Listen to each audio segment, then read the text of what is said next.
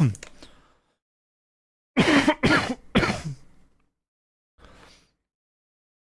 welcome back. Welcome back. We're playing Outerwilds again. Do I have any chatters? Do I have any assistants to help me know if you guys can even see the game?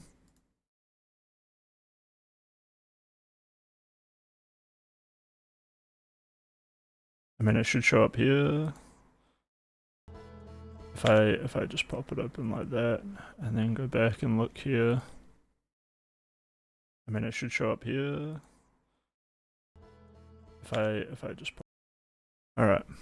Alright.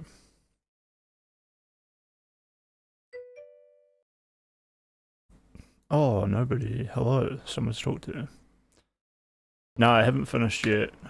I was just googling the DLC because, like, I watched a little bit of Pirate Software playing it. No spoilers.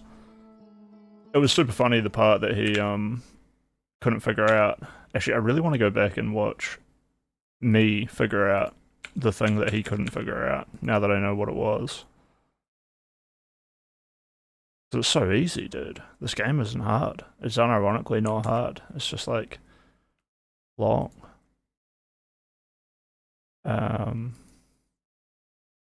But nah, I played for like 12 hours yesterday and I was pretty exhausted, but it's good to like come back to it with a fresh mind. Like, there's a crashed spaceship. There was 3 escape pods from this alien race. And, I've got one of those to go find.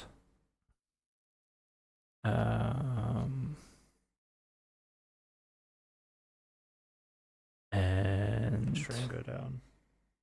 Oh, sorry, this is my stream from yesterday that you can hear. Give me a second. Just a second ago. Alright, and we're back. Alright. My stream went down last night. Seems to go down like after like 3 or 4 hours of streaming, it goes down, but then it's fine.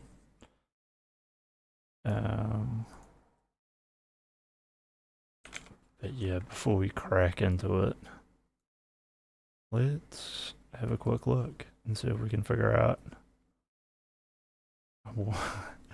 where Pirate Software went wrong. So I'm like 3 hours into the game at this point. Oh, I'm pretty sure this is pretty much it.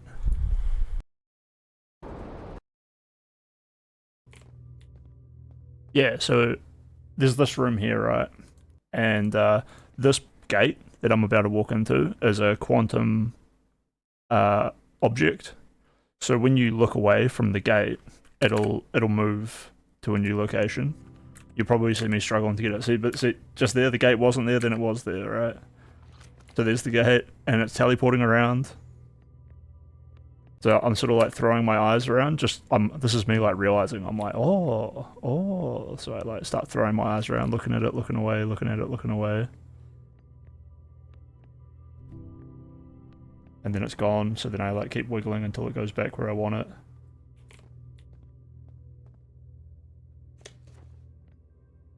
I don't know why I'm not narrating this. Okay, this is my first quantum journey. Then we get... Yeah. And so this is like a quantum rock, which is part of like a planet, which was like a quantum planet or something like that.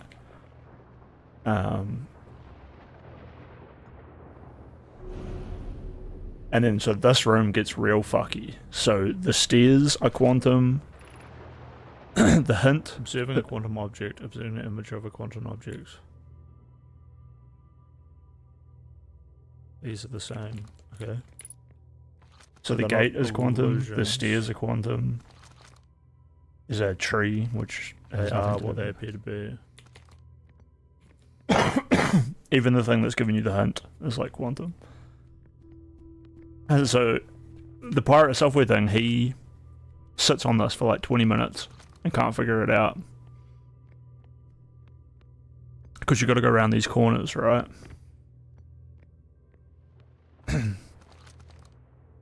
Now, this definitely took me a while, but it definitely didn't take me as long as it took him.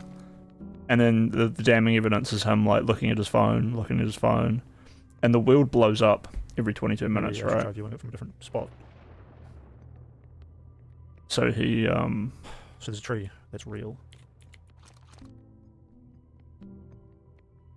So the world blows up eventually because he takes too long, and then while he's walking back, he's like looking at his phone, and then as he's walking back, he like just starts talking about like how to do it, which is with your camera, because the hint is that an image of the object is the same as viewing the object. So like you just take an image. I feel like this is probably easier to understand for people who are ESL. Because, like, in fucking Spanish, photo probably is just like image. Okay, so the tree isn't moving. Now the tree is moving. So I fuck around with the tree. Tree. I think about, like, standing up on a ledge and, like, getting a good view. The gate is teasing me by, like... here I'm thinking, like, maybe the tree is linked to the gate. So, like, if I keep my eyes on the tree, then the gate won't move. But that wasn't it. We've got 2 arcs. No, we just have the 1 arc. But I'm looking forward to getting back into the game. Progress. We found an arc. But this here was probably like, unironically, like the best part of the game so far is like this, because this is like a real challenge that's coming in, and it's sort of like the only real challenge that I've found, and it's so funny that that dude just cheated as soon as he got to it. The arc is. Although I'm up to another challenge, which you'll see in my playthrough. Right, the tree, and the pedestal is over here. I think I need to get more info for this one thing that I'm trying to do though. So I'll be filling in some loose ends. Let's skip ahead a bit. Do I spurg out here? Here we go. So yeah.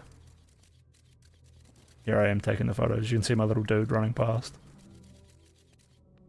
Boom. So we got it. So this took me... So we were at 1:23:30. That's when I finally solved it.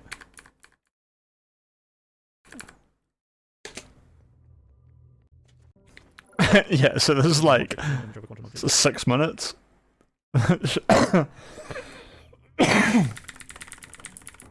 And am I even like, oh, I wouldn't give a fuck if this took me an hour, bro. Here we go, we've got an arc. Fuck. We got an arc. Fuck. We've got 2 arcs, no, we just have the 1 arc.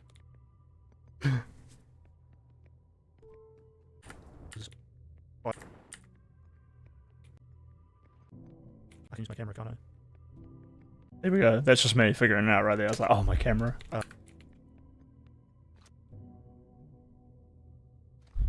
can use my camera, can't I? Yeah, boom. I just read the hint. I get it, dude. And it just seems with Pirate Software, he can just solve any puzzle by thinking really hard for 2 minutes. He just sits there like going like, but he's obviously just been looking at his phone. And then he's away. Bro, and people are like, either he's like a god at this game or he's cheating. Whereas Chris Bledis, I'm doing better than he did. And I'm not cheating. Fuck that guy. I'm a god at this game. But the other thing I heard was that like he went and smashed out the Echoes of I DLC, which then made me like, I was like, wait, I'm playing Echoes of I. So I was like, but I'm pretty sure I'm not playing the DLC. So I just googled that just now. If you came into the stream and you saw me looking up stuff on a browser, I wasn't cheating. I was just looking at like, what is the DLC? And apparently it's like you do like another puzzle and then you go to a location. I don't even know what it was. It was something to do with like when one of the planets is at 60 degrees bearing north or something. I don't know. Anyway, so we're on like a 22-minute timer. And if you haven't played before, that blue light that we just saw flashing up there is this probe launcher.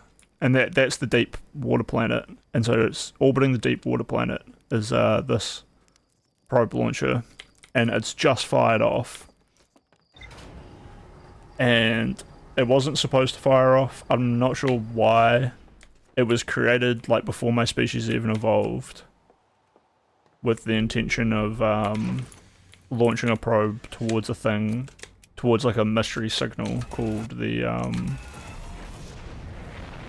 eye or whatever.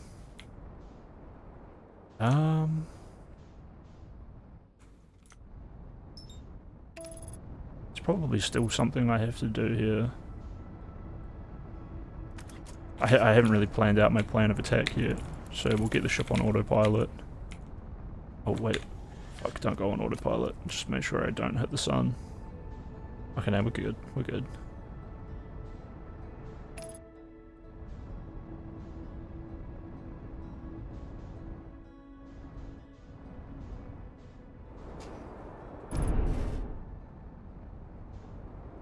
Bro, just demolish my landing gear.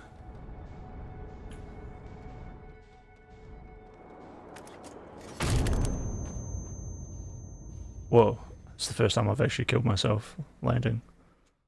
Maybe I should just warm up a little bit. Maybe just slow things down a little bit too rambunctious.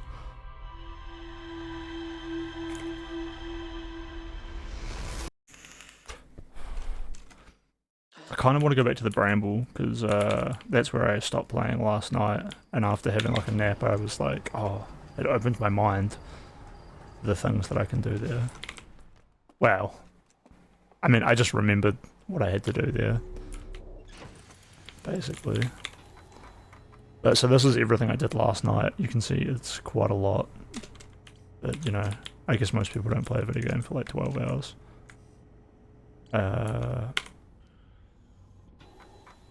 So, how's the audio on the stream and all that, by the way? Is the game too quiet, or am I too loud? So I want to go here, and then I want to go map mode. And then this is like really nice, because I can just like view the corresponding entries to the location. So I'm trying to get to the quantum moon, and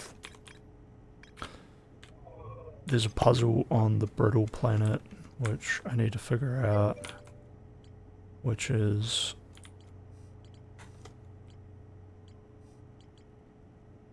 the quantum grove and the quantum moon. I've seen it before. It took me a while to realize what I was looking at, because it's quantum. It like teleports around. The audio level seems good. Thank you, Mr. Nobody. Mr. D. The high energy lab, the sun station,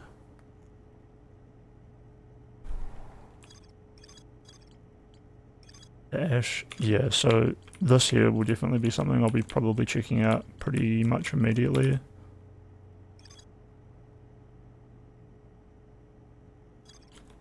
And I think I want to go to the Sunless City first, because so we're gonna go back where I just crashed and killed myself. But so the 22-minute timer thing has like a pretty massive impact on these planets. There it is. And these ones here, you can see one of them is just like a white cue ball. It's because it's covered in sand. And currently the planets aren't really interacting much except for like orbiting, but pretty soon they're going to get closer to the sun, and then tidal forces are going to cause all of the sand to rush onto this one here, the Ember Twin, and this one here is called the Ash Twin. So it's pretty key for me to check out this one here before the sand fills her up. Actually, let's land up a bit higher because of the sand. And this thing here lets me know where the quantum moon is. And that's sort of what this whole planet is for. Don't forget to put the spacesuit on. So I don't know how this works. But basically, this here represents the moon, and then this is telling me what planet it's on, and then it points towards that planet. So that's the quantum moon we're looking at, and if I look away and look back, the moon has like disappeared. And now it's over here. So I'm not sure if I'm gonna like have to take a photo of the moon and like lock it in place or something. Bruh, flying around is so hard.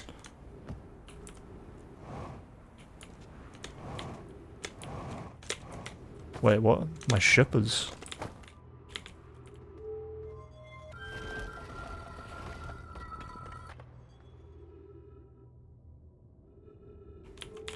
Okay, we're blocked off going this way.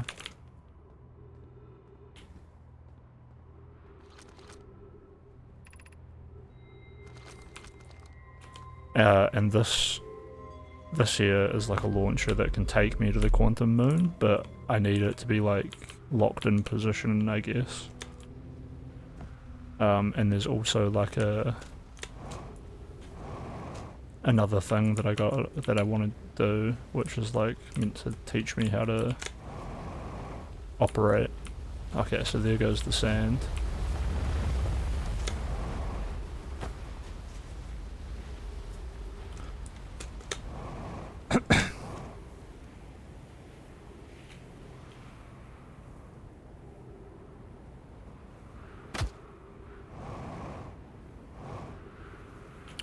The gravity here is a little bit whack.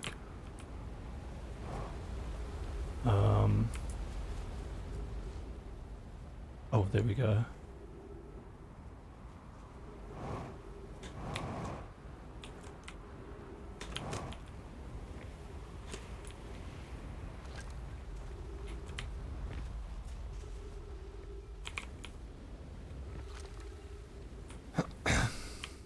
So apparently I've got... it's already flooding.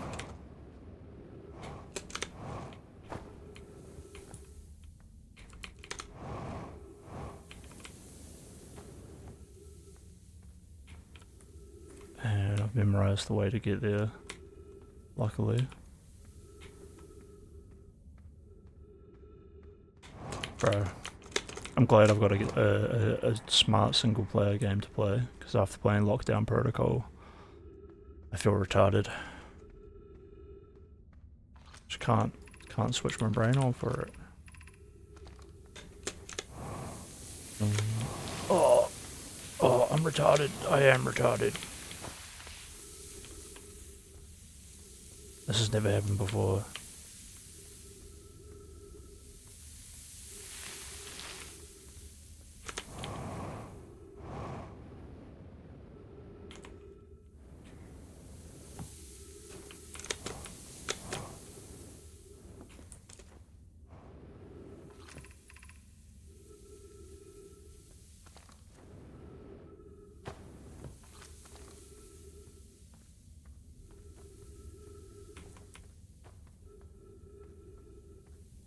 I'm not really too sure what I'm doing back here, but my my journal told me that I still have more clues, or at least like storyline elements or something to find.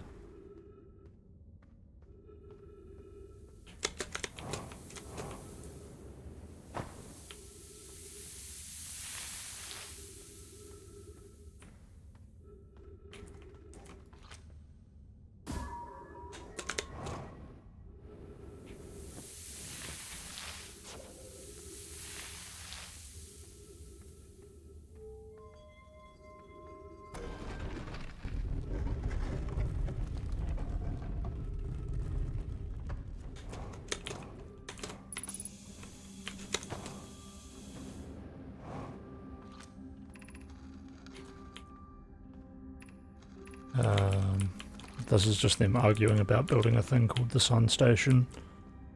I'm not really too sure why, but like they were like not so happy with it. So we got the Eye Shrine District. I'll just light up that one district so I don't get confused, but I think this is probably the part that I haven't checked out as much.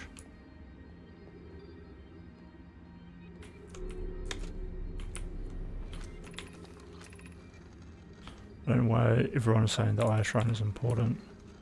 They say it brought us to the solar system. Is that good? They told me a lot of no, when our clan came here. What if the Nomai isn't something good? So this is by a little kid called Solanum. What if the Eye wanted that to happen? So Solanum is a kid who's not so happy. And so Solanum was like the first Nomai to actually go to the Quantum Moon.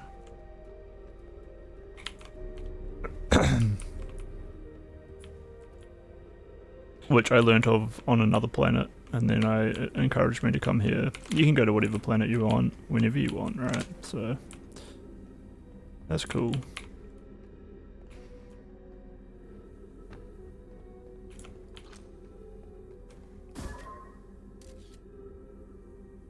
These crystals can potentially kill you. See those dead bodies there? That means I will... And then with the photograph, there's like some light. If you step into that light, you die. So let's explore this area before the sand fills this whole place up.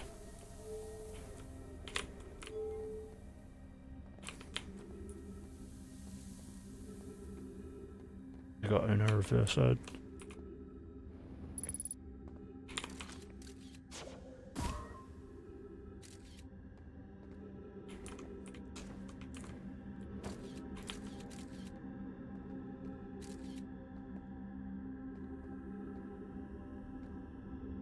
What is going on here?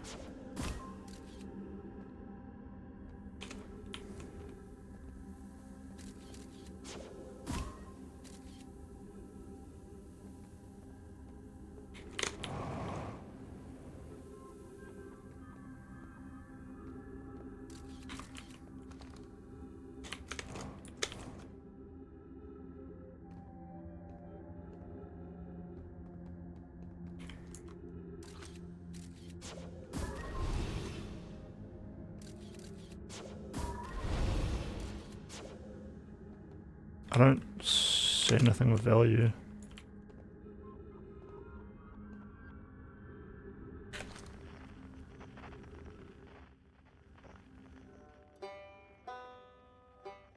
That's a dude on another planet.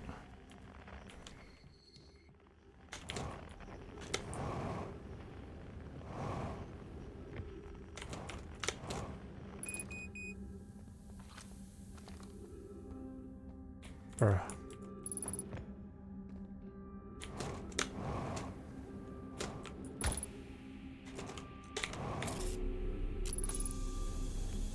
Alright, we did it. I found something.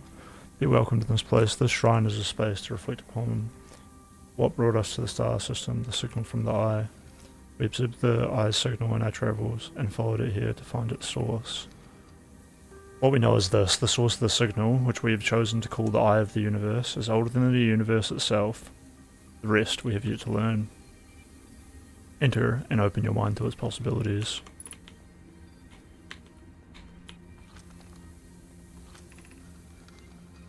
If the Eye called to us, why won't it reveal itself? Why is it so difficult to locate it? Did something happen to it? Did the signal stop? Does the Eye no longer desire to be found? Perhaps this isn't the Eye's choice. The Eye may not be able to communicate with us more than it already has.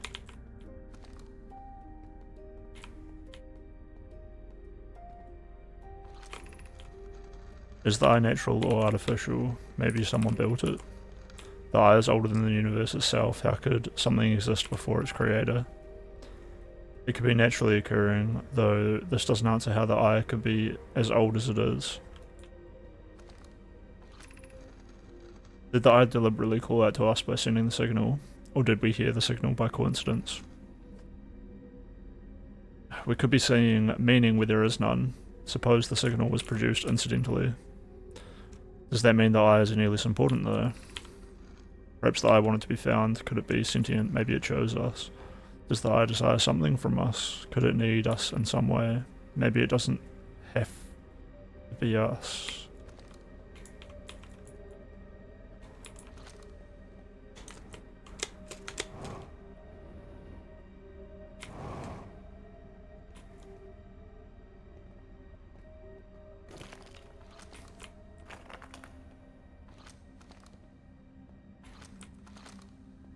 Is there really nothing here?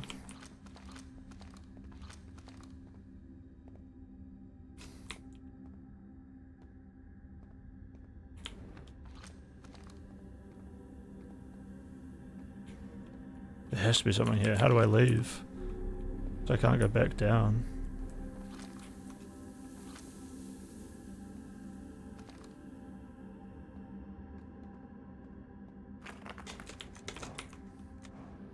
Oh.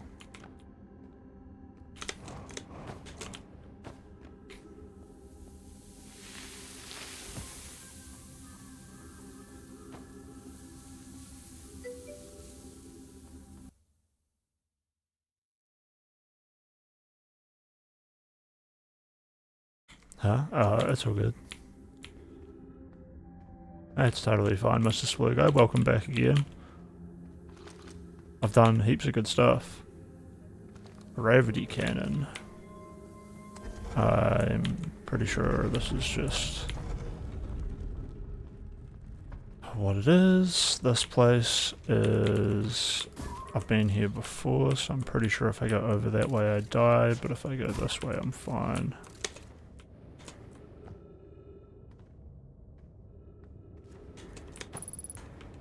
Oh. Okay, I thought I was dead. I thought I'd like run out of fuel.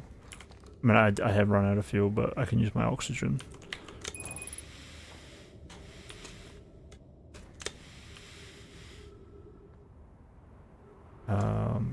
So yeah, this is the gravity cannon. Yeah, why does it say the ship is...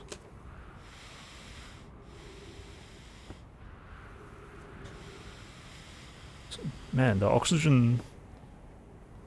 Did gravity get stronger? Gravity is 0.6. No, gravity is getting weaker. I guess my oxygen thrusters are like way worse than my jet thrusters. Let's see if I can get back to the ship and get some more stuff. The goal of the game? Just to explore the universe randomly. It doesn't really like hold your hand, but like... Actually, it gives you like some... So they find like a skeleton and like a statue of this creature. And then using the skeleton... Bro, I put my ship up really high. And now, like, I can't get to it because I ran out of jetpack fuel and now I'm suffocating. It's fine. It's fine. It doesn't really matter. I'll just respawn. So the statue lights up and you realize, and then 20 minutes later the universe blows up. So like on your first little run, you're like running around, like learning how to fly the ship and blah blah blah. Then everyone dies, but then you get thrown back 22 minutes earlier, and you're like, whoa, what just happened? And you hear that there's like more of those statues off on another planet. So you go to that planet, which is actually the big green one that I'm looking at, I think. See that blue light going off? That's another big part of the mystery. So it turns out that that spaceship has been there for hundreds of years, and for some reason it just fired off. But it fired off at a trajectory which destroyed the spaceship. So now the broken up spaceship orbits that deep planet. And it turns out the ancient alien race that built the planet sort of knew that the universe was gonna... Or that they knew they were building something that could cause the sun to explode. So they made the statues and these masks in order to not get stuck in a time loop. They seem to be aware of it. And the reason they're aware that they could be stuck in a time loop is because that's what they're kind of specifically working on.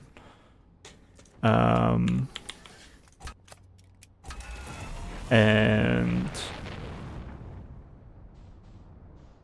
How about we just fly out there and have a look? Whoa, I almost fell back down. So this is the, like, cool little tree hut planet that you spawn on.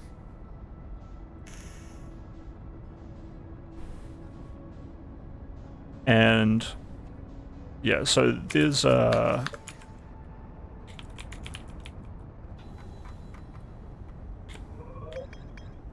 So there's like a white hole, and this planet here has a black hole inside of it. And if you go into that black hole, you get spit out of the white hole. But they found out that, like, you appear in the white hole a fraction of a second before you step into the black hole. So they're like, that's... And they eventually prove it. And then they're like, oh, that's some timey-wimey shenanigans. And then I've found out, like, a bunch of their backstory, that the alien race came here. And when they come here... they're following like a signal, which they end up calling the Eye of the Universe.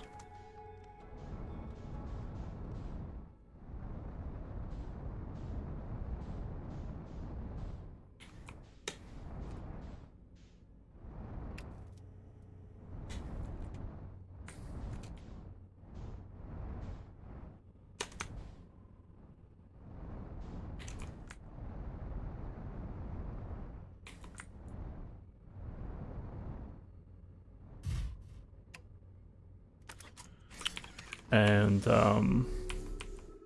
so now I'm going inside the alien spaceship. This is what they use for their doors.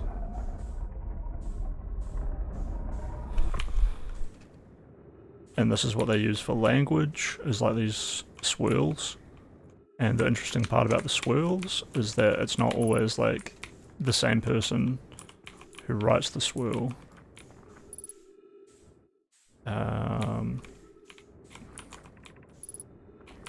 So the probe tracking module broke off, and I think it's on the green planet that we're orbiting, but it's like fallen beneath the surface.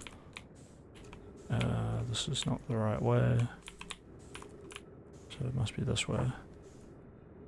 And so I'm trying to figure out how to get below the tide of that planet. And I met a dude who did it, but he didn't really tell me how to do it. A dickhead. So here's an alien room. These crystals provide fake gravity, or they can flip you reverse gravity like it tried to do just then. And then these project stones, I pop it in, and then it creates... It's not teleporting me, it's just like showing me the current perspective of somewhere new. This is another part of the ship. And then I can take that same project stone and chuck it in here. And then get more info. So lots of reading, but that's all good. And so Giants Deep is the planet that I'm orbiting right now. And so this is like the workshop where they were working on some timey-wimey stuff. Oh, and see this? So the island we're on just got picked up by... The planet is covered in like hurricanes and stuff. So the island we're on just got launched into space. But then it'll come crashing back down. So we'll go visit that island so I can show you what that's like.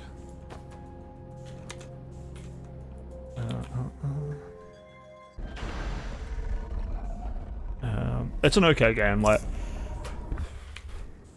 The challenges haven't been that challenging, but the exploration is cool.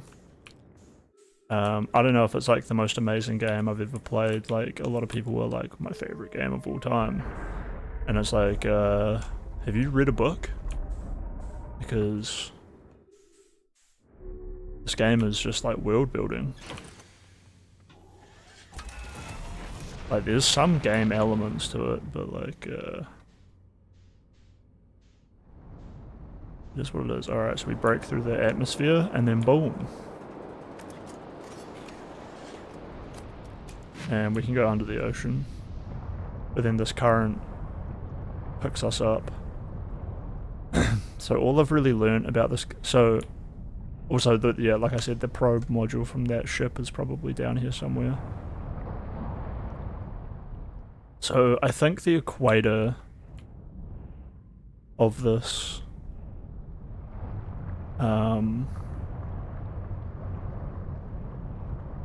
this like tidal thing is probably the way to get in. I gotta go to the equator, which is annoyingly hard to judge while I am in my ship. If I'm outside of the ship, I get like a little thingy-majig. It just kind of tells me like where I am on the planet, but when I'm inside the ship it doesn't. But I think there might be a weak spot at the equator, and I also know that for some reason it gave me like a bit of a hint that jellyfish are disgusting to eat, but they have insulating you know, bodies. So something about insulation. Oh, the gravity on here is 2x. I forgot. It's such a big planet. So yeah, when one of these hurricanes hits, it's going to pick the whole island up. In fact, it's literally just about to do it. And that's going to kill me, probably.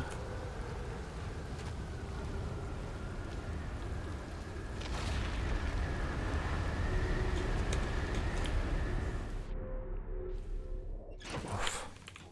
That was close. It's more when it drops the planet back onto the... This is actually kind of convenient though, because the way into this lab is underneath. See that? I gotta go underneath this island. Oh.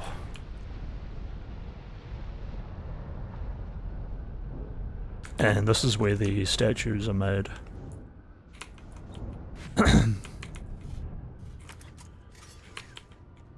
Which is cool, because we can get a good look at what the aliens look like. The aliens that I look like are like these four-eyed lizard people. But the aliens here are these furry, three-eyed, goat-looking dudes.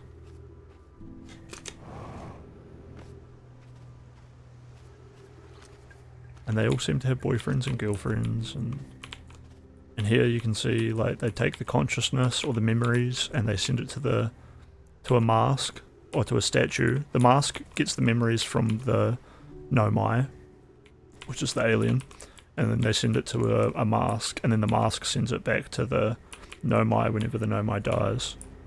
So that's how that works.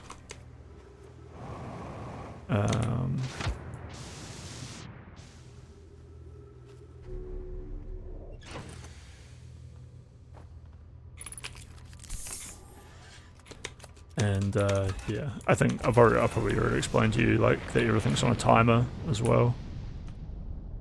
So like, you know, there's like the narrative element, there's like the timer element, and there's all this cool stuff going on.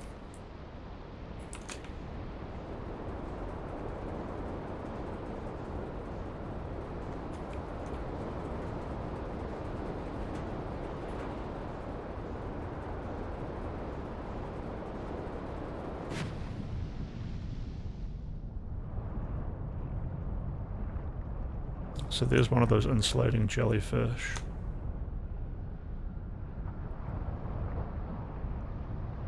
This must be like a... Like, can I just go down here? Like, is that how this was meant to work?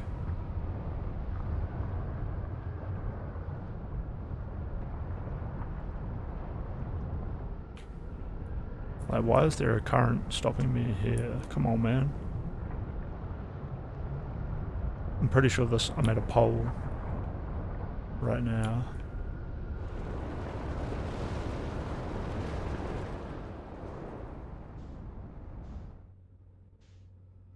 It's a quick way to get up into space. What I want to do is, this here is on an orbit around the equator. So I want to dive bomb back in. Right where the ship is orbiting.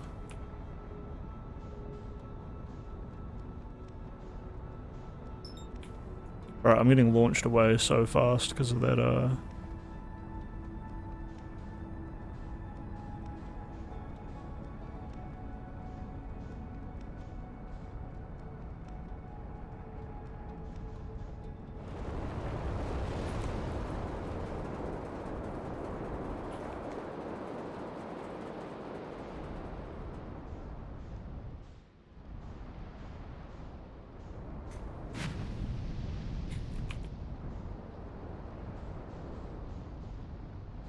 let's land quickly and see if we're on the orbit.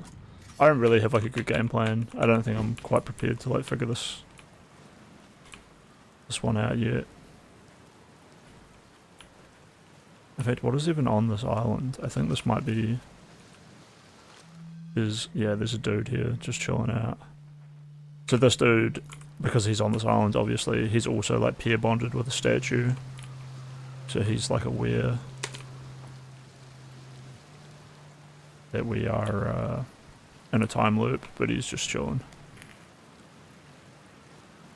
Whereas I'm going hard. You decided to quit your job because of some weird inappropriate shit? Yeah, you can give a TLDR on that.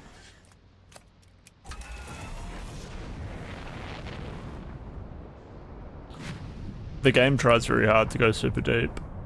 And like the love life of all of the aliens, like the dead aliens, is like interwoven into like all of their things. Oh shit, am I doing it? No, I'm not doing it. I thought because that was highlighted it had like, it was like, hey, you've done it. Okay, well that island was like on the equator. I just know it's something to do with the equator. For some reason though, like the part of the ship managed to get through. And you know, like it's just an inanimate object like falling through.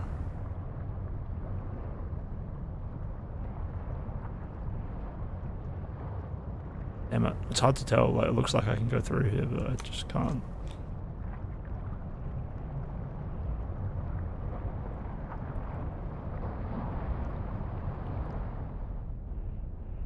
There's not really any point in me just like running around like this though.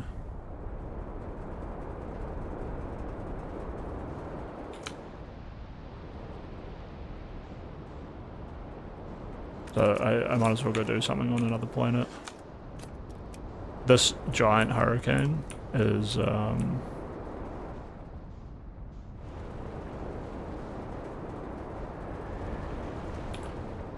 gotta go up above and then into it. And then that's how you get to the workshop where they were like helping make masks. Or maybe they were doing something else, I forget.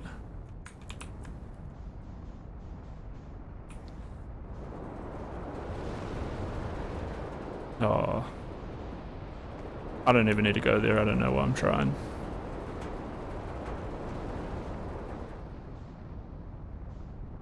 What I might go do is... there's this place on the sun.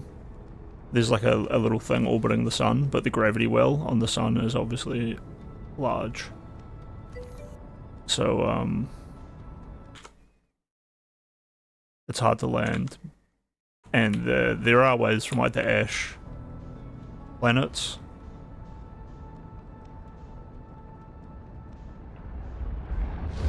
Bro, see the gravity well is strong. Which is a direct support professional who takes care of individuals with various disabilities. I got a sister assigned to a home with people with severe disabilities, week 2 or 3. One individual gets obsessed with touching me. And even after getting told off and pushed away, he keeps trying to touch my genitals. If I push him sometimes hard, he falls. Shit does not stop. Does he just like fall over on purpose? I told myself over that he projects his own... Oh, you mentioned that your supervisor randomly went on about... oh, not I guess it's not random. Just inappropriately went on about, like, being sexually assaulted. Why the fuck does he... What the fuck is wrong with your supervisor? Can you not reply that? Like, hey, don't you know that this is... You're being kind of retarded right now. Like, my god, dude. Sir, I wasn't raped. This dude is just trying to touch my dick, and it's, like, not a good work environment. I don't have to be here getting my dick touched. And I don't need to, like... Why would that even be relevant? Was he like, as a 6-year-old, I just had to learn to deal with it? And it's like, or, I mean, he obviously hasn't dealt with it if he has to tell you about his personal experience, as opposed to, you know, like, taking a more direct, hands-on approach to, like, dealing with the situation as, like, an abstract from his own personal experience. Graphic shit. You just briefly mentioned it in our call. Weeks go by, he gets graphic about it. Like, Jesus. Weeks go by, and then individual tries to get in touch with me. I ask stuff for help, and she tells me non-verbal cues is important in facial expressions. Week 5. Well, I don't know if non-verbal cues are as important as just telling the dude to fuck off. Week 5, the touching seems to lessen. I actually should took a talk. At that time, he told me he was super uncomfortable. Like, I sympathize with him in my head. I'm like, what the fuck? I thought he was ill or off. Yeah, like...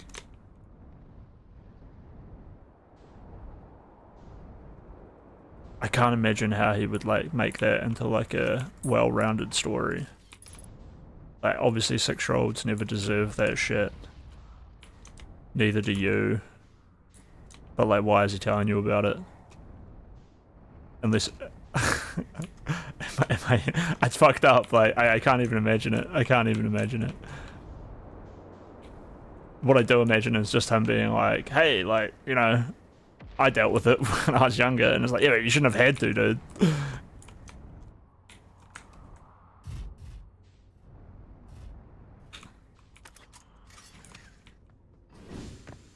Yeah.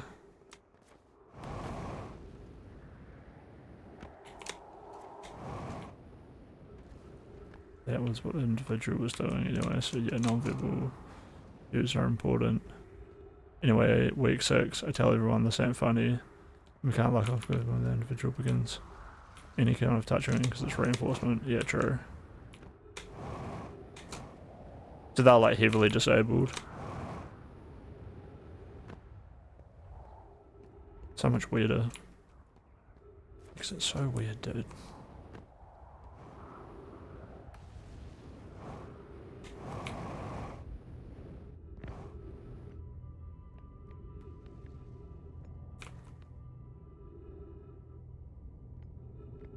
So this here is one of the things I want to use to get to the quantum planet. But I'm just not sure how to get the shuttle is currently resting on the quantum moon. So jealous. I wish I was on the quantum moon. And there's a place called like the Sun City around here that I haven't managed to get to yet. The crossroads west 350 meters. Do I even know if I'm going west? I guess I can look at that little orb. I was taking 2 individuals up the stairs. One of them at the top was the toucher. He starts trying to touch my arm and stops waking the stairs, and I shout no touching. The supervisor responds by having this massive grinning smile and looking happy with his eyes, and I had it. What, the same supervisor that got fucking raped? Because he wanted to please. So he's saying that this like retard just wants to like please you. So he's just trying to like rape you? I don't even know.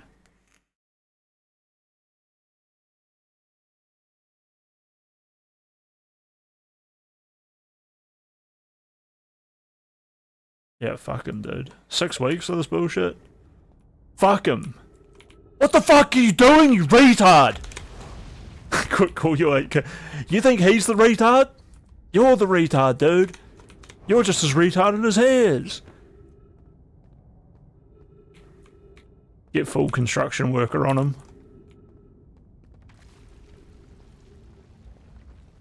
Surely you should be able to be compensated for this shit. Cause like, fuck that, dude. This dude having a laugh instead of like, he's a supervisor. It's actually his job to make sure that like people are comfortable and this shit isn't happening. Like, hello.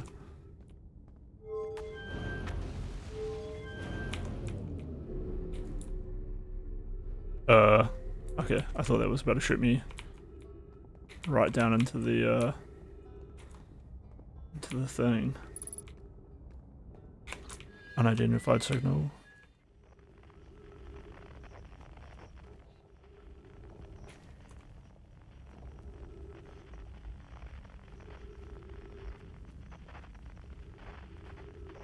I got no idea what that is.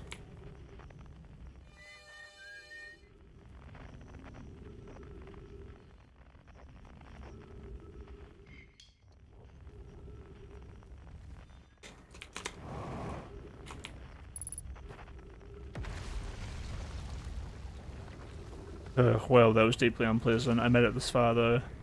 Guess that's the part to focus on and not how I'll eventually have to get back up that path. Well, this place sure is something. Looks like the Hanging City is north from here and east is a gravity cannon. I definitely want to see that. And another thing, I'm detecting oxygen from somewhere below, which is good since I used a lot of my supply screaming during the trip down from the surface. As soon as I stop dry heaving, I'm going to head further down below so I can refill my tank.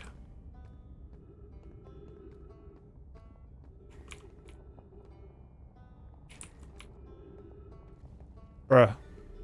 It feels bad when I see massive chunks falling off because I'm like, fuck, what if they had something on them? Okay, the Hanging City is north 250. I want to go down there, but I also should probably just keep trooping towards the Hanging City.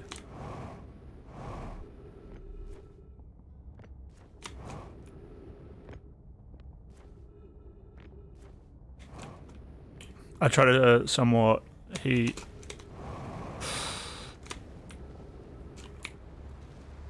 Oh yes! Oh my god. Whew!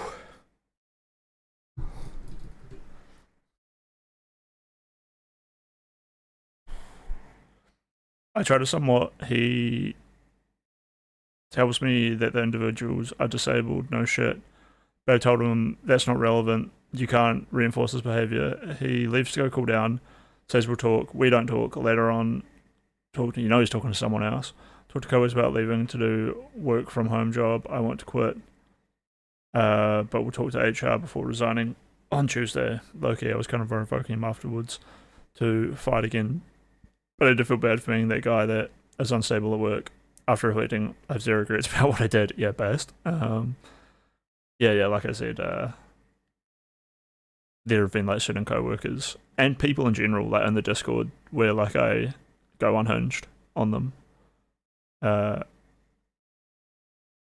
And there's like a sense of justification that when you feel it, that when you go unhinged, people will see you and they are like, oh, this guy has good reason to be like this, and he's not being heard and they're not listening to his story, and he is literally telling them like, yeah, I know, like when he says to you like they're retarded, the response, if that someone was to me in Discord, would be like, why the fuck do you think I need to be told that, bro?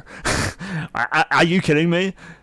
Yeah, you're not listening, you don't give a fuck, you don't even care about like what this other dude is doing. Like, I'm in with all means to like fucking murder this dude who's trying to touch my dick. And you want in here telling me about your past abuse? Shut the fuck up.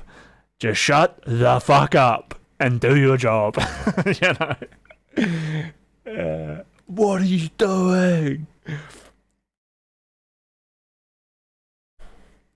I was fucking pissed that this dumb fuck of a supervisor was reinforcing. Yeah, that would be not even the final straw. That would just be an immediate like, what are you doing, dude? And after his initial projection of his childhood rape was so uncomfortable, yeah, it's really weird that he's putting you through having to deal with his fucking retardation. Like that is, it's unironically like he's not acting as a fully developed human when he has to tell you that shit. He's like regressed and like stuck in this story.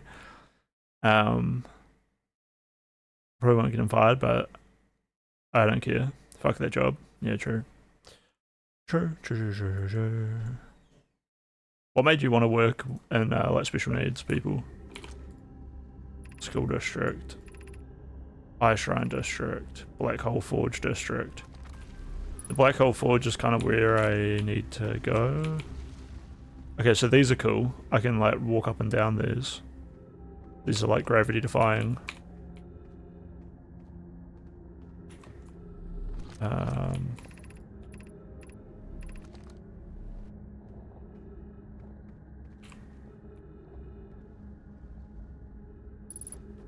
But now I'm stuck. I need to find some trees. Let's just go all the way up to the top.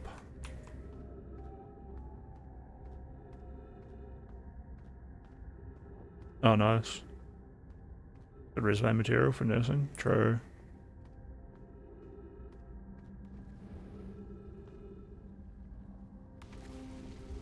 Okay, so this is kind of scuffed. There's another tower right here, right? Oh great, this one's scuffed too. But I can see the Eye Shrine spot.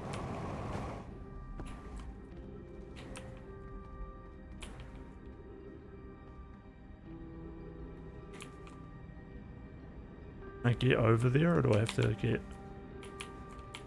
up here?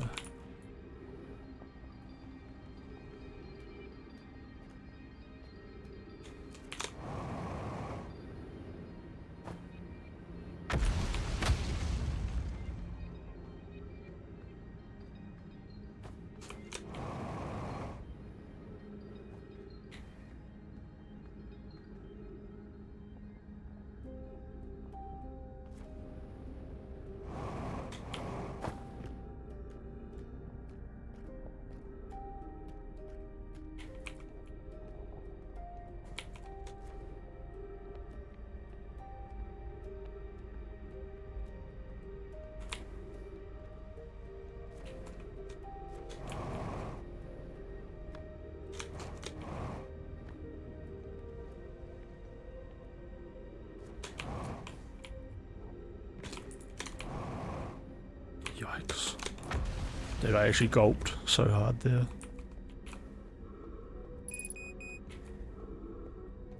"60 seconds of oxygen. Why are all these trees dead?" Okay, there's some trees over there. We'll be fine.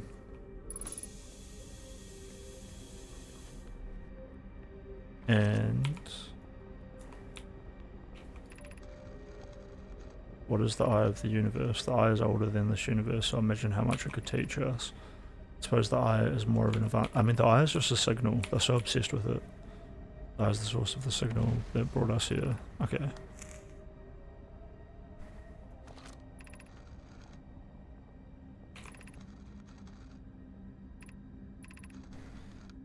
Yeah, the universe was unimaginably hot and dense, or it would have been destroyed. I suppose the universe is older than previously assumed.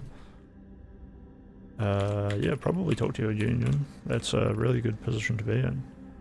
I suppose the Eye wishes to communicate. The signal is the Eye's voice. It speaks a language we don't know yet. Hopefully you have like some sort of evidence that you talked to them earlier and stuff. Maybe they'll just admit it, like unintentionally, if like the union talks to them. Eye's attempt at expressing itself. The signal was a call. Were we the intended audience? I don't know if I've seen any evidence of the Eye like actually existing. Of note, from the signal we were able to determine the Eye's approximate age, or perhaps its lack of age. Be welcomed in this place. The shrine is a space to reflect on what brought us to the star system, the signal from the Eye. We observed the Eye's signals in our travels and followed it here to find its source. What we know is this: the source of the signal, which we have chosen to call the Eye of the Universe, is older than the universe itself. The rest we have yet to learn. Enter and open your mind to the possibilities. Okay, my ship log got updated, which is cool.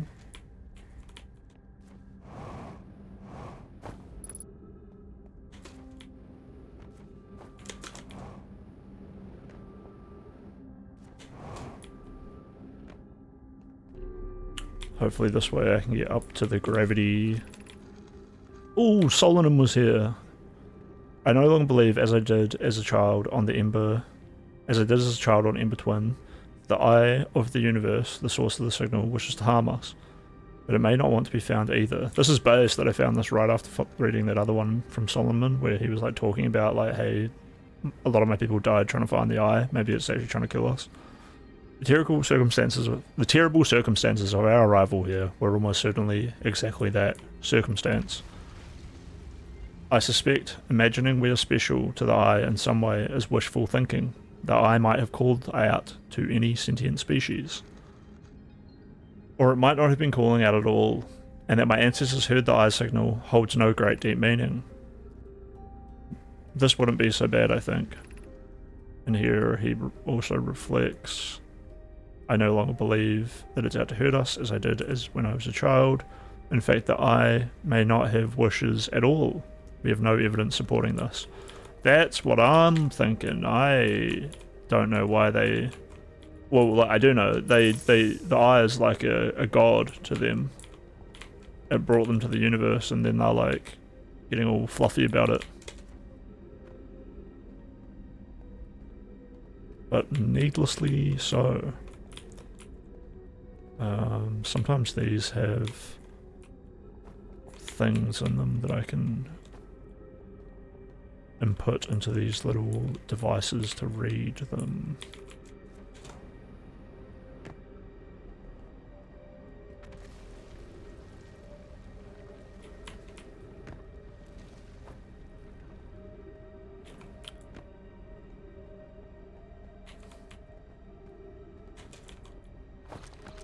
Oh, here we go. I imagine I've been hard on Poke again. This in turn means I've made things difficult for her. Sister Clary.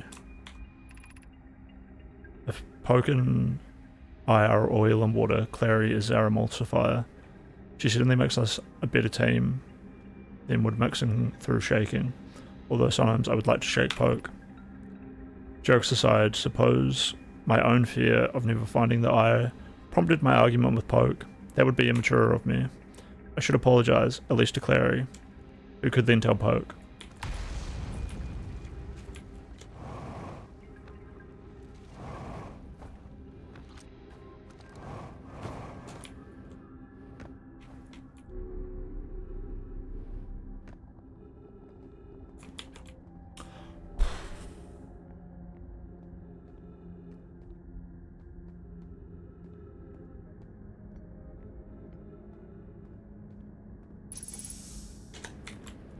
Oh, I fell.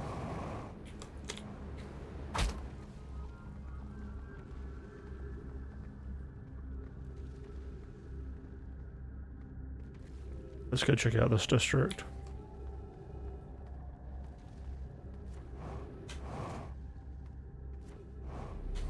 I'm wasting fuel, but I kind of want to like get places quicker. Okay, so that's lethal.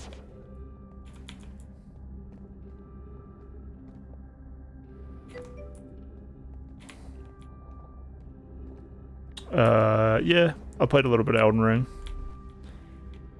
It's like, something I haven't managed to like stick with that much though.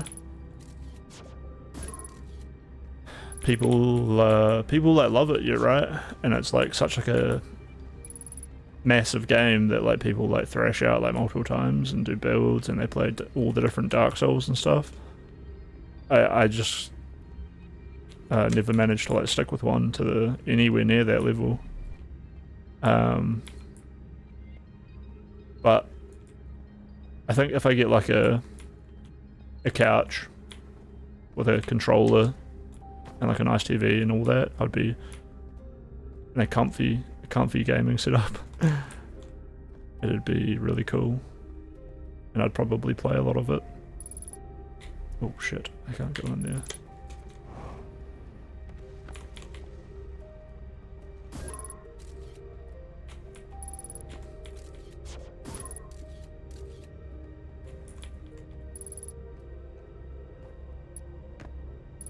Oh, here we go.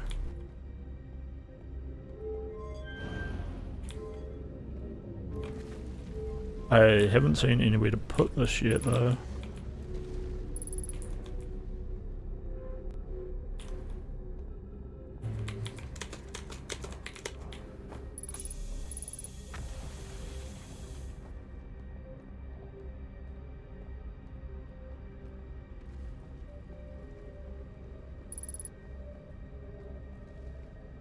I couldn't do soul scans without one. Oh, without like a controller. Yeah, I get what you mean. I have a controller, I just need like a nice long cable. Okay, we've got another scroll there, and then here we go, here's somewhere I can read them. Lammy says, explanation of festivals. All of the Nomai clans from all over the universe meet in one place to share what they've learned in science and arts. It's called the festival. Don't forget festivals happen every 10 years. At some festivals, one clan's big discovery can mean all the Nomai get advanced too. Like Anona's warp core, which made it so everyone can warp long distances and explore more. Each clan has a festival envoy to show their most interesting work. Our envoy was Thatch. A single festival could last a long time. We can't go because we're stuck here, but Felix says we used to go too. That's actually some really good info. And I've got 2 more scrolls to figure out more clues. Why we should build the new vessel. Yeah, what is the new vessel? The vessel that I know of is the one that they came here with, but I haven't seen it yet. All I've seen is the escape pods, which are like awesome just by themselves. The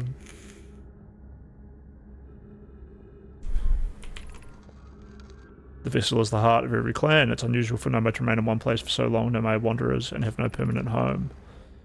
If we built a new vessel, we could return to our adventurous way of life. Imagine all the new places we could go. Our clan wouldn't be stuck here in this star system. We could even meet with other Nomai and learn from them, like Collier says we used to do. It probably wouldn't be... Well, is this all Ilex saying all this? It is. It probably wouldn't be hard to get parts if we stopped building other new things, and if we broke down other structures, like the towers in Ash Twin for parts. That's where I'll be going next. We might have to build a smaller vessel for now, even though the vessels are normally large, but we could make it bigger later when we reach planets with more resources. Yeah, they don't want to like take all of the resources off of these planets. They're like sort of holding back on doing that shit, which is lucky because then my species evolved here, right? It would also help if we stopped building so many things to search for the eye of the universe. I asked Yarrow, and he says we use lots of resources on the Ash Twin project. We could even have a warp core for jumping long distances like vessels have. Poke tells me she plans to make a very advanced warp core for a different project. I'm sure she could connect it to the vessel for travel because Poke is smart. Alright, that's... yeah, that's something.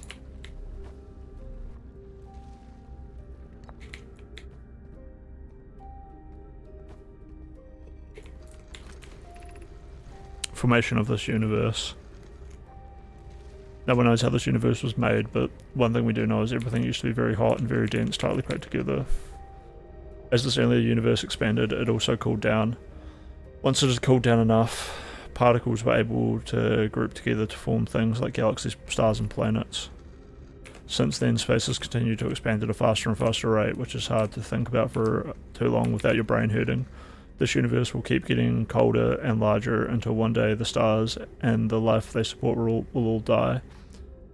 That's scary to think about, even though Konai tells me it won't happen in our lifetimes, but it'll happen in someone else's someday.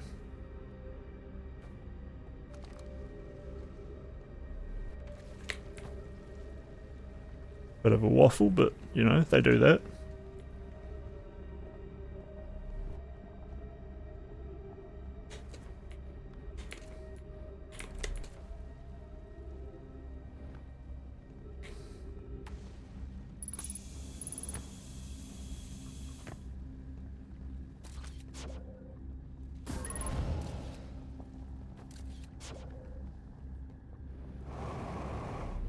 Oh, GG.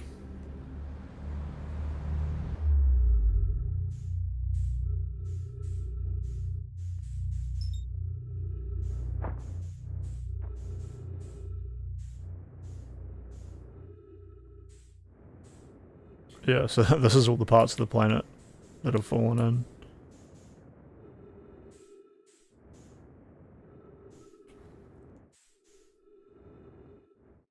There is like a warp station over there.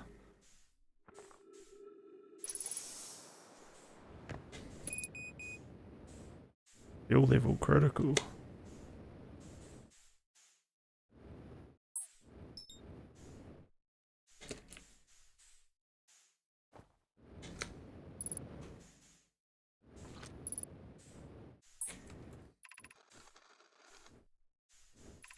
Okay, yeah, beneath your feet lies the Tower of Quantum Knowledge. I haven't quite figured out how to do this tower. I feel like I definitely need to do it before it breaks apart.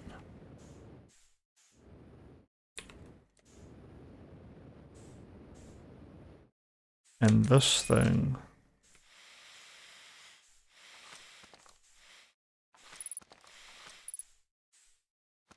This is one of those giant teleporting rocks.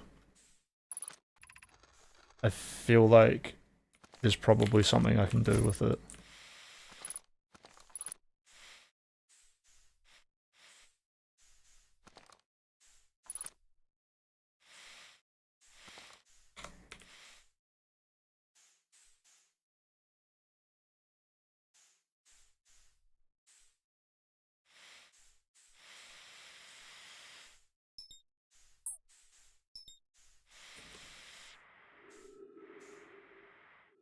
I just need to get coasting over here.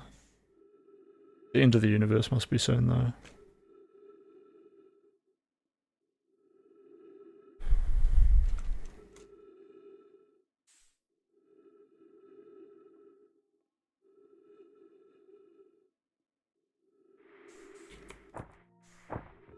Oof, perfect landing.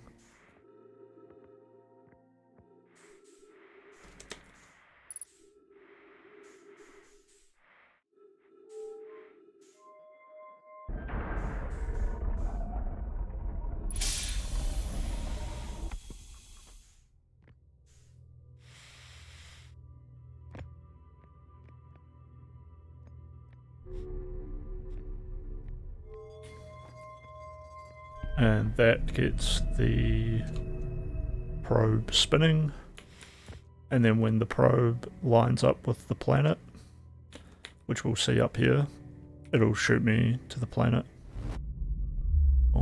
Warp speed, baby. And there's more fuel up here. So now I'm like all the way back at Brittle Hollow. So it's not too bad if you get sucked into the black hole. Except that I'm like now at like a kind of weird part of the planet. It's hard. Takes a little bit of time to get back down beneath it.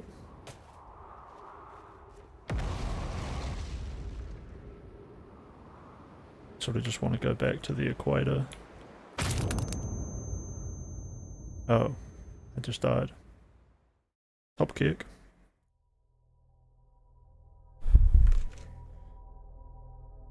This game would probably be cool if I plugged in the controller. What I just need is like a nice long cable to like plug my PlayStation controller in. Which wouldn't be like, I guess, too hard for me to find one.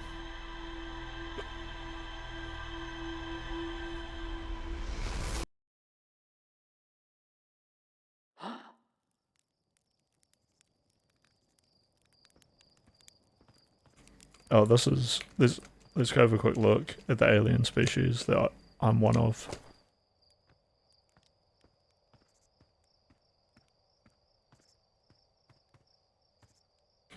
They've got 4 eyes, you can't really see it on that guy.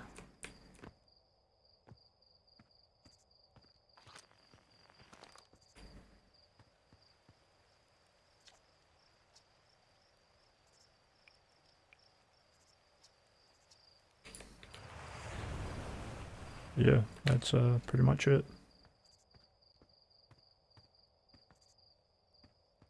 Whew, gotta not forget to hydrate.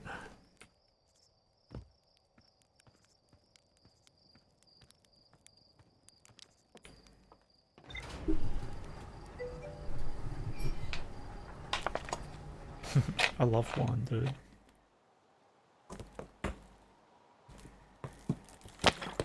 Just give me a big old box of disgusting red wine.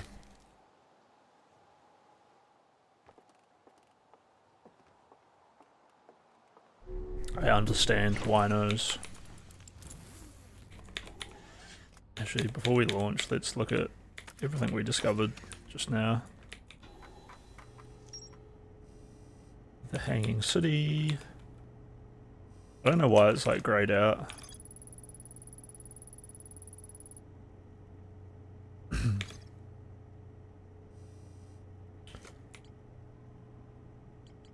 The Sunless City.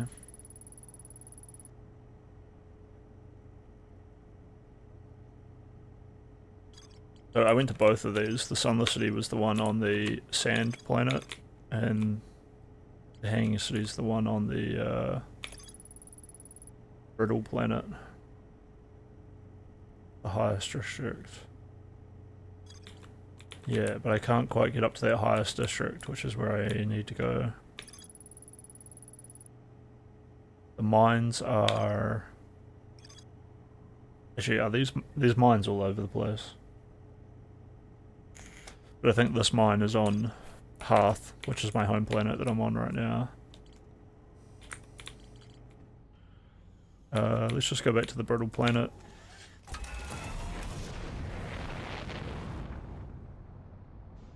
The strong taste to getting drunk ratio sucks. Yeah, you want to like crack your red wine open and let it air for a bit to get like some of the bitter taste out. I wonder if a pinch of salt would get rid of the bitterness as well. Technically it should.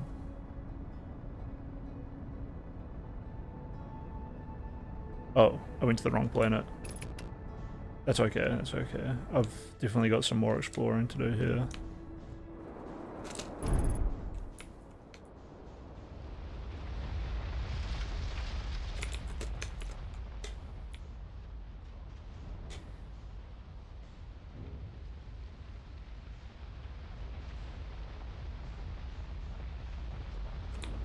Bruh, my thrusters are damaged.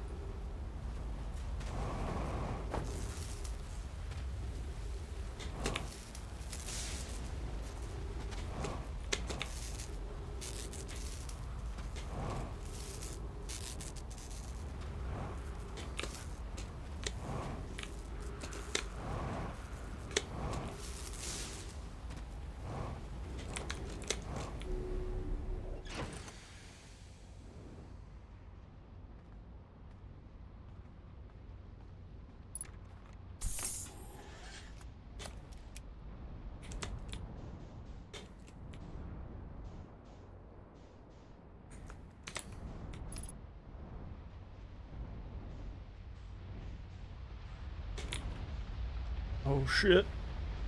Oh, get thrust! Thrust harder!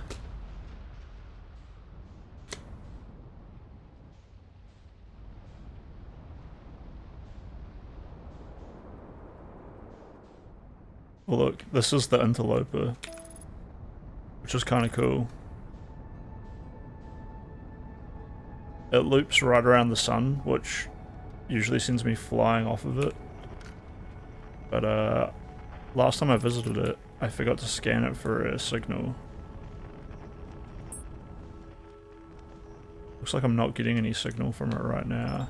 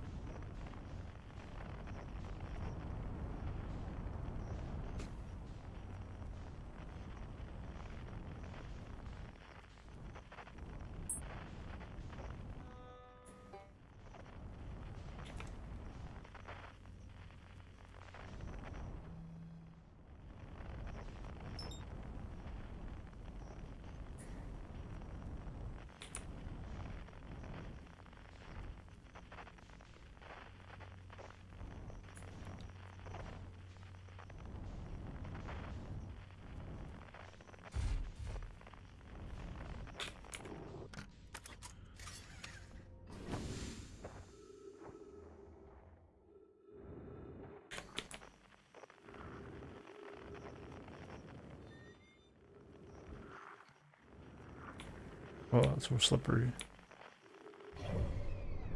Where's it going anyway?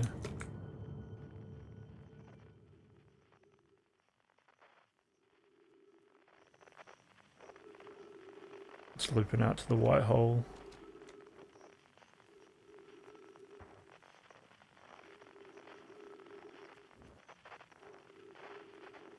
Great swastika. What the fuck, dude?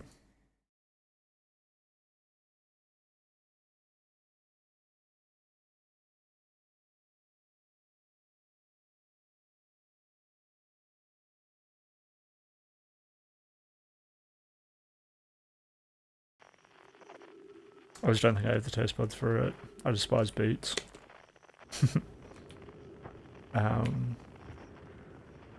Yes.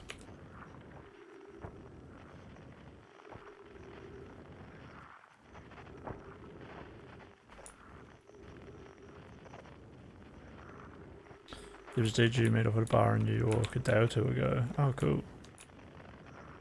Wish I saw the post for it. The postman was there too. Dude, Pisco's an interesting character. I kind of like him, but like he's also kind of a psychopath. You know, it is what it is. Fuck, I don't want to be flying around on this planet because otherwise I'll lose my ship.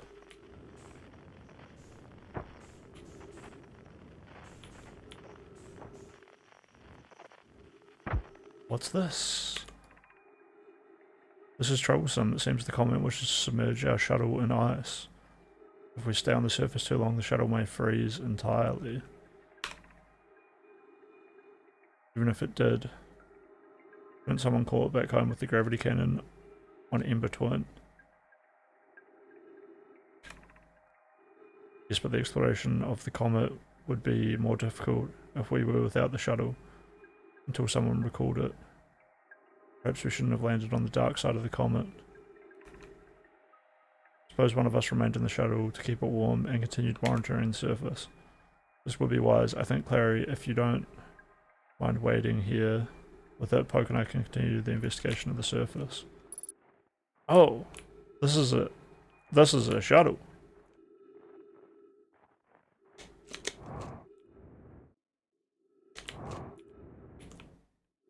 Bro, am I gonna find Clary's skeleton in there? Look at her hands.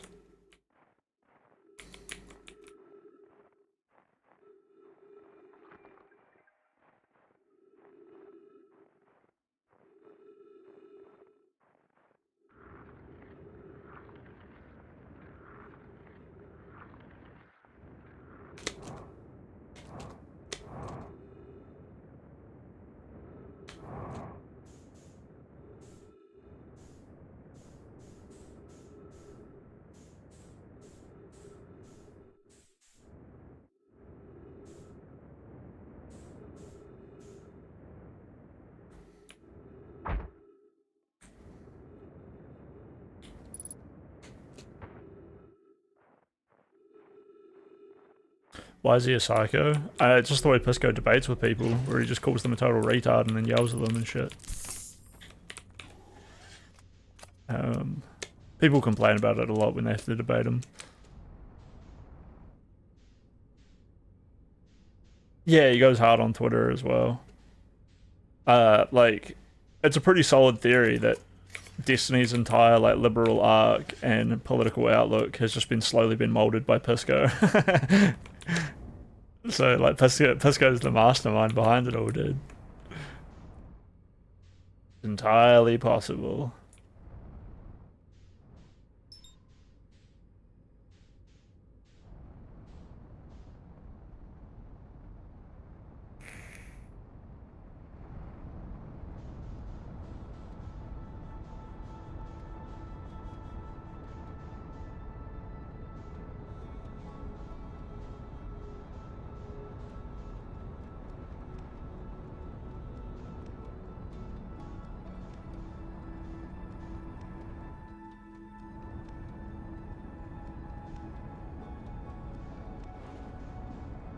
Fuck, I went too fast into the sun. Every time, dude. Yeah, I do like that about this guy. You gotta hold people to like the L's that they take, right?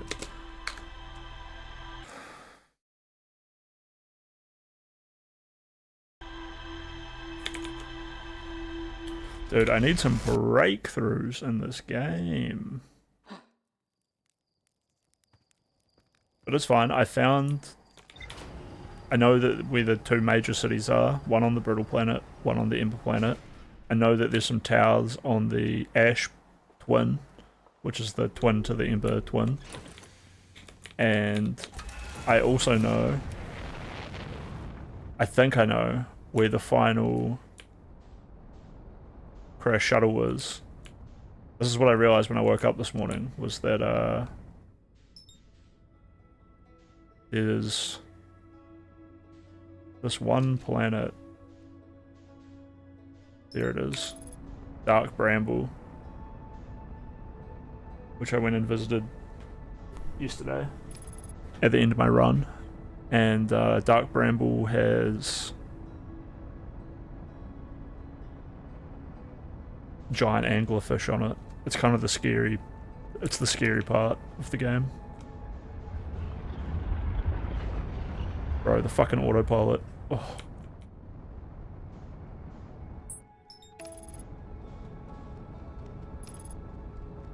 The autopilot almost pulled me into the sun. Yeah, horror games will be a good stream.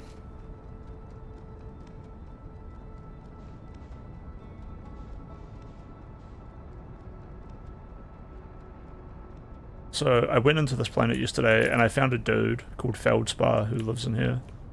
And he's sort of like the leader of my species, but he's like been missing for a while. See, and that red light, I think, is probably where the crashed ship is. I need to land and do those repairs. But this place is super dangerous because these other lights are giant anglerfish that just come and kill you. Oh, I remembered. There's no point in me landing because... Okay, what do we got? Upper hull, headlights, landing gear. Fuck. I forgot to put on my spacesuit. Yeah, I wanted to play Silent Hill 2. I want to play Pathologic 2, but Pathologic 2 is a little bit like this, where it's just like very long, boring. I don't know. So, Pathologic 2 is a hell of a game. And what's the one where you're like in like a mental hospital, but it's like filled with psychopaths?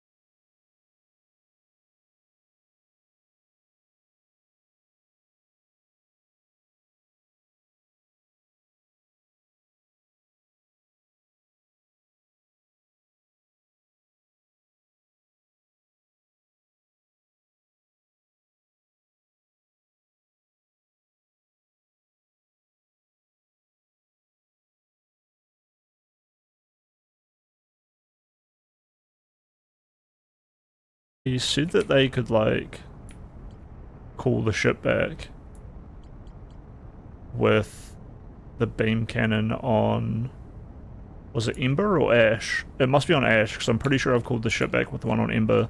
I didn't know there was a gravity cannon on Ash, but I haven't really explored it.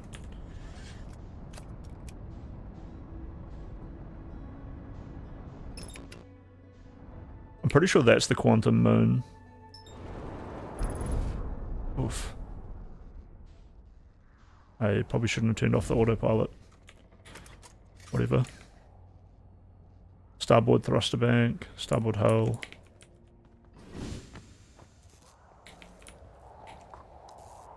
Oh shit, I'm suffocating again. Bruh.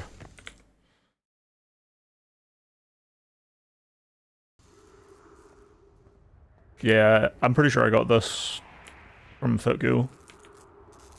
It's crazy thinking that this one person is out there like pirating every single game. Well, like Breakcore, probably. Link it to me, I'll probably like it. I'll play it next time I die and then I'm flying out somewhere. Oh.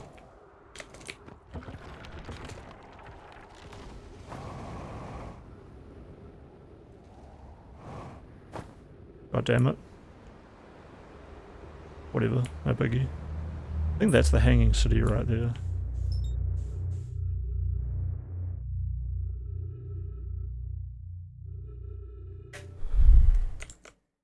Okay, this is probably a good time for Breakcore.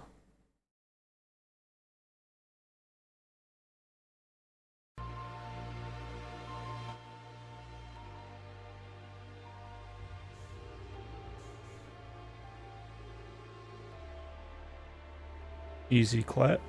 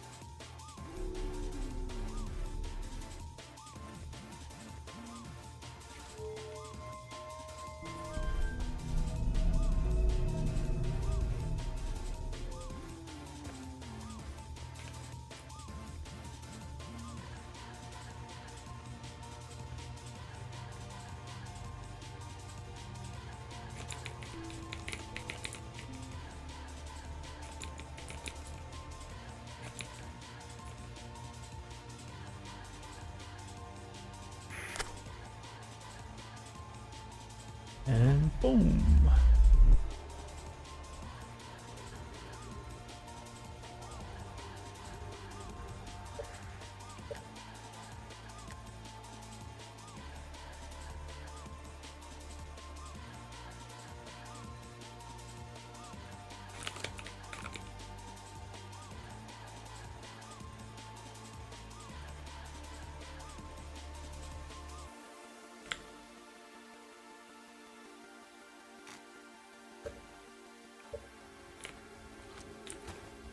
Oh, did I drop it?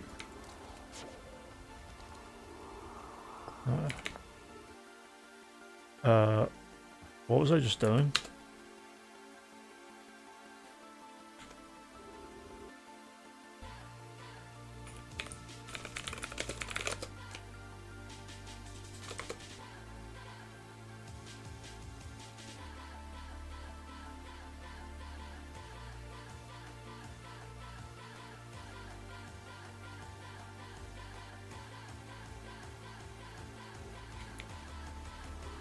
Whatever. I don't need that shit.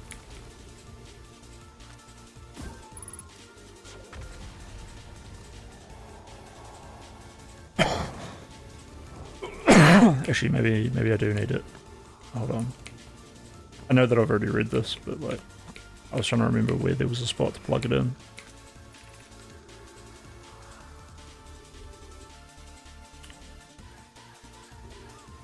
Like, I was gonna do something.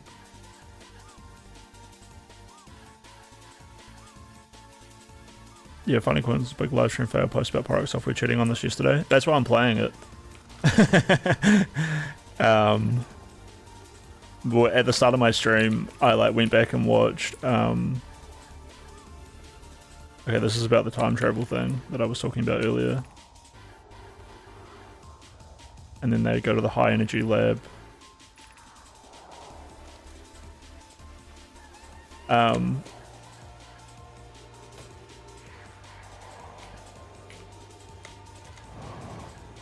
thought I was on sand, but it's snow. I'm on the brittle planet, aren't I? Yeah, I went back to watch like the part where he obviously cheated, and it takes me about 5 to 7 minutes to like figure it out. And after like 25 minutes, he like still can't figure it out, and then he like fucking cheats, and then soys about how smart he is for figuring it out. Alright, let's go to the Meltwater District. Oh, I'm already at the Meltwater District. Based.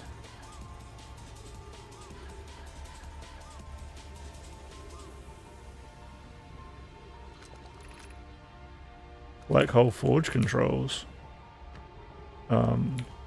Based.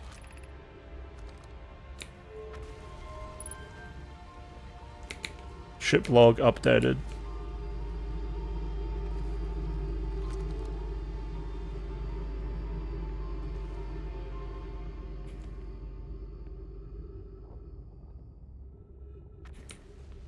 Handy. Okay, we just did something. We're making headway. His reaction looks so guilty. Really? I didn't know that guy felt guilt. Okay, so we got some spots to read scrolls. The Ashwin project requires a powerful, highly advanced warp core. How do we obtain it? Can I read this? Does it give me different things in different spots? It does not.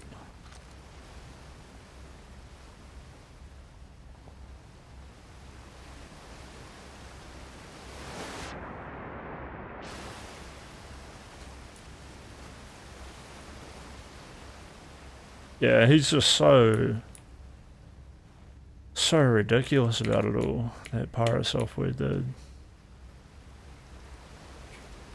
He had such like a persona about like dealing with all this stuff really well, and then now he's just like, I'm blocking everyone, and like blah, blah, blah. Solution 2, we could craft a new advanced warp core inspired by the vessel's warp core. Abandoning the vessel's warp core and its casing means losing valuable knowledge. This is true, however, it's knowledge we have little hope of recovering. It would be best to relearn, I think.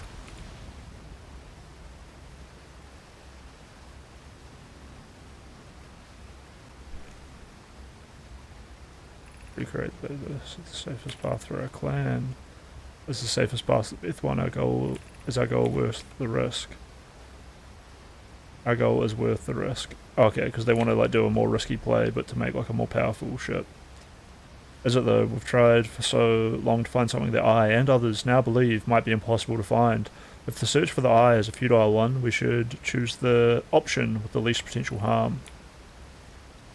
Great challenge here, I think, is we don't have the design for such a powerful core, or any of the original crafters of the vessel's core. No, but Poke was apprenticed to a Nona, who created the original design, and our Black Hole Forge is adept at crafting simpler cores. I believe I can be of use here. The vessel's warp core was created before my time, but Anona explained many of his designs to me.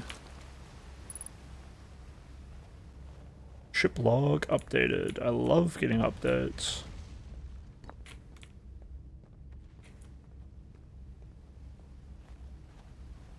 Give me more, give me more. We could retrieve the warp core from the vessel. This would require a return to Dark Bramble. Plume, my father, said many good know my perish there. Well, that's probably where I was planning. I think that's where the red light is where like the main vessel is. My mentor, Coleus, and his old mentor once discovered and studied an anglerfish fossil on Ember Twin. Using that knowledge, we can avoid anglerfish entirely. I remember that anglerfish fossil. We used to play in the fossil fish cave when we were children. Yep, I've been there. What Malco and I learned from that fossil would theoretically help us evade the anglerfish, but our hypothesis was never tested on a live specimen. The vessel's warp core is broken. At best, recall those present when the vessel crashed said it sustained lethal injuries.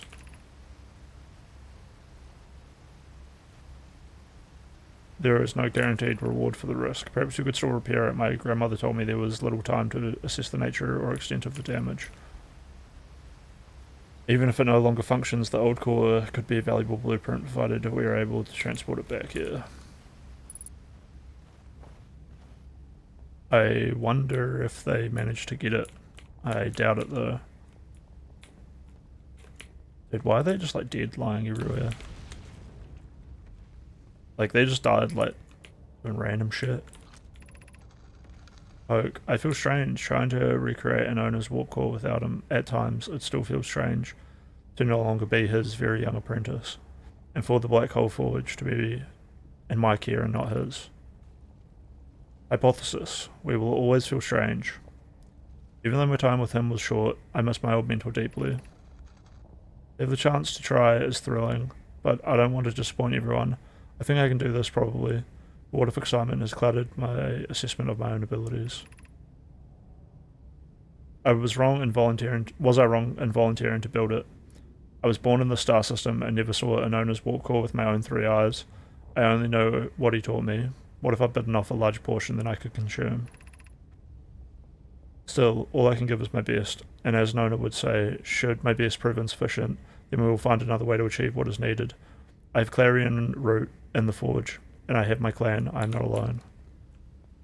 Yeah. The feels, you know? The feels go strong in this game.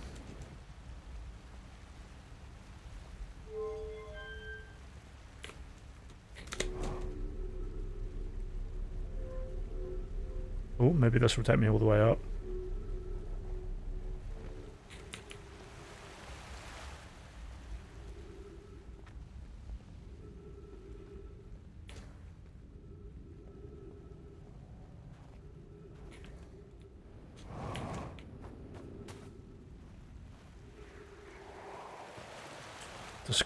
We're discovering things.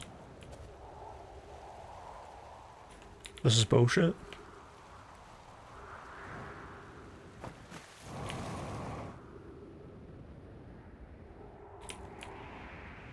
I'm pretty sure this is... Okay, whatever. This is like really handy for next time I find myself sucked into the black hole.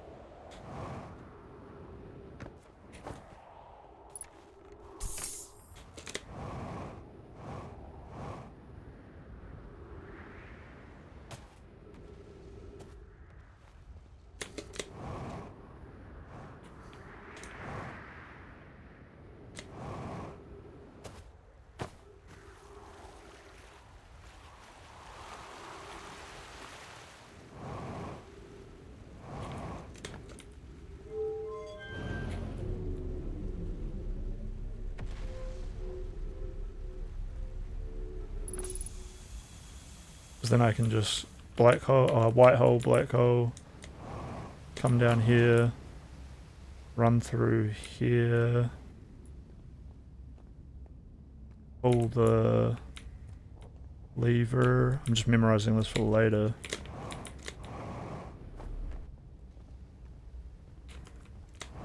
Where's the lever that I'm meant to be pulling?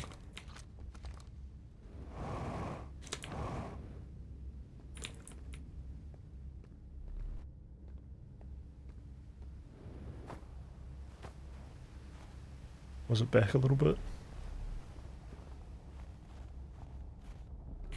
Yeah, the controls for the forge, right?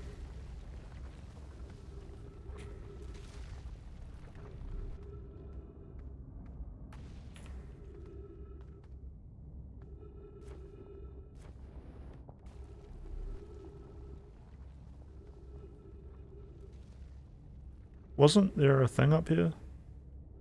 The thing that I raised?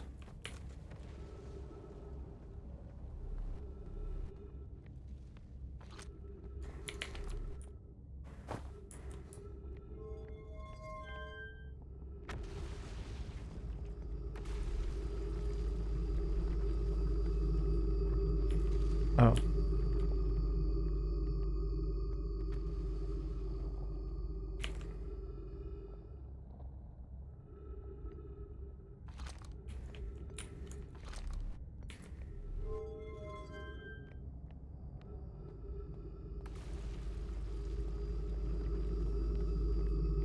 Oh, I wanted to run out and try to jump on it, but there's no way I can make that in time. Pretty sure that's the school district.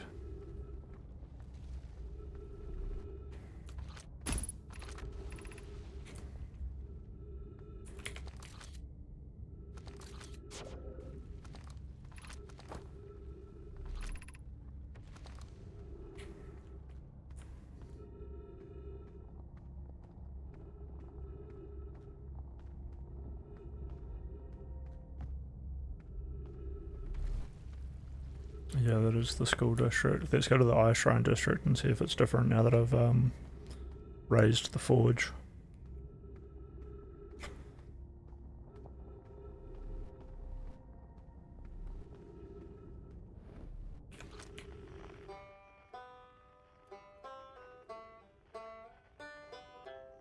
Should probably go scan that dude.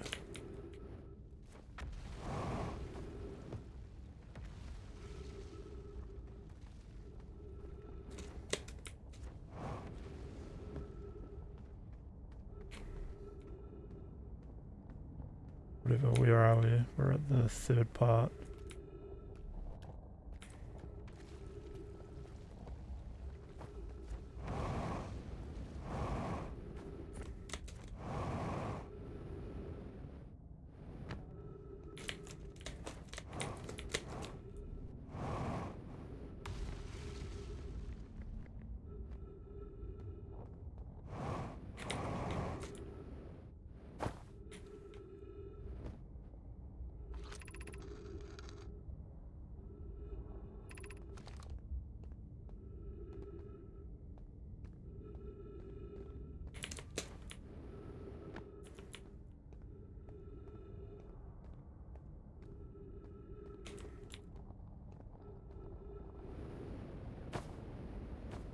Right, I forgot to jump.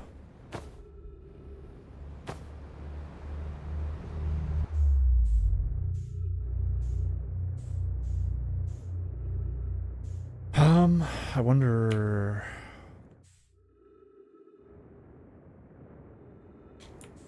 Bro, why am I going so fast?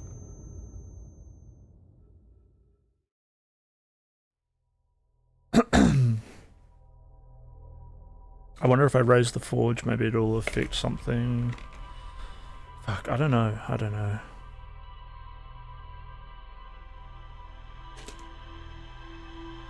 So there's like a tower of learning or some shit around that location, which I keep visiting, but like the tower's like partially broken, so the stairwell thing that lets you walk up walls, or you know, the wall that lets you walk up walls, the anti-gravity wall, is like kind of broken off in a way which doesn't let me go and do what the aliens, they call it the trial of the quantum moon. And it'll teach me one of the quantum laws.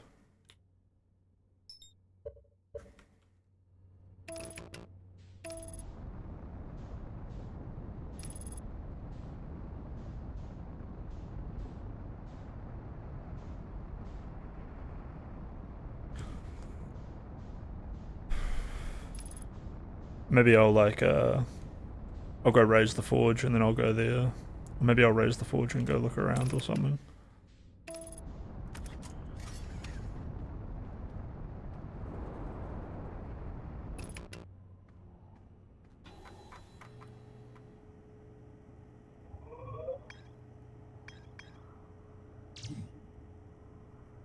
Yeah, this here, the Tower of Quantum Knowledge. The shrine of the quantum moon to aid in the pilgrimage to its sixth location. Remember the final rule: to explore the sixth location, the shrine must be on the moon's north pole.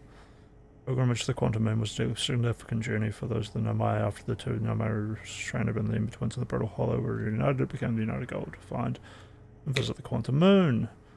Quantum shard, a strange rock that wanders when no one is watching. Other reason, objects in the grove behave in a quantum manner. The shard is actually a piece of the quantum moon. I get the feeling this might actually go to the quantum moon if I can like get on top of it. I'm not really sure where it is on the planet. I think I've only found it once it goes through the black hole. I wonder if I can get up to the 4th level after some of the planet's been sucked in or something.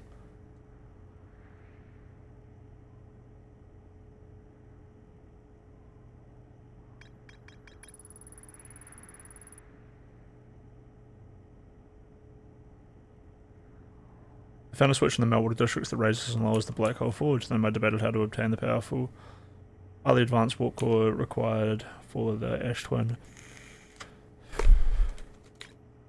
The South Observatory build a larger, more sophisticated eye signal locator on Brittle's South Pole. There are 2 paths beneath the Brittle surface that lead to the observatory.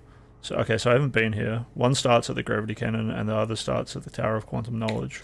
Well, I can get to both of those. But I guess I haven't been to the Southern Observatory. Right, you get into the observatory from the surface. They tried, but there's probably a path beneath the crust. Oceans, current, discovery. The Nomai and the Southern Observatory constructed a model. Oh, yeah, that's why I need to get there. Okay. So that observatory will help me get past the crust. Okay, so this here is like one of their awesome escape ships. So 3 of those landed on 3 different locations. One was Brittle. This Brittle planet we're on. One of them was the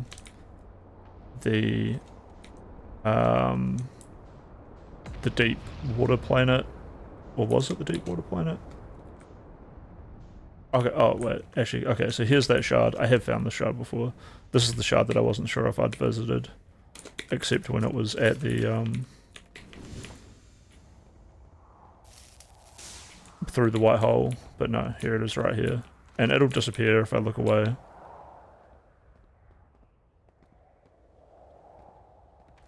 Oh, there it is right there. So I could like quantum entangle myself with it, and then if I blind myself so that I can't see it, it'll move me and the shard. But to blind myself, I need to make everything pitch black, because there's no like blink button in the game or nothing. So, I'm not too sure. But anyway, this is the Tower of Quantum Knowledge, so this will lead me to a trial, which personally I really want to do it because it'll be fun. But apparently this could also lead me to the Southern Observatory, so I want to go south. But we'll check out this Tower of Quantum Knowledge just while we're here.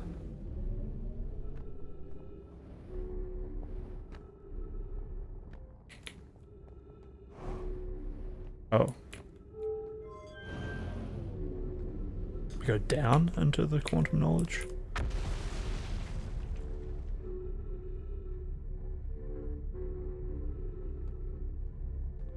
Maybe I should try jumping off halfway.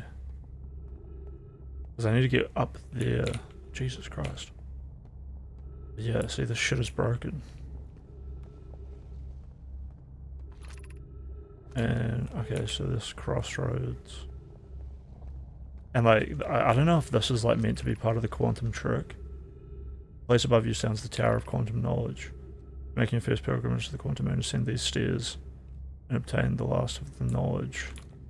And this is what they call the stairs, I guess. What is that all the way over there?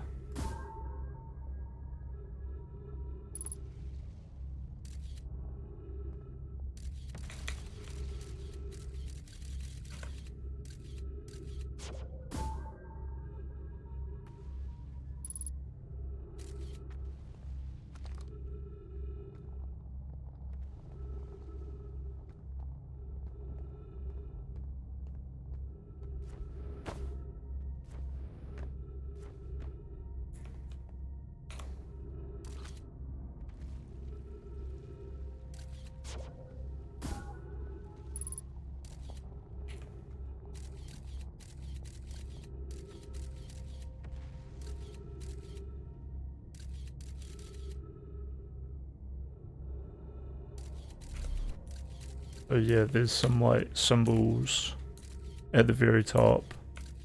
Of course, like I have explored this after it went through the white hole, but I think in the middle layer there's like some projection stones. There's probably some projection stones, but I've never found them after I've gone through the white hole. And I can't quite jump high enough to get up there.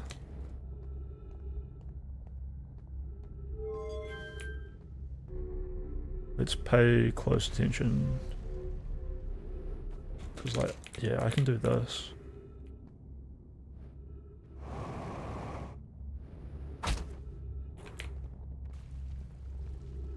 Slowly bludgeon myself to death.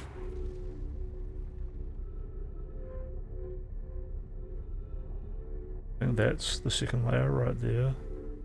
And then now I'm fucking stuck.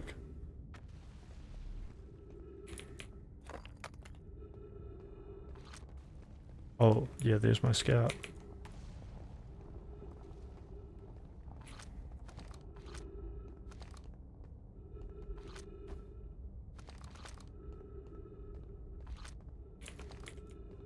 Alright, let's just go to the Southern Observatory.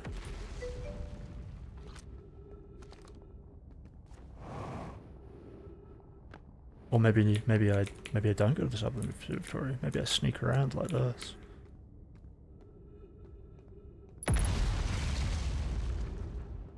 Monkey ass.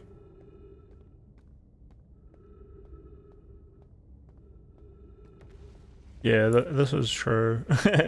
um, I mean, the Lieutenant had some pretty good advice for me yesterday. Where he was like, hey, like the red symbol is probably something in the bramble. And I was like, nah. But I was delirious from lack of sleep. The red symbol was definitely the crashed ship. And because he said that, it made me think about it like after I went and had a break. Fuck it. I'm pretty sure that said this way to the Southern Observatory. 3 minutes oxygen remaining. Oh! I hate this game.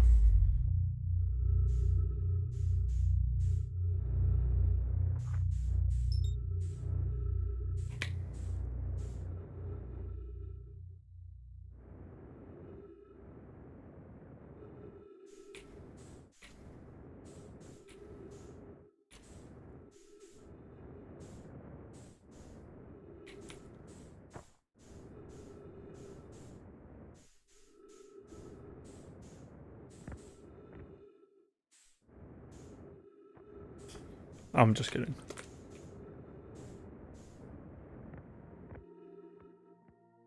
You can feel free to bounce things off me a bit with the game, but just don't Google any answers, because we're doing this to prove that pirate software is a retard. Probably Wolfgang too. I bet he fucking sucked at this game.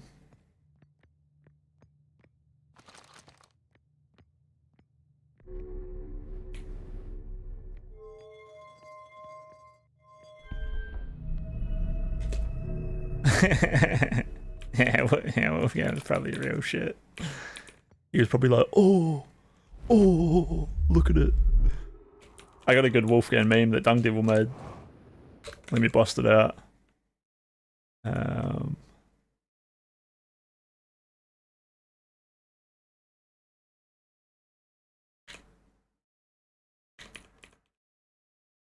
Dung Devil and Wolfgang are good friends, so it's not actually bad that I show this. It's a good one. I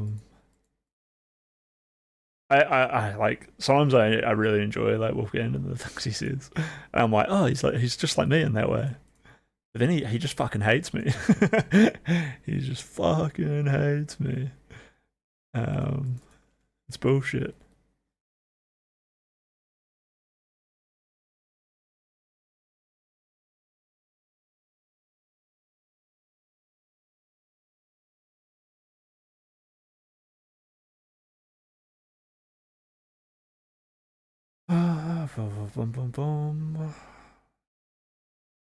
Where is it? Checked my clips folders, and then I clipped my Dung Devils memes folder.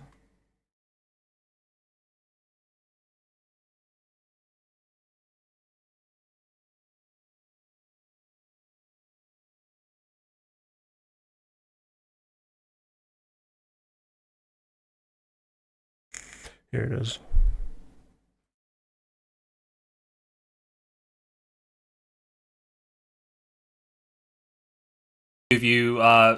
If you agree to something, hold on. Let me DM you. Jesus, that does not sound great. What the fuck does that mean, bro? Yo, I'm about to agree to anything you ask, baby. Don't even. Never mind. Never mind. Okay. Wait, can you touch? Send me. Let me know. I want to know what it is. Oh wait, hold on. DM me. Wait, actually, Wait, are you sure, Nino? Are you sure you'll do anything I ask? Bro. Yeah. Okay, Yes. come on, bro. Oh my god! No, I just want to know. Just DM me. I don't need your fucking poor Nino. sub money. Okay? Send Ooh, you Wolfgang pathetic, $10 man. right now. Ooh. Oh. Oh.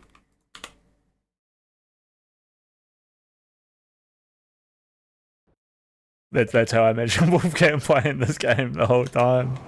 Oh.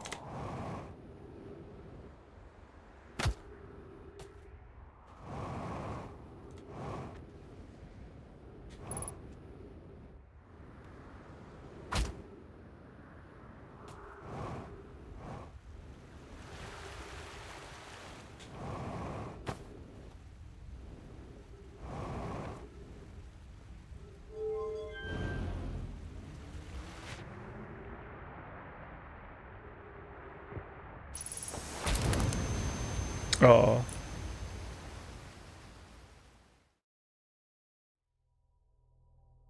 Oh, full of help here. Swear he needs a cosign from others. Who, Wolfgang or I mean, yeah, kind of. Wolfgang or Pirate Software, yeah. They're basically the same guy at this level. Fuck him. Nah, that's a terrible comparison. But it is funny comparing people to other people, so...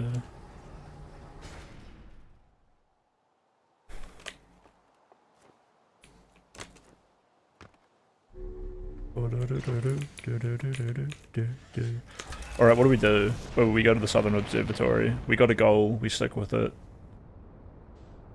And then we can...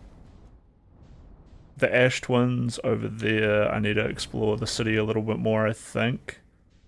Although I'll double check and see if my thing is like, hey, there are still more things. Well, the Ash Twin I gotta explore heaps. The Ember Twin I gotta explore the city, which is an Ember Twin. Hopefully this doesn't crash me into the planet on the way there, but should be fine. Yeah. I guess that might be why this is orange, because it's like, hey, you should definitely go here. Black Hole Forge. I found a switch from the melter district that raises and lowers it. Black Hole Forge is the highest district in the Hanging City. I might still try to lower the forge, and then as it's and then raise it, and then try to jump on it while it's raising up. It seems like a pretty sick power play.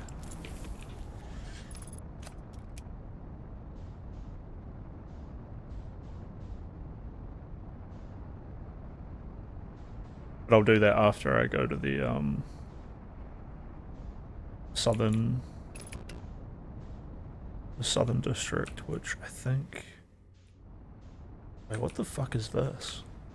Oh, is this the Southern Observatory? Must be, right?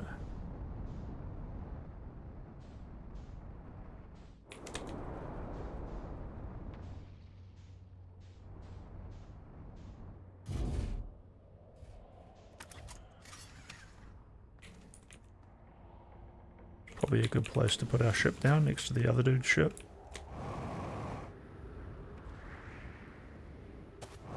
Yeah, I am on the South Pole.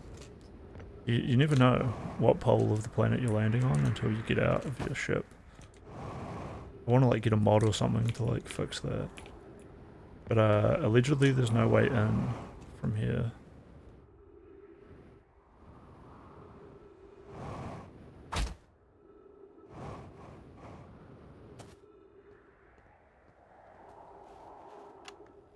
I'm here, I did it, I put the ship down safely. In that the ship went down and I didn't sustain bodily harm. A few minor repairs, and it's like the ship never even hit those rocks. One of my best attempts, Feldspar would barely have laughed at me, I bet. That's the good news. The bad news, I haven't found a way inside the structure yet, and the door is broken, and I know I'm not great at exploring, but I think I would have found a different entrance by now, if there were one. Probably. I can't get inside from here, but I know there are paths below the surface. I'm going to head north to the ruins on the equator to find a way down. Yeah, that's what I'm thinking. Yeah, so the door is broken. But I already know like a good way to get there, and I already found the signpost that points me in the right way. So this should be easy.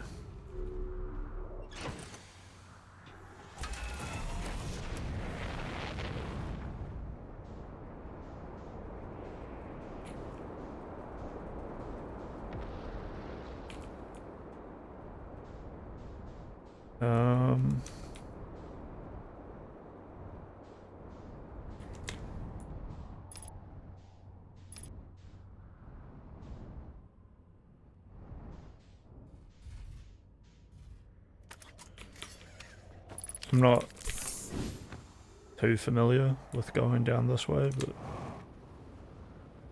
might as well get familiar with it, if you know what I mean.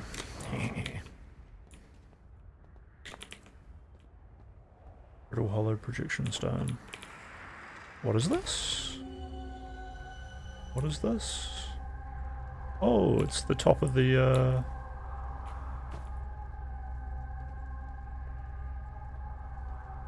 it's the middle of like the tower. Ooh.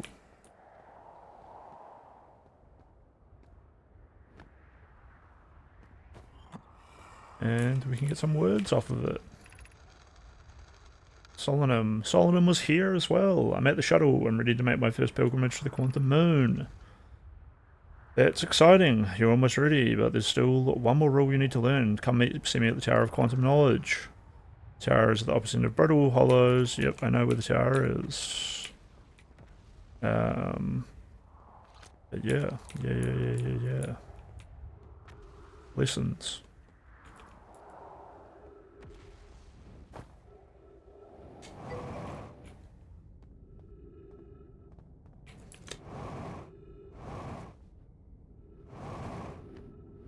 I think I'm gonna pass out. Alright, have a good night, dude. Thanks for coming to hang out.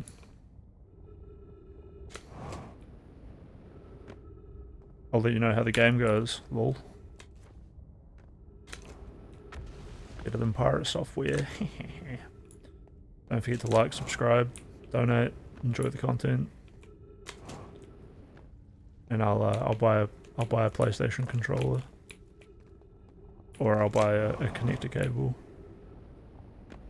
Oh! Why am I so bouncy?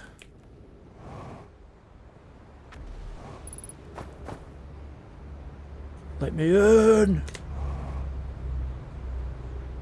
Okay, I'll use the gravity well from the black hole.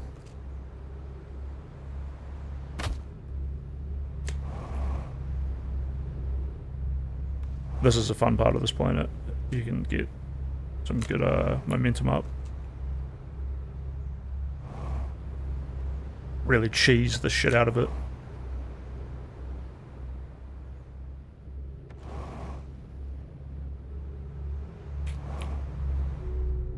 Based. I've never managed to hit this thing before.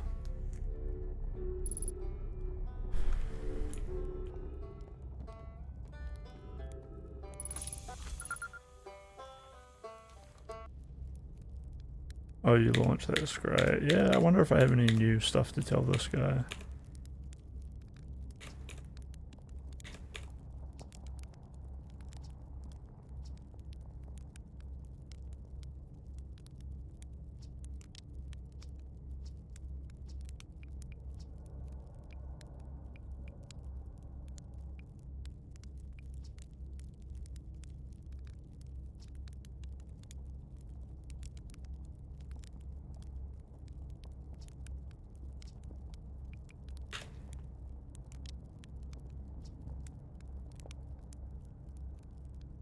The Hanging City was where the Nomai settled permanently on Brittle Hollow. It's their most advanced settlement here.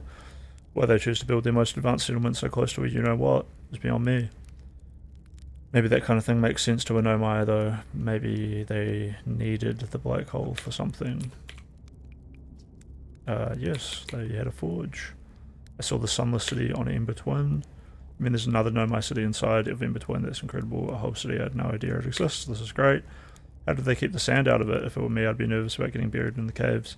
That awful river of sand. Gosh, the Nomai sure were ingenious. Building an entire settlement underground, the Sunless City. Wow.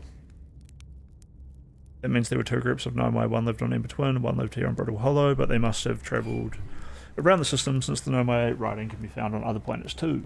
That is true. There was also a third tribe, but they were stuck in the void of the blown up planet. What else? Yeah, pilgrimage to the quantum moon. Sounds like a coming of age rituals, like how hatchlings say hatchlings until their stomachs are strong enough to drink sap wine. Maybe once I know my journey to the quantum moon, they were considered an adult. True. Alright, full. Tower of Quantum Knowledge. Yeah, I guess we go to the Tower of Quantum Knowledge and then we go to the Southern Observatory.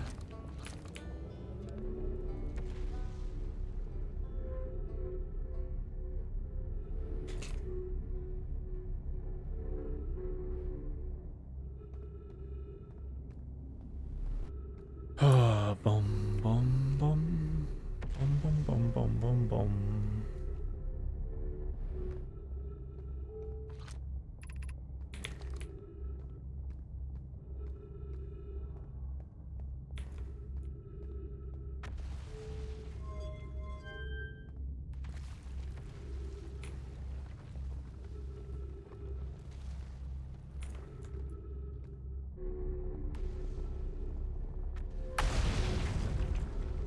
I can't remember if I'm going the right way.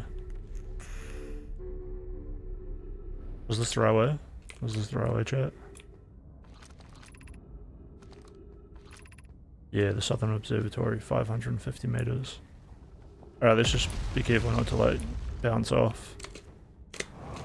Like that, almost fucking did it. Really need to use that jetpack.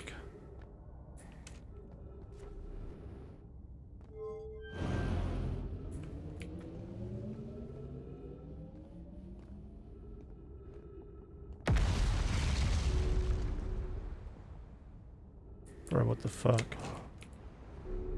Just get hucked. It's kind of weird.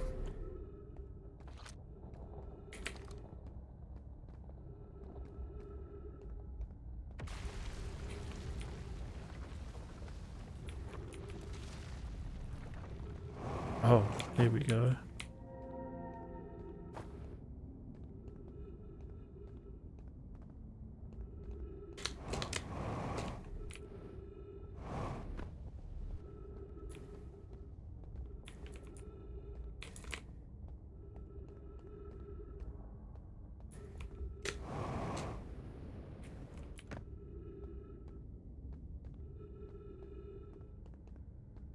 Guess I just keep going south.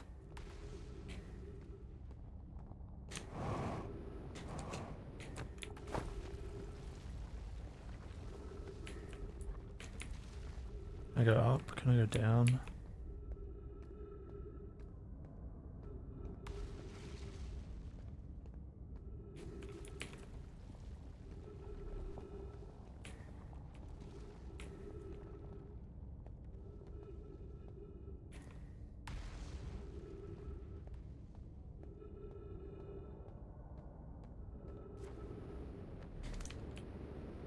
What the fuck?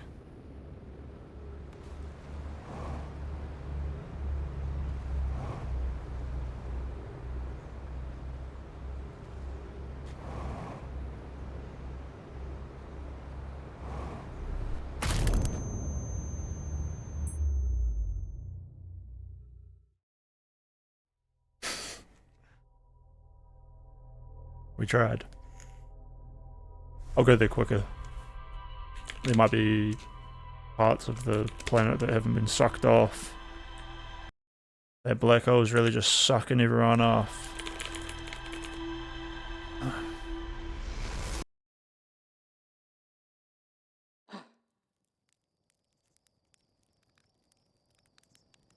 Alright, it's so hot in here, but my windows are open and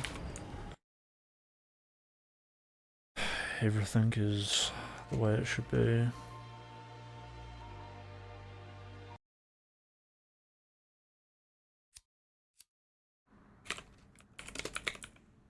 I'm so glad I'm not trying to sleep. It's 12 degrees. It's hot as fuck.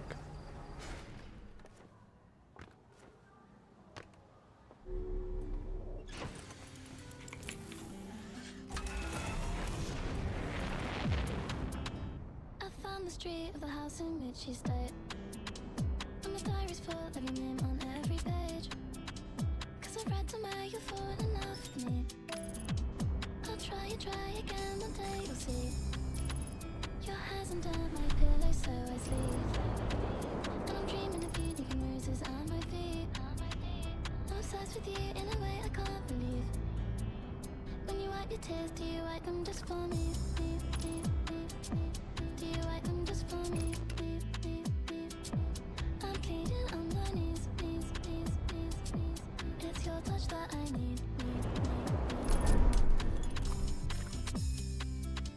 I thought I'd you today, I was in my car. I wanted to come and see you from afar. If you turned around and saw me, I would wait. I pretend I was a person driving by. Wrote you a song, do you wanna hear it now? They bring your friends along to form a crowd. Cause I need to prove I wrote it just for you. What's the need for them when it could be just us two? I'm obsessed with you in a way I can't believe. When you wipe your tears, do you wipe them just for me? Do you wipe them just for me? I'm pleading on my knees. It's your touch that I need.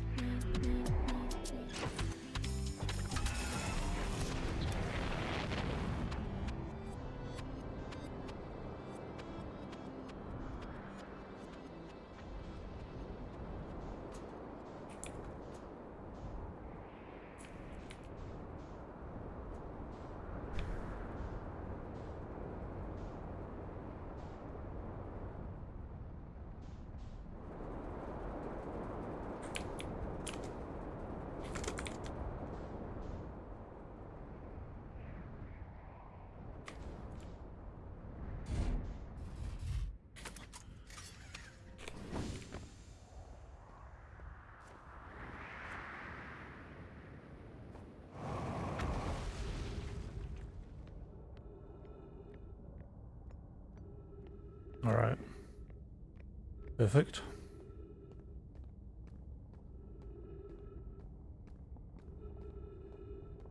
Yeah, the planet looks a lot more full at the moment. God, that's bullshit.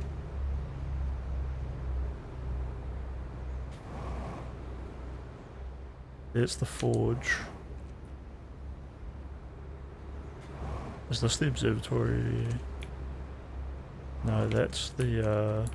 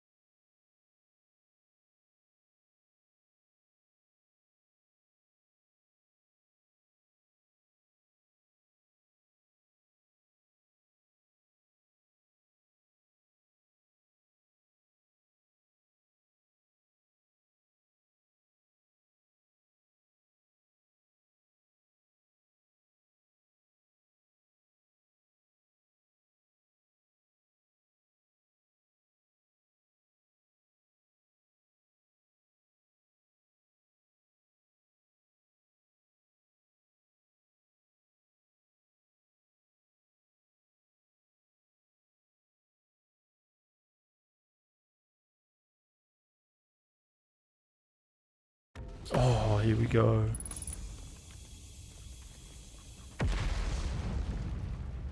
I have kind of been here before, but like I didn't find that.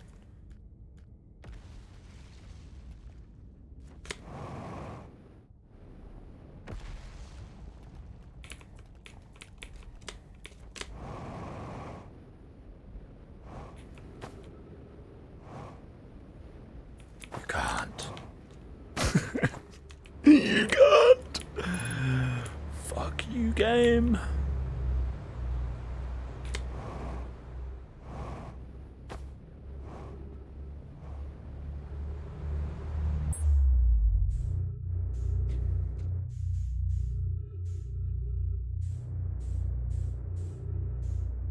What happens if I fly right back into the white hole?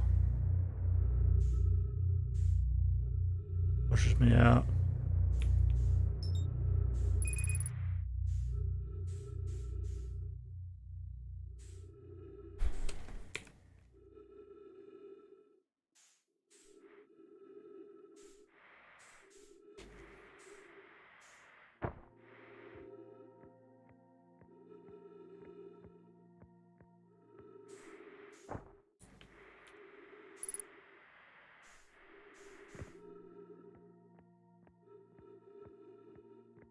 Oh, every time. Just constantly hurtled across the universe. It's not fair. I'm being bullied.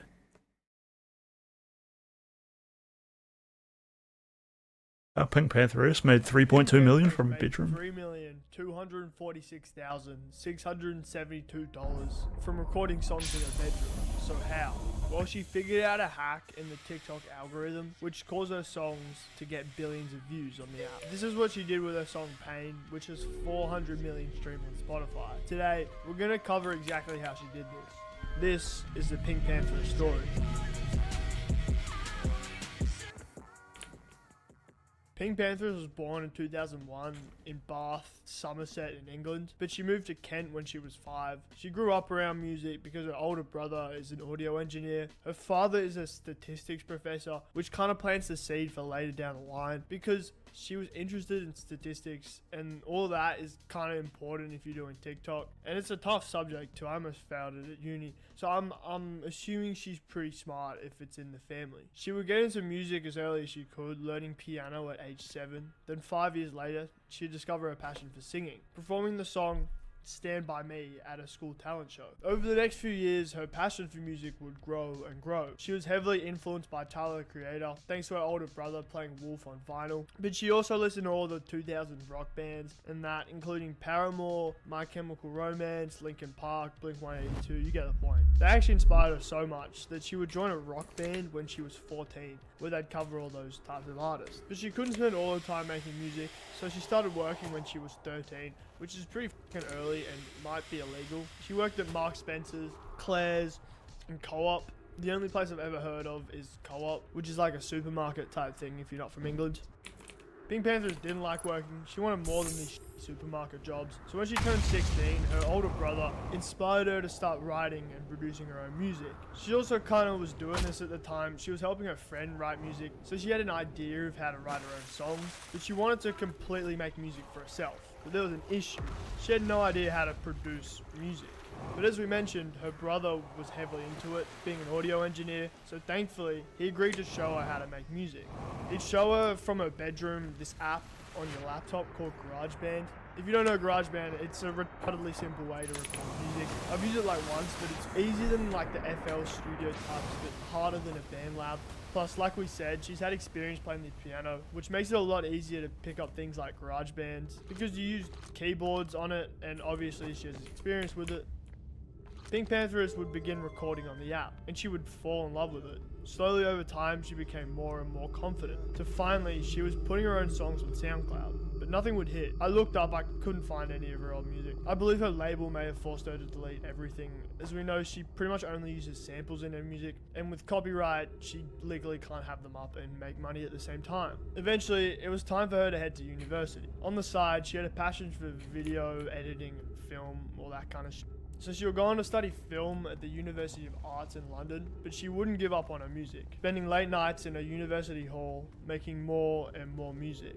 Because at the end of the day, that was her true passion. She loved making music. It's been a part of her basically her entire life, till finally she would notice something.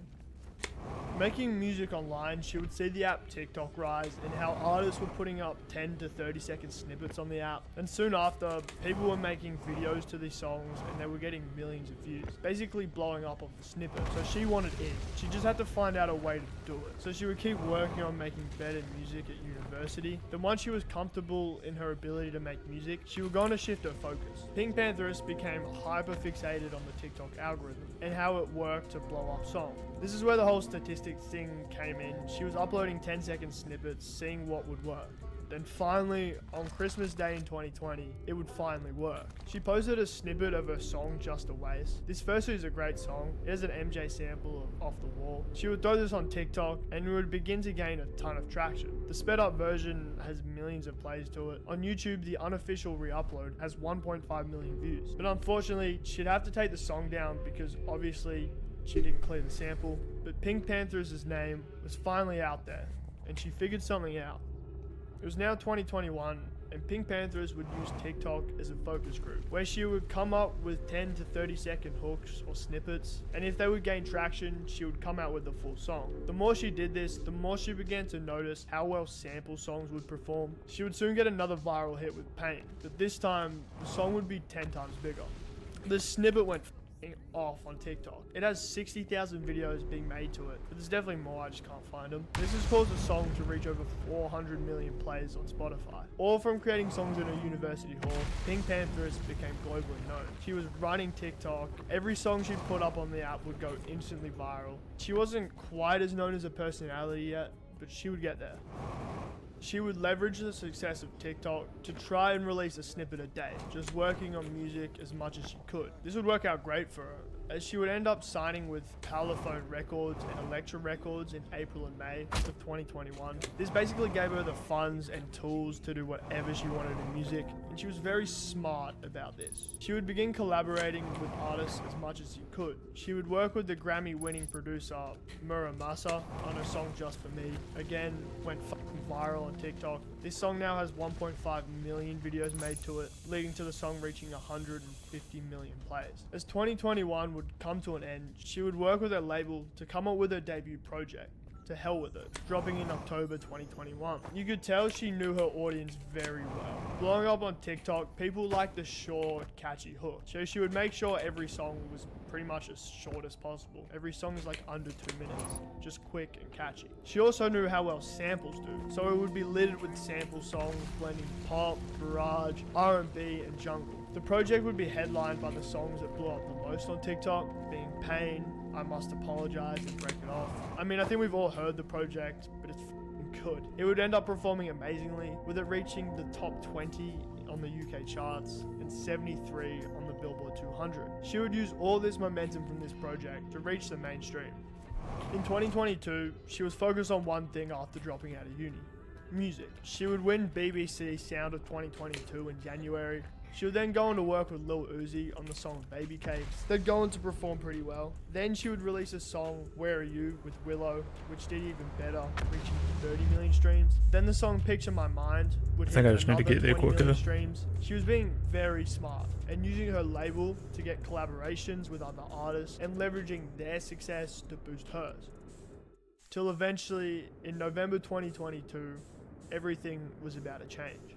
Pink Pantheress would release her song Boys a Liar. Off the gate, the song would do really well. I think it was Boys a getting some liar. traction on TikTok, and it would now be at 100 million plays on Spotify. This song would then go to feature on an EP Yeah, nah, taking great home song. in December, but that's not why it's important. Because in February 2023, Ice Spice, who was gaining a similar level of popularity on TikTok, but probably more, would hop on the song for the remix. These two would make a music video that hit 170 million views, but on TikTok, this thing will go viral to a whole new level. It has 1.7 million videos made to it, with some of the biggest videos having over 50 million views, probably meaning the song has been played over 1 billion times on TikTok. This would lead the song to hit 700 million plays on Spotify. I'm pretty sure this is one of the biggest songs that's dropped this year. It peaked at number 3 on the Billboard Hot 100. I mean, it's taken over the internet. That song was basically her introduction to the mainstream. So because of this, she had some opportunities. Plus her label would start making her a priority, putting more money into marketing her. I'm pretty sure you've seen ads of her on Instagram recently. She would go on to work on the Barbie soundtrack on the song Angel in June, which Barbie was the highest grossing movie of 2023. She was alongside artists like Nicki Minaj, The Kid Laroi, Ice Spice, Dua Lipa, which were all mainstream established artists. Then in November, she would release her debut studio album called Heaven Knows. According to Pink Pantheress, the album is a collection of songs she crafted over the past 2 years. The theme revolves around finding inner peace while being alone, and through a personal journey from a challenging place to a more neutral one. She describes it as journeying from hell into purgatory, but I'm okay with being there. This moves towards different music styles and marks a evolution in Pink Pantheress' artistic journey. The success of her recent songs seem to have inspired her to venture into more extensive project like a full album length. So far it's been performing pretty well, with songs doing over 1 million plays, and as I'm recording this, it's Good for her, good for her. drop. That's what I have today. Thank you for watching. Subscribe. Thank you for all the support. Just the 90s vibes from this one. So good.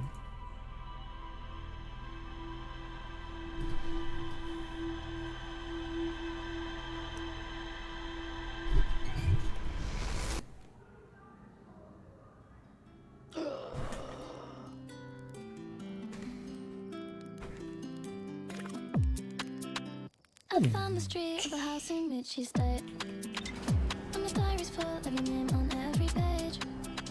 Cause I read somewhere you'll fall in love with me. I'll try and try again, one day you'll see. Your hands under my pillow so I sleep, and I'm dreaming of you leaving roses on my feet. I'm obsessed with you in a way I can't believe. When you wipe your tears, do you wipe them just for me? Do you wipe them just for me?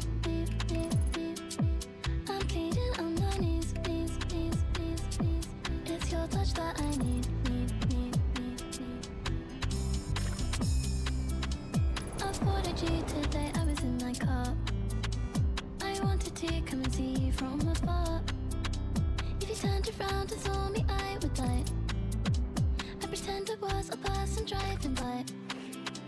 Wrote you a song, do you wanna hear it now? Don't bring your friends along to form a crowd, cause I need to prove I wrote it just for you. What's the need for them when it could be just us two? I'm obsessed with you in a way I can't believe. When you wipe your tears, do you wipe them just for me? Do you wipe them just for me? I get the spots. Actually, no, the spot sucks. It's your touch that I need.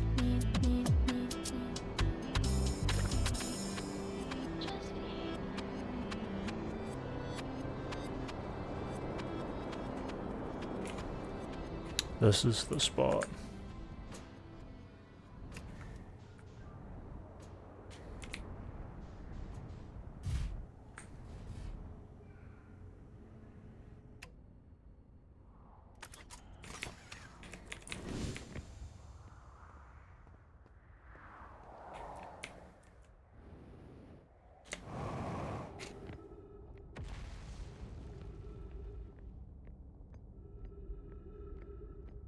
This time we got it.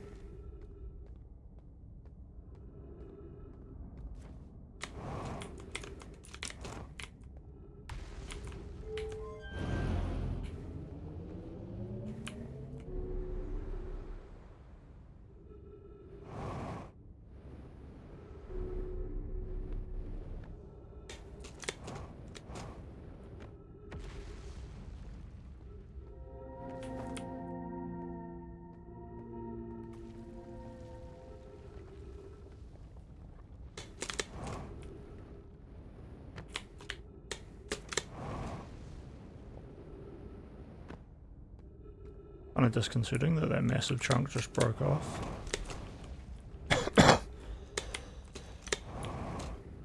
We'll be fine though, we'll be fine.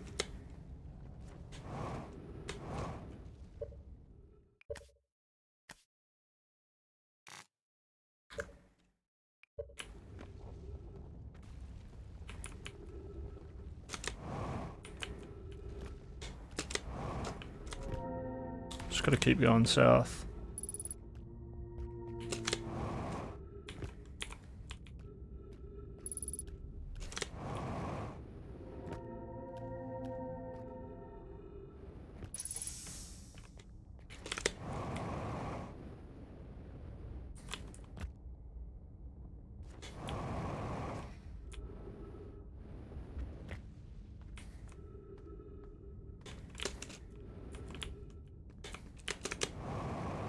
And this should be the Southern Laboratory, which will then let me go to Bristol Deep Water, or whatever it's called.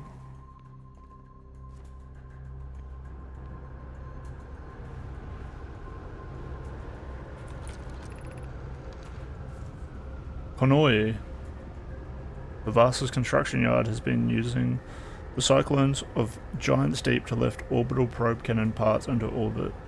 But one component was pushed down past the current that usually prevents anything from sinking. Okay, so maybe I used the cyclone to push myself down. Spire and I are crafting a model to determine why this happened. An update is now clear. There are two different types of cyclone. Cyclones and Giant's Deep rotate clockwise. These are the cyclones we typically use to send components into orbit. There also exists a rare type of cyclone that spins in the opposite direction and pushes objects beneath the waters and below the current. My gratitude, Spire, Kano, showing me your handiwork, and I am intrigued by the secondary type of cyclone. But was it really necessary to build a model to tell me that? The model will be useful if we continue monitoring Giant's Deep. Also, I very much wanted to make a model. Lol. Okay, so this one's going counterclockwise. And this one's going clockwise. It was so obvious. Spent so much effort getting here.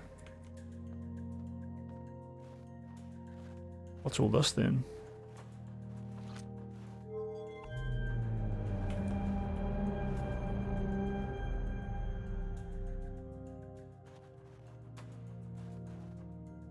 Oh, it's the sun with the two planets.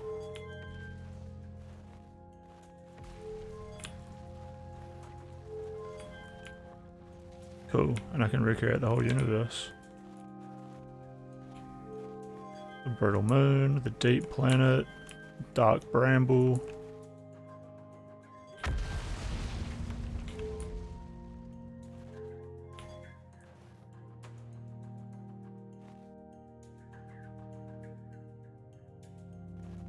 Whoa, that's cooked.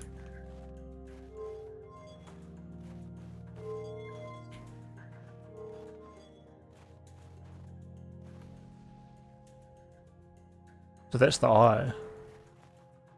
That's like the big secret thing that no one can find.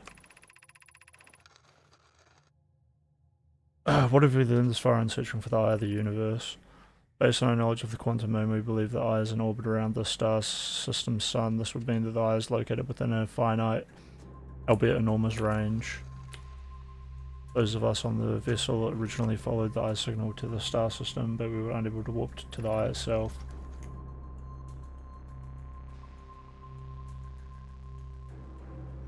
What sensitive work we built here, both were unable to detect any trace of the eye's signal. The eye stopped emitting its signal. Suppose the eye doesn't wish to be found. Xavier, how can you suggest that the eye signal called us, summoned us to the star system? It's weird that they think the eye has like a consciousness. I'm aware, I grew up hearing the eye's story, yet we're no closer to finding it than you were when you first arrived here.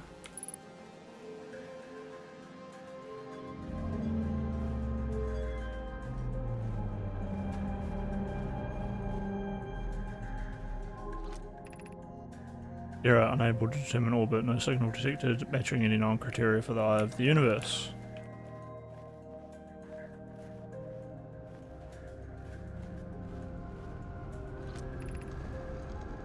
How should our methods change as we continue to search for the eye of the universe? As we couldn't find the eye's signal using two different devices built for this exact purpose, we should discontinue the search method.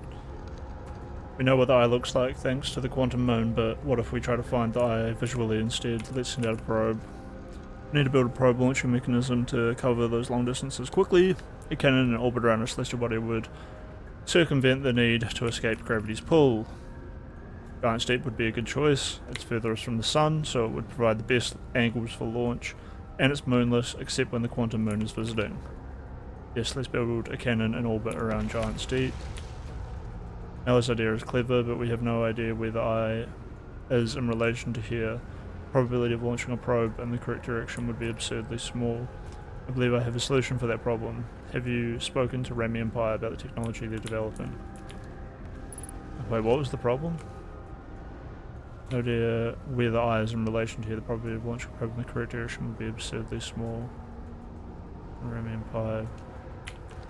I can't remember what they were developing that would help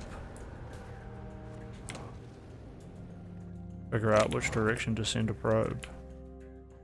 Oh, it's the warp tech. So they can launch the probe and then bring it back to home. They can just teleport it back.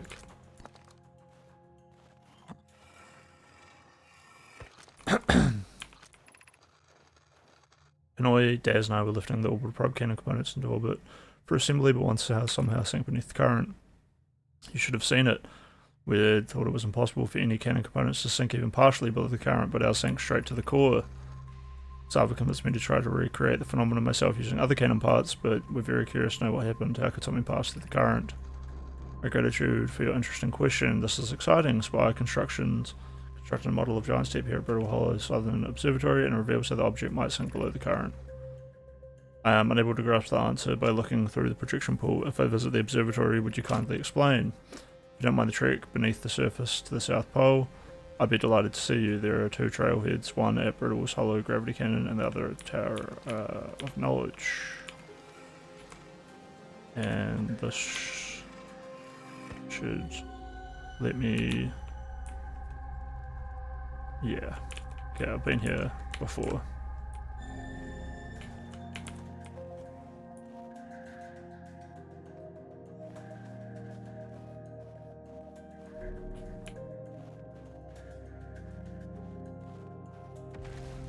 Alright, let's go to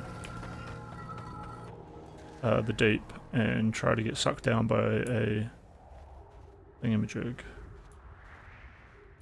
Where is my ship?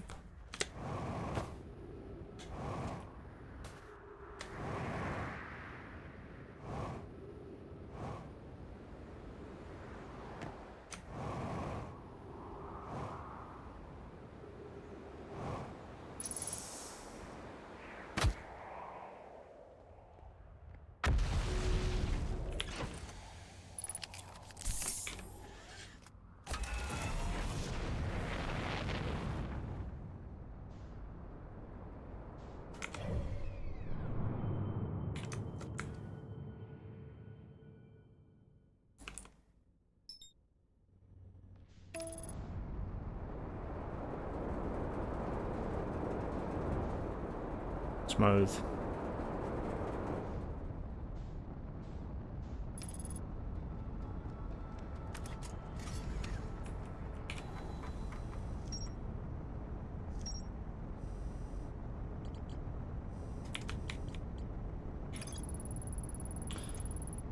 The new, more sensitive locator the Nomai built, and the observatory was able to detect any trace of the eye's signal based on their knowledge of the quantum moon. The Nomai believed the eye was in a distant orbit around the sun. The Nomai decided to stop searching for the eye signal and instead look for it visually by sending out to deep space probe. There were concerns that the probability of launching a probe in the correct direction would be absurdly small. Most cyclone stripes rotate clockwise. Those are the cyclones that Nomai used to send components into orbit. There's also exists a rare type of cyclone that spins in the opposite direction and pushes orbits beneath the water and below the current. That explains why there is a natural phenomenon that easily pushes stuff below the current. I don't need any special properties, I just need to hit the right spot.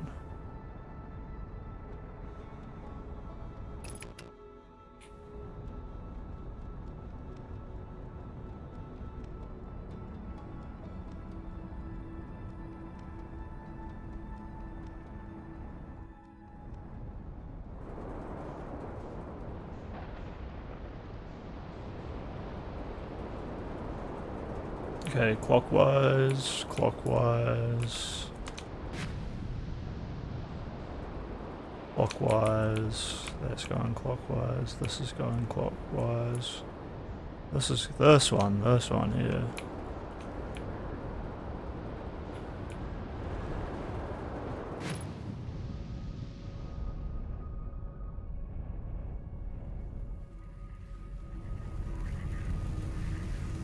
And now I want to hit up a jellyfish.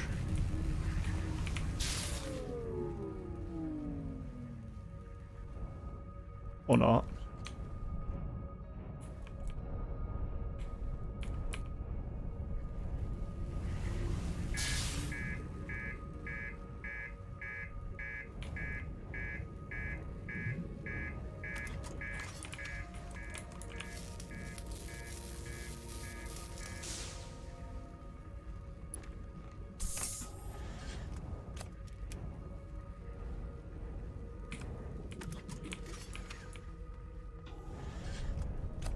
Can I get inside a jellyfish that like isn't?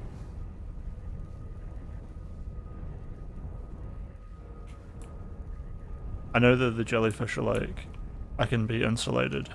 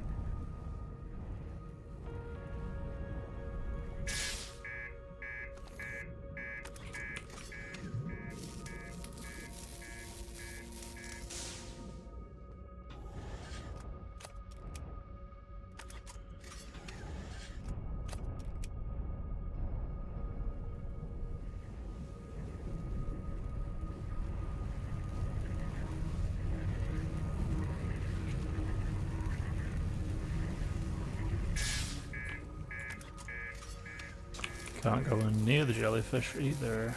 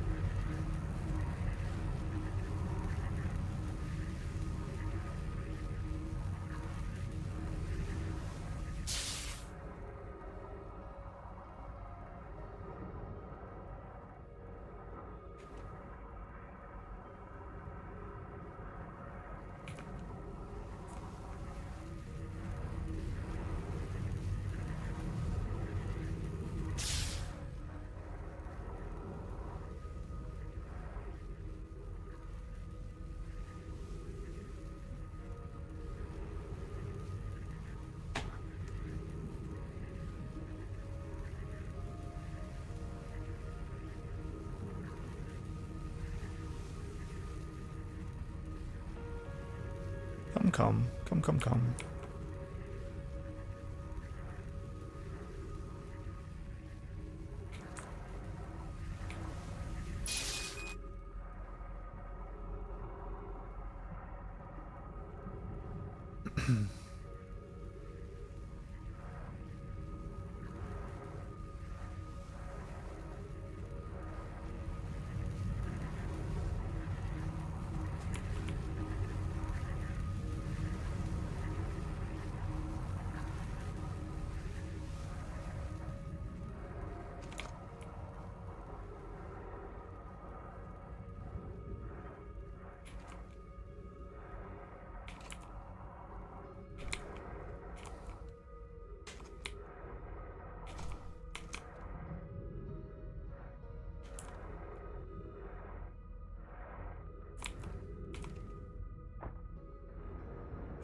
Haha.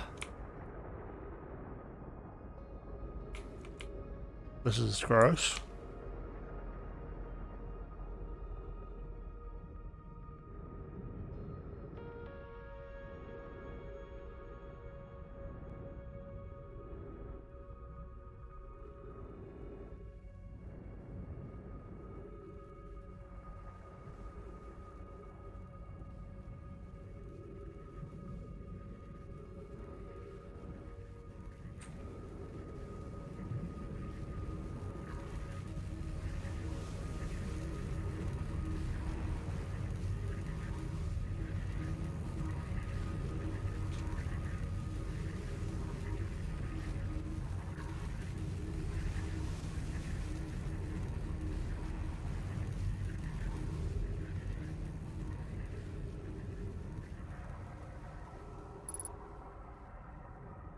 Alright, I'm in.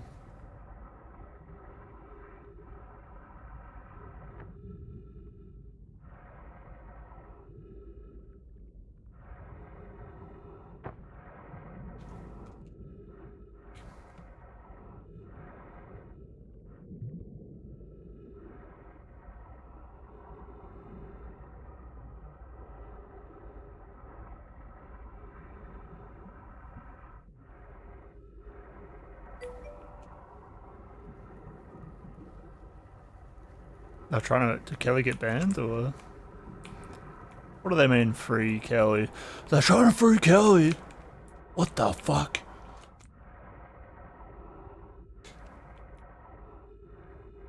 I've been activated.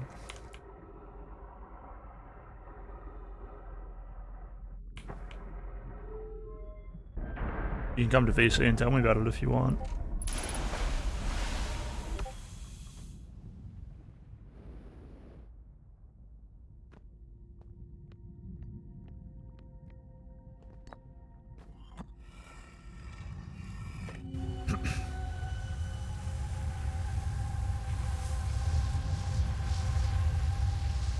Are they... This must be somewhere on Ash Twin.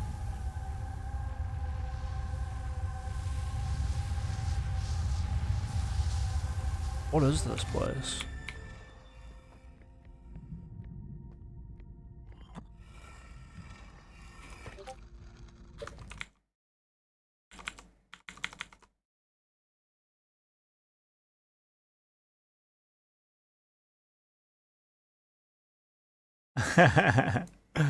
Very cool, very cool. Welcome everyone.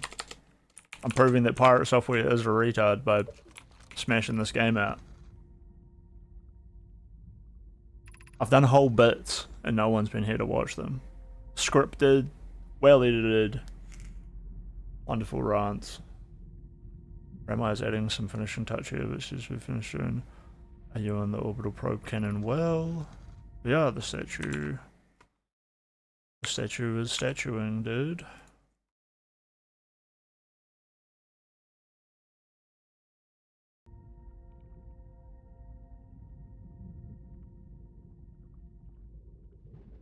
The statue here in the probe tracker module is ready to record each launcher's flight trajectory and will automatically transmit all relevant data to you.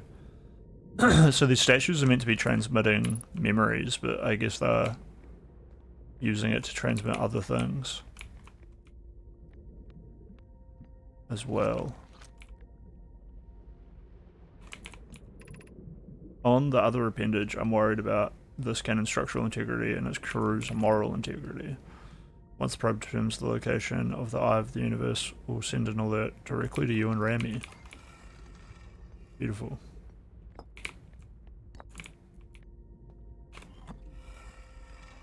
What am I even meant to be finding here?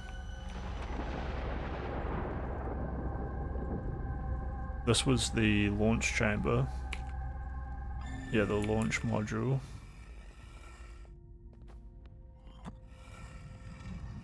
I was hoping this room would tell me where the probe went. Imagine Privet, the probe tracking module would be... You'd be the first to know the coordinates of the Eye of the Universe, and you'd be the first to see them. I'm armed and terrified. You won't ask the orbital probe cannon to use so much power that it breaks, will you? Fret, well they did. Fret not, my nervous friend. We will only need to fire the probe once anyways, so who minds if it compromises the orbital probe cannon's structural integrity slightly? I would mind, Mallow. I would mind, because it won't be capable of receiving our probe's data if the probe tracking module is destroyed. Yep. Well, I think I'm in the probe tracking module right now.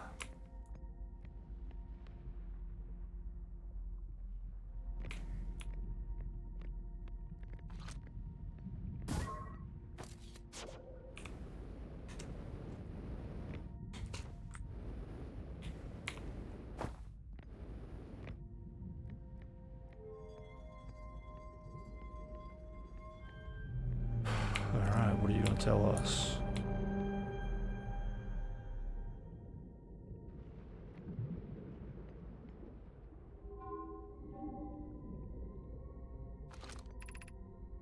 Receiving data from probe 9,318,097, as well as visualizing current trajectory of said probe.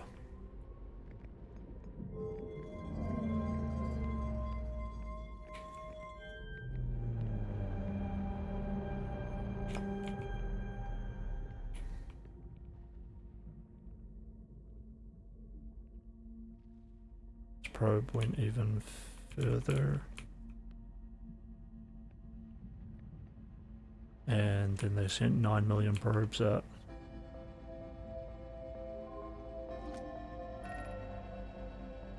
Retrieving previous launch data from Ash Twin. Deep space anomaly matching all known criteria for the Eye of the Universe found by probe 9,318,054.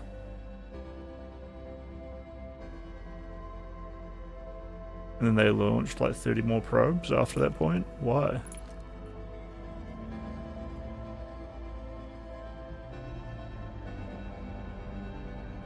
What is this? Retrieving stored coordinates from the Ash Twins, displaying coordinates for the Eye of the Universe. Oh! Alright, I got the coordinates. That's sick. Oh my god. Okay, I want to visit Ash Twin and the Quantum Moon. This is huge, this is huge. Gotta figure out how to get to the Quantum Moon. How to mess around with the Forge.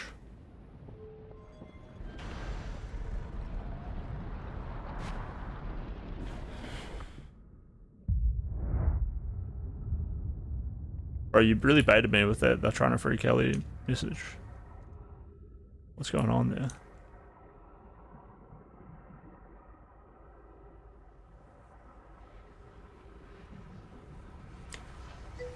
I might die when I go back through this, but we're doing it. It doesn't matter. Hey, I didn't even know she was banned. Let me check the logs.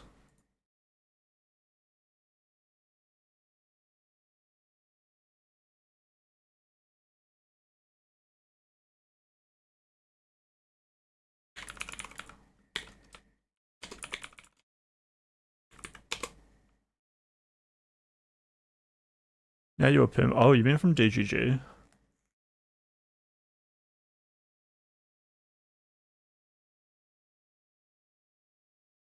Or not, or just schools.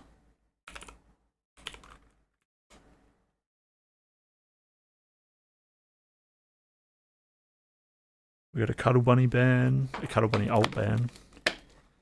Successful unban of Spin Boy today, 10 minutes ago. Very cool.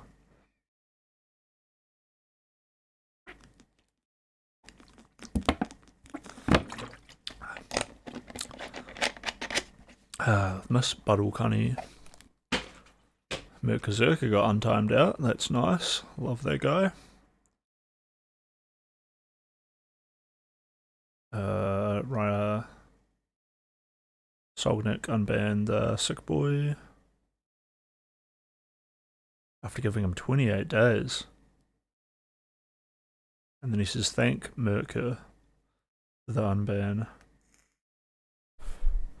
Justical used permaban of Kelly Jean. Reasons easy convinced me. Based. Let's go get that on the starboard. Today at 1:20 AM, Kelly was permabanned.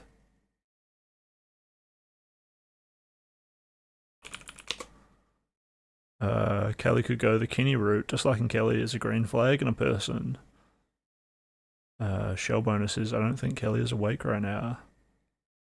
I was legit memeing on banning Kelly, but I've delegated the Kelly ban to ZZ. He decides when Kelly comes back. Not really, Kelly didn't do anything. ZZ's doctor was Kelly. Let's go. ZZ's been putting in the hard work, just being a good guy, to finally accumulate enough good boy points to do something really horrible to Kelly. Based. That is gigabrained. He's a genius.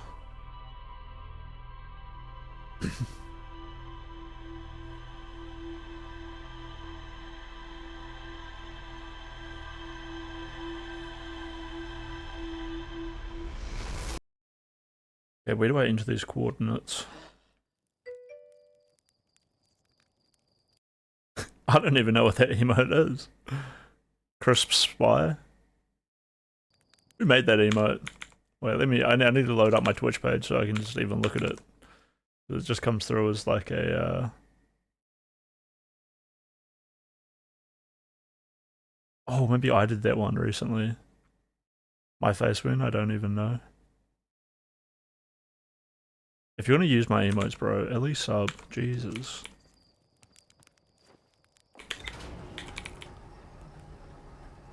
You can recommend a song if you want. You got any good 90s flavored songs?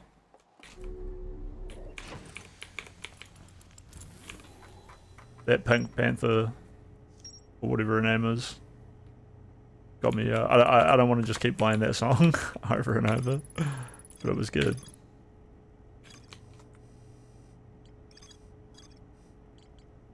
Okay, so we got the orbital probe cannon. True. Launch millions of probes. Millions and millions of probes.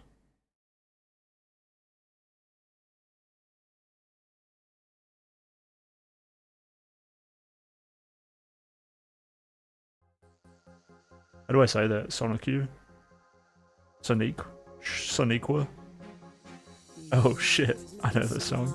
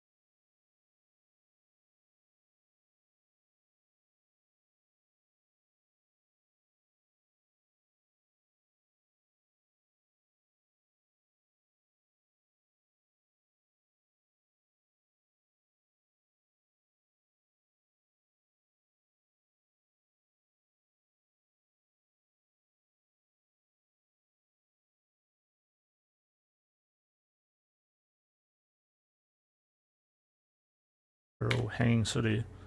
Here it is. Okay, so apparently I've explored this hanging city fully. That's good to know. Let's create a new advanced warp core. Yeah, but I couldn't get up to the top sector of the city, which lets me look at the black hole forge.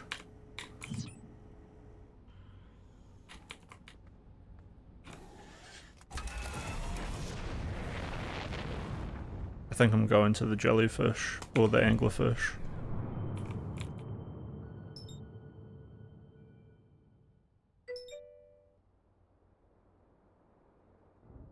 Fuck it, this is closer.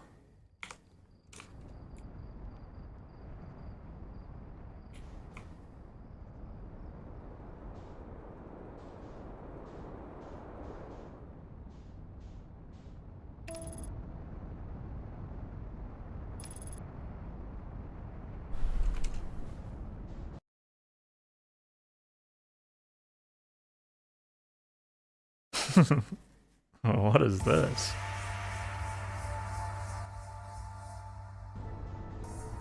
That's some crazy album artwork.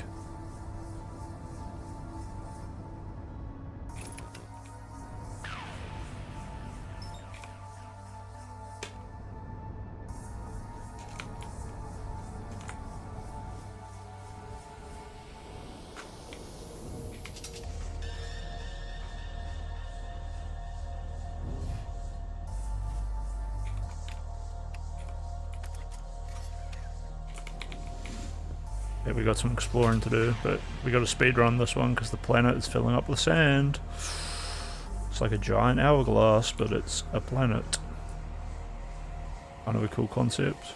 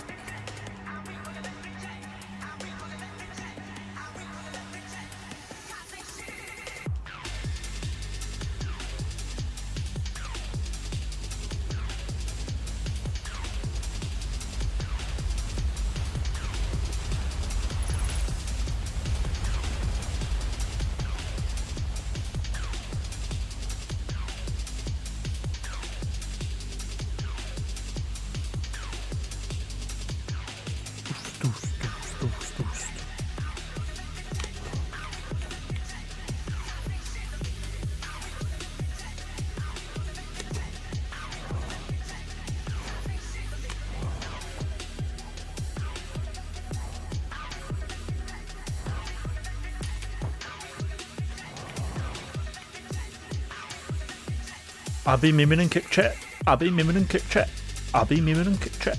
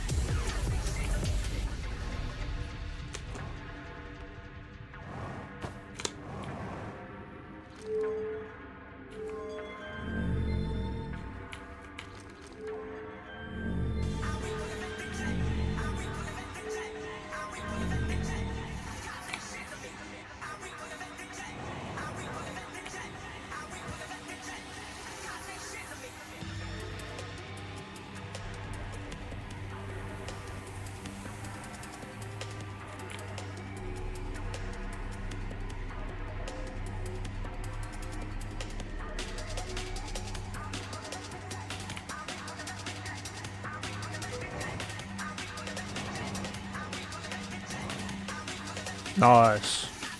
I was trying to find some of the good ones, but a lot of them are a bit too creative for me to enjoy them. I mean, that one is so good. And that Boys a Liar one's really good too. But it's a lot to live up to, you know? So, pretty happy to get some recommendations.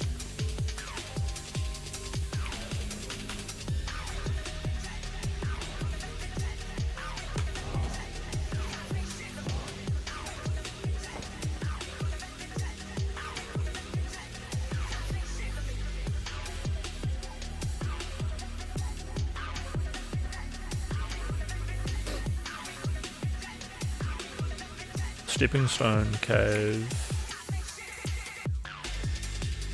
I don't know if there was more for me to learn here.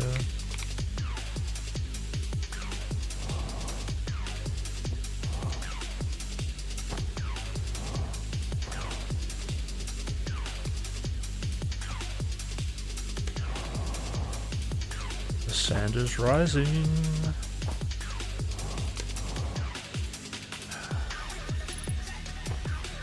Maybe I should go to the... Or maybe it's too late. The sand might have already risen up too much. Yeah, it has. Maybe I should have explored that room.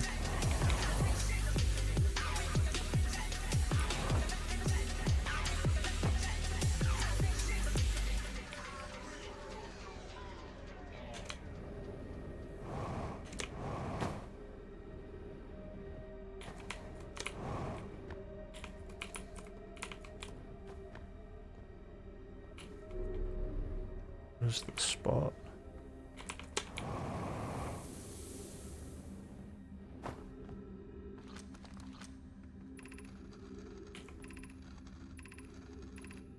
Yep, this is anglerfish.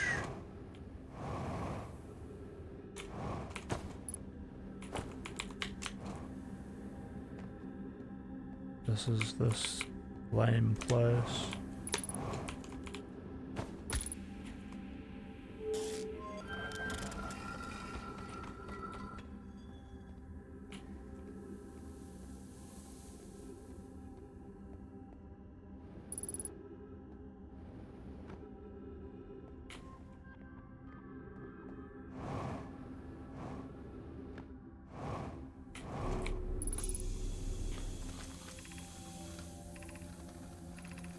This is the eye observation area that I've already done.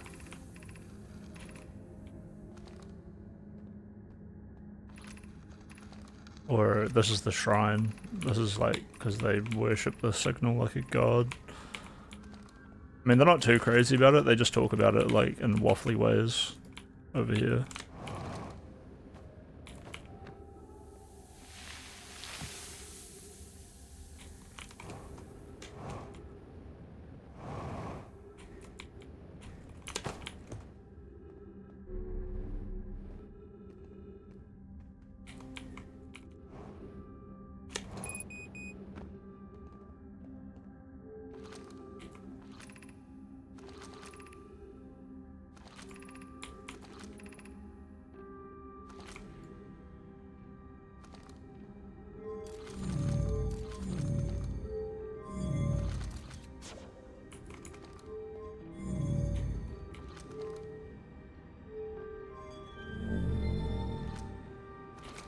It must just be the bottom one that fills up with sand first that I need to explore.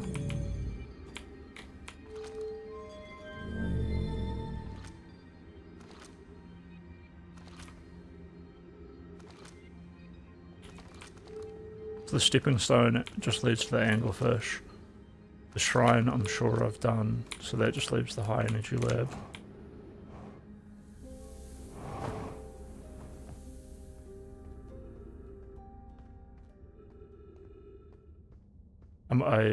I mean, this is the stepping stone cave, I think. Pretty weird spot. Might as well have like another look.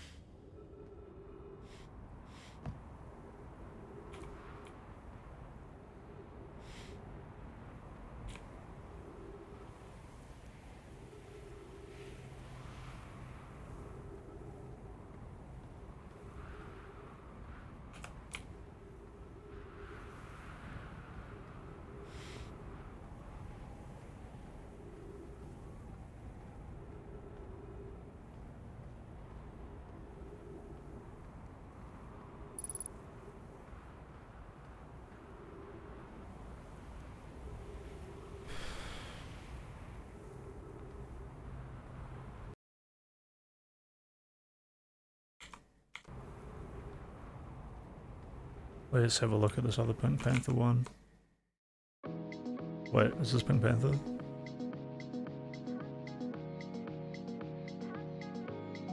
It says Yeji Passion Fruit. Oh, it is her, I can hear it.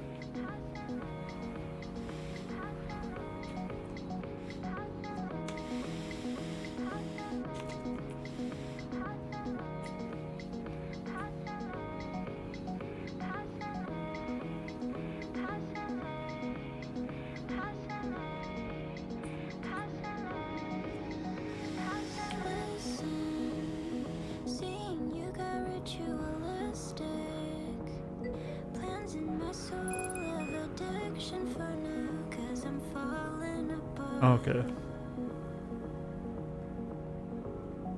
Okay. It is a good song.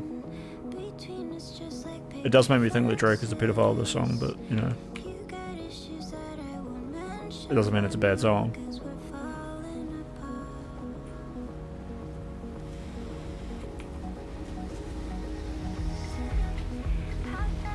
I need to go visit all these towers. True. Yeah, just listen to that song and think about Drake wanting that fresh fruit, you know?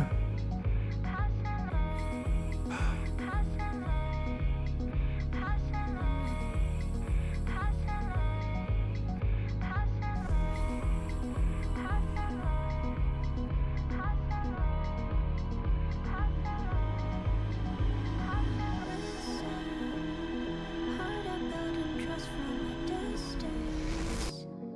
I think we should rule out commitment for now, 'cause we're falling apart. Leaving, you're just doing that to get even. Don't pick up the pieces, just leave it for now. We keep falling apart.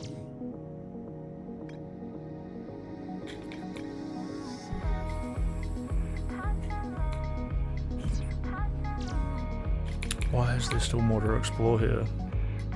I don't get it.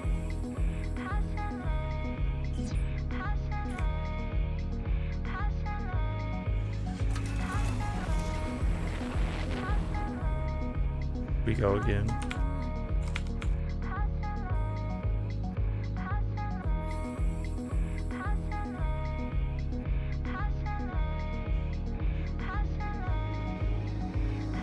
Passionate from miles away, passive with the things you say, passing up on my old ways. I can't blame you, no. Who was the Michael Forticelli guy? He just joined the channel.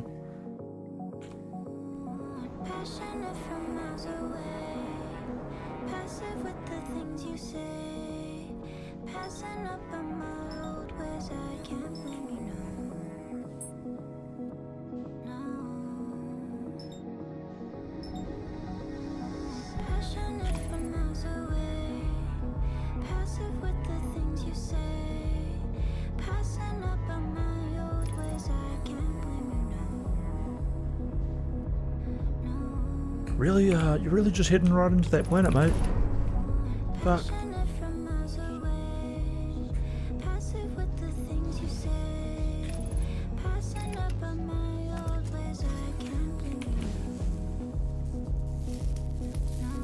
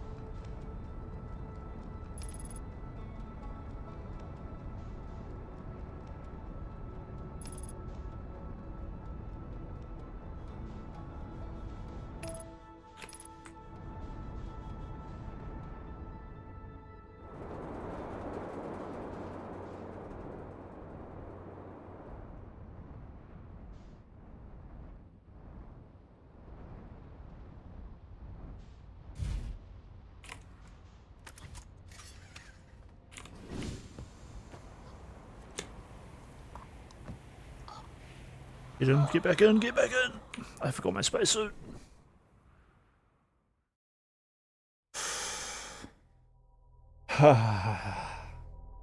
It's just a patient game, bro. It's just a gripping, fascinating, really action-packed. It's one of the greatest games I've ever played of all time. You know, oh, it's got the gameplay loop is just amazing, bro. I feel so immersed. You know, I've always wanted to play a game where I just fucking die over and over. And make barely any progress, not solving any puzzles. Basically just grinding. It's just a grind! This game is just a grind, bro.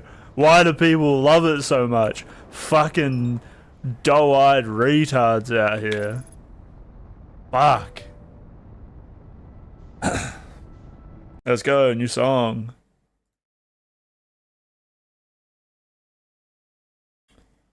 You know what would make me feel better is tagging Carrier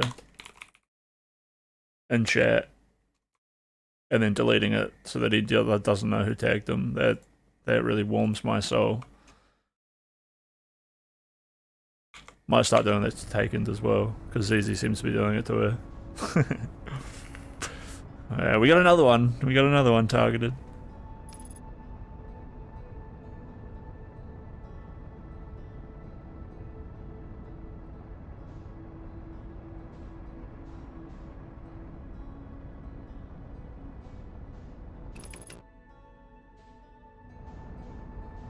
Autopilot complete, undershot target.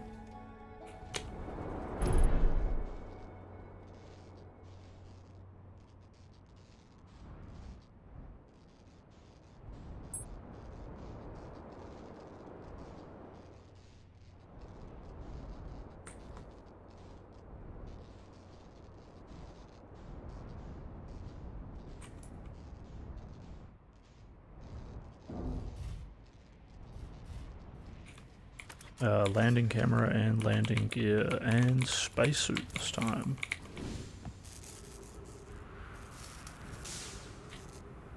Landing gear fixed.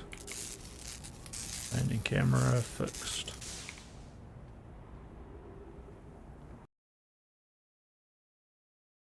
Wait, did you just link me my favorite album of all time?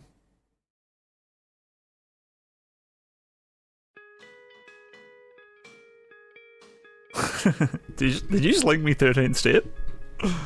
Oh shit. Ah, let's just if you insist, I'll just play the whole album. Fuck. This and like Massive Attack were like Mezzanine were just like hit me right in the feels as a youth.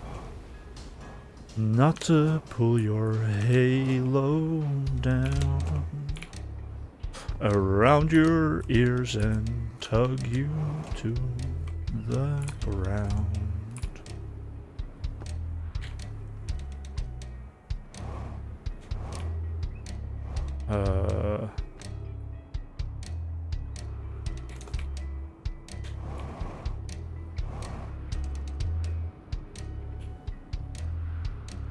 So much more bass than Tool, to be honest.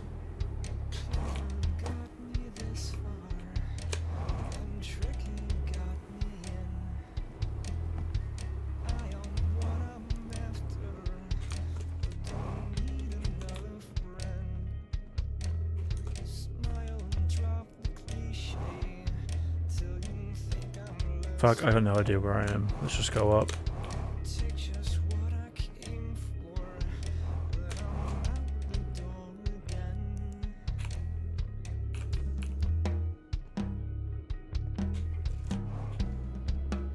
So that quantum stone teleports me. That's why I turn my torch on and off. Pretty sure I'm at new spot.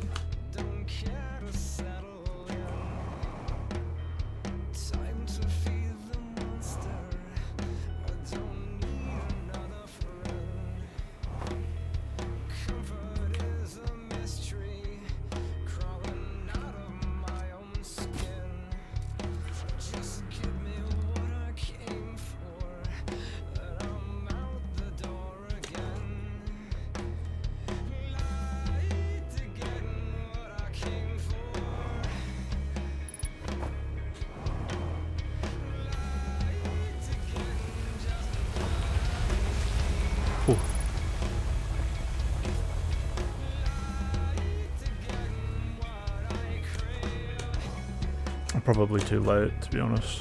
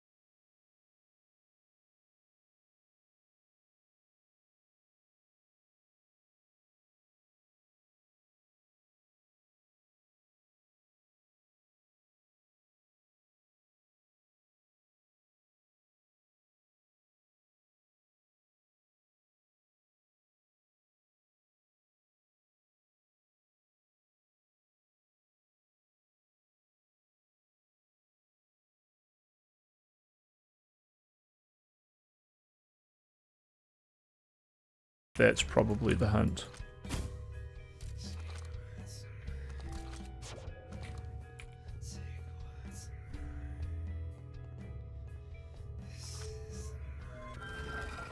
It's still fucking me off that there's something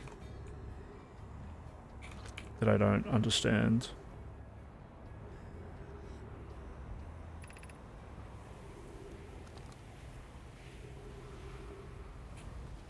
Wait, is this a better way down to the Sunless City? No, it's not really. This door is closed. But if I turn power off, maybe that door opens.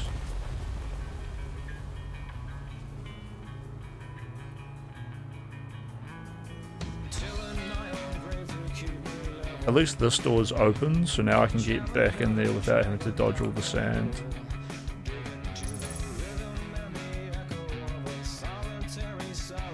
So if I flick this, this powers down the Sunless City and powers up this nuclear quantum field thing. And then I need to reorganize these. See, some of them, they look identical. These are obviously black holes. It's just black holes, white holes, and nothing.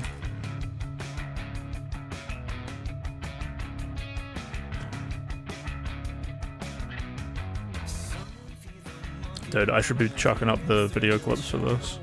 Look at this shit full of hell.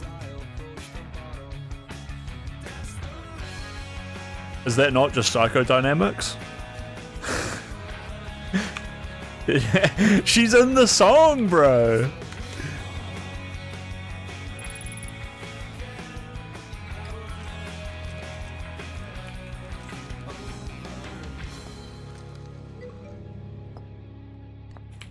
Straight up.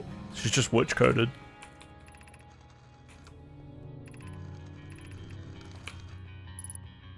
Alright, well now that most of the sand is switched, it's time for me to basically go explore that other planet more properly for the first time.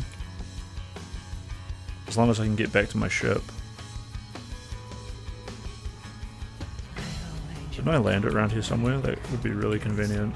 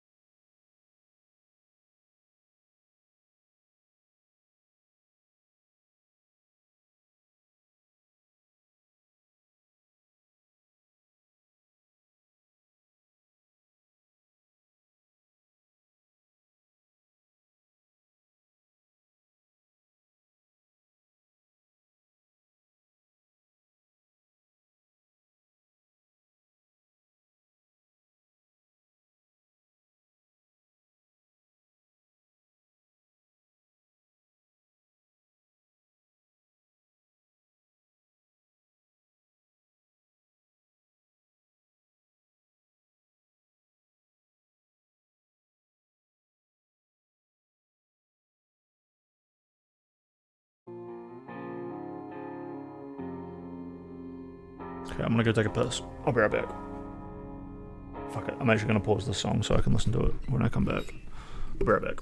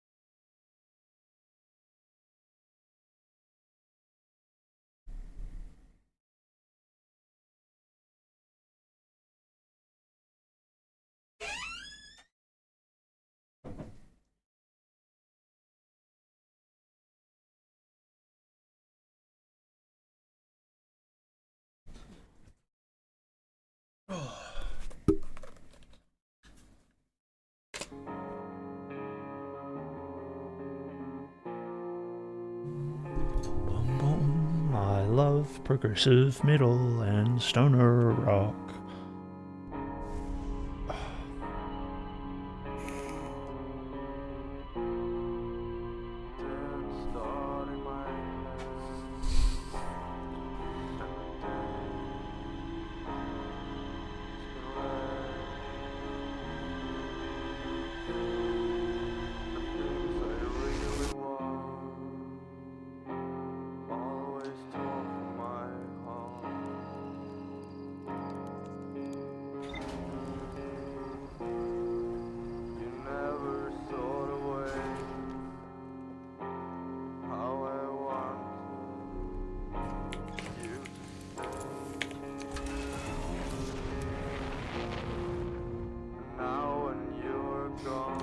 I feel like this guy's gonna scream any minute now.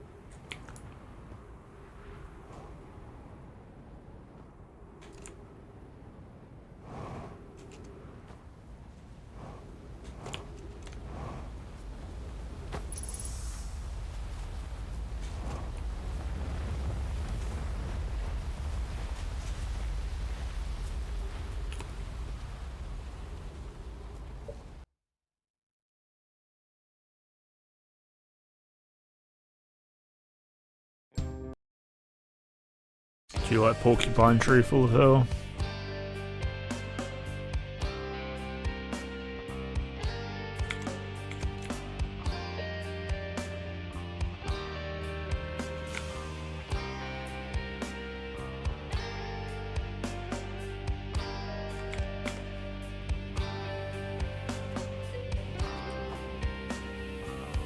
Oh, Porcupine Tree. I'll play some in a bit.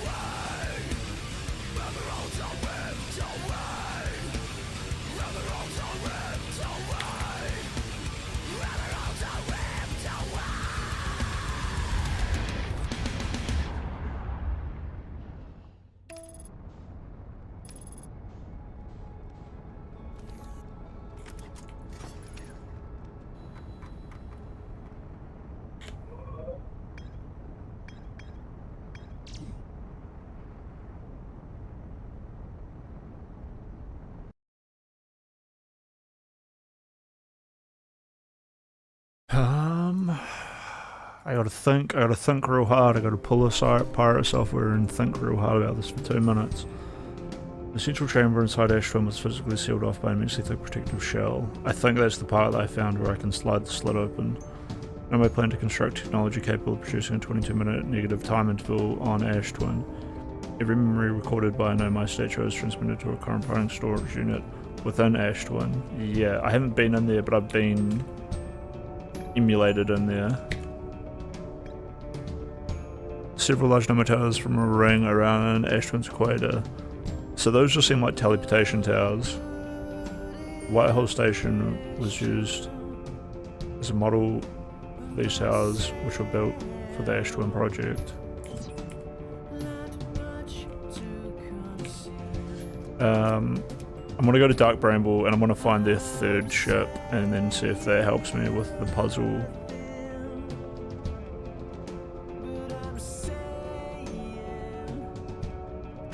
Let's have a quick look at what we actually need to do here.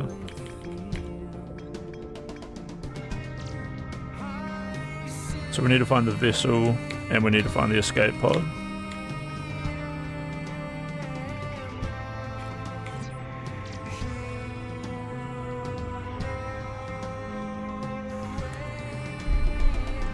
And I mean, it's got a broken warp core, which should help me with the warp cores back there maybe. I mean, it's a warp core thing.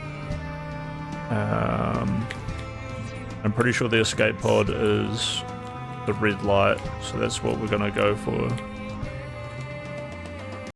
I need dead silence in here, unfortunately.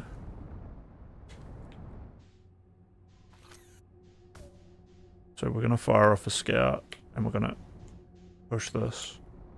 We're gonna get a bit of trajectory in this direction.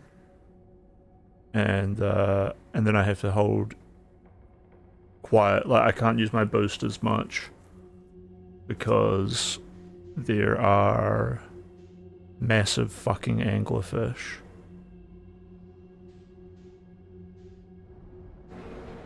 Okay, I'm boosting.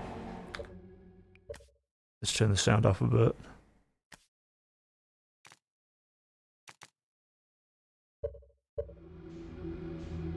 See that? That's a living anglerfish. I'm pretty sure that'll kill me if I boost near it.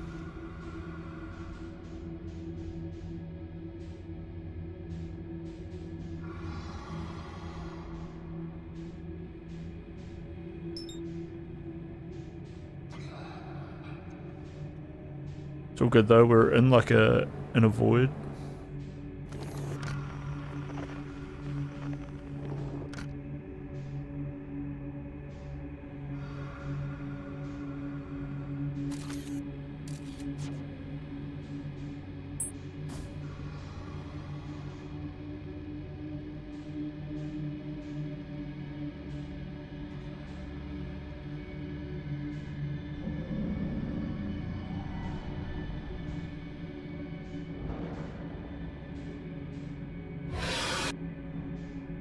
Monka.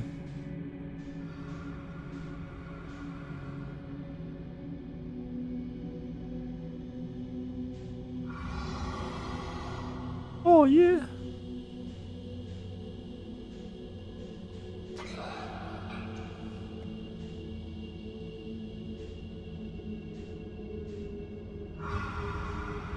There's a button where I can like free look, right? Alright, I keep minimizing because I've got like my chat on my monitor.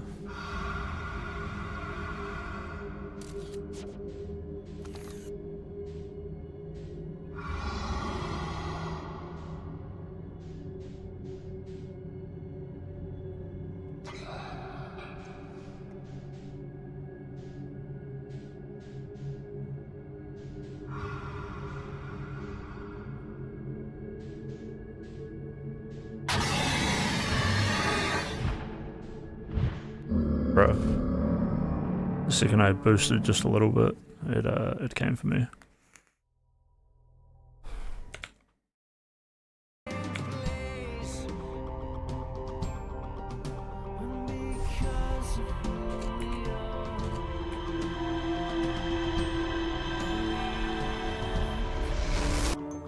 they're blind, you see, so they can only hear you.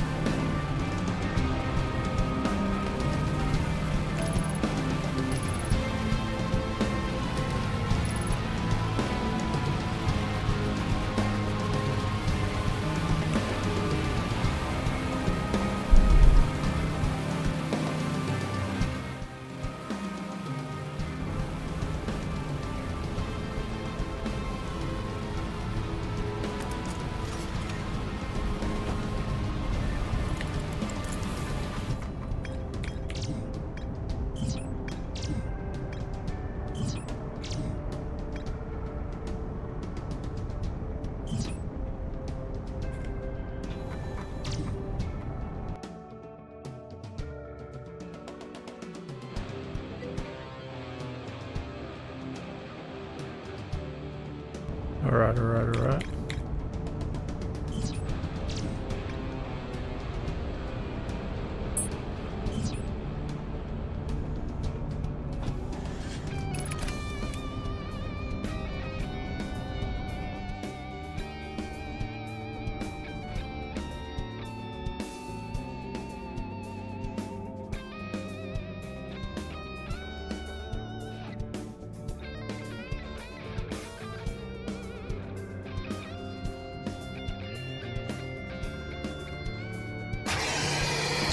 Okay, I was just testing, but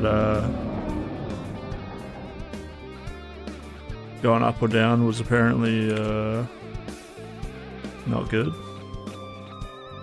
Apparently the Present Sunday video is scathing. Well, I'm looking forward to it. This is a 17-minute song that we're listening to though, so give me 20 minutes and then we'll get to the President Sunday one. But mainly I want to just like get past these fucking anglefish and then I can crack into the Sunday video.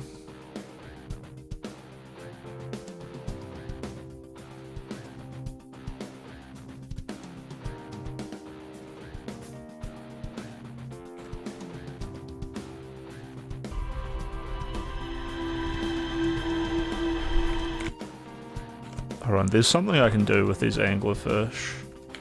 How to get past... Like, I know how to get past them, right? So I don't really feel like I'm cheating. I just don't want to, like, trial and error this bullshit too much. I know I fucked with them last night.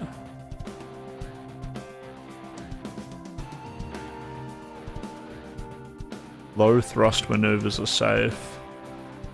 Oh, but it's not good because I'm not using a controller, so it's either full thrust or nothing. So maybe, but then you can tap the keyboard quick enough to not trigger them. Yeah, but I mean, I just tried that a little bit just now. It didn't really work.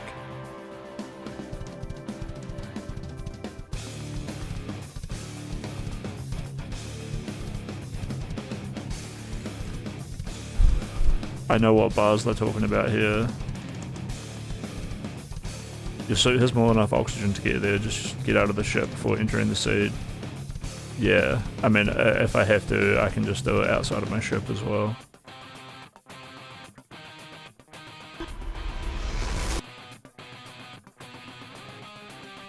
You're not looking forward to it?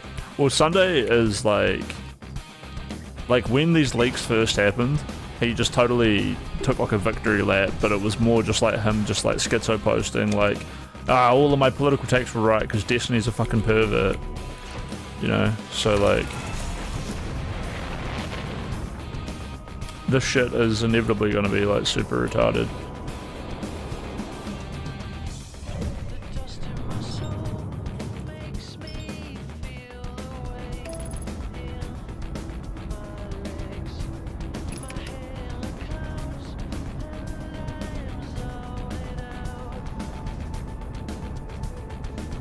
Getting awfully close to the sun.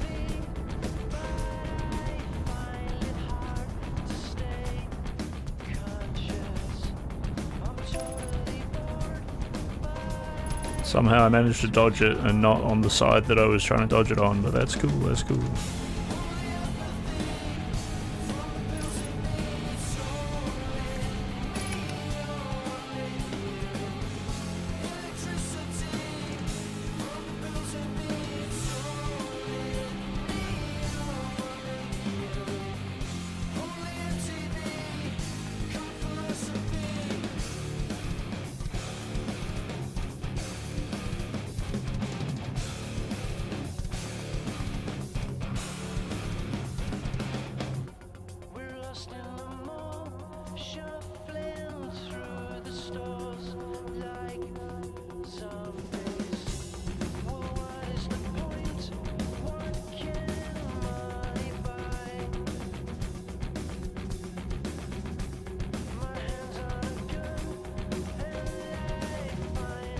Jesus, that is hidden in my direction.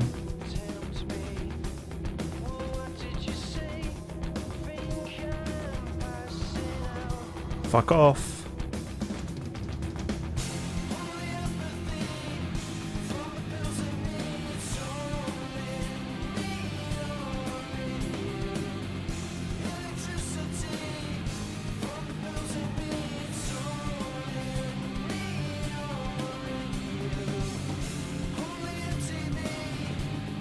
I think I'm gonna get out with my ship.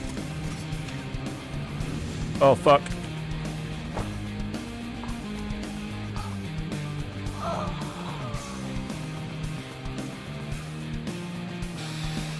No spacesuit.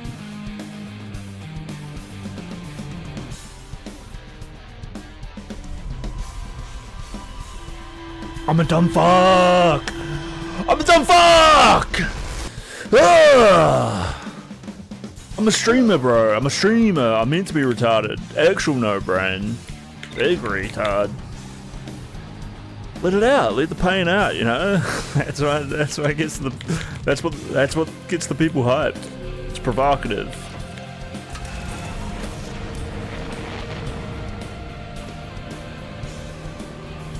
All right. Where's the sun?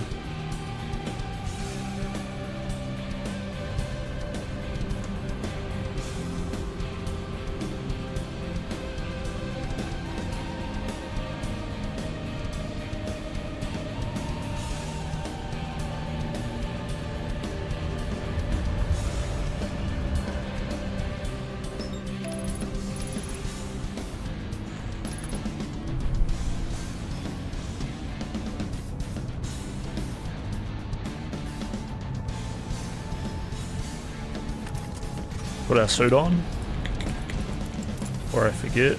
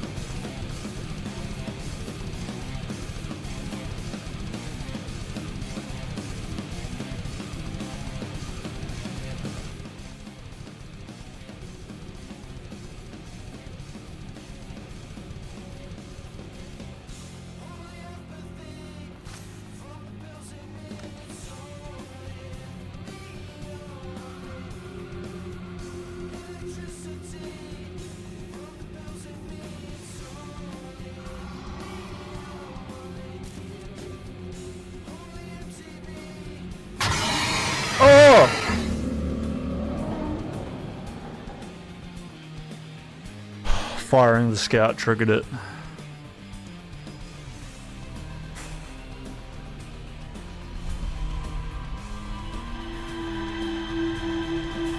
Bro, I might need that Sunday vid just to.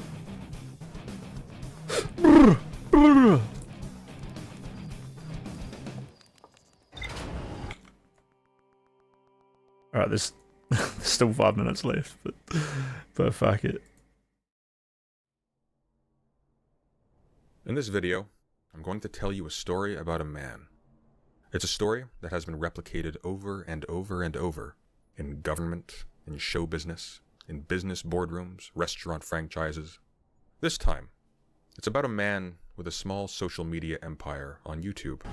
A man who uses his clout and his fame to lure mentally and financially vulnerable women from his community into sexual encounters. Encounters which he records and then, without their consent, Get shares. fucked Sunday. It's about how that man developed such a stranglehold over his community that no one, no matter how disgusted they are, will dare call him out for this, even when it becomes public knowledge. And most importantly, this is a story about power, and of how normal human feelings can be contorted to serve a machine to make a man immune to the effects of the abuse he has inflicted on an Try to land on the astonishing satellite. people.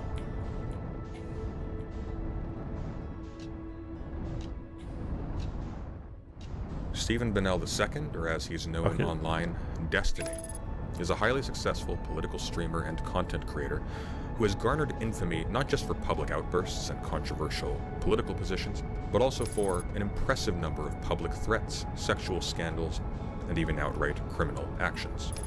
This recently culminated on November 29th of 2024, when an anonymous Discord and Kiwi Farms user going by the name Solo Leaks published a large repository of private messages and pornographic images and videos of Destiny with various men and women to Discord and Kiwi Farms, recordings that Destiny had shared to strangers without the consent of the people in them. It's important to note that this is not the first time that Destiny has been the subject of a large sexual scandal involving non-consensually leaked intimate material.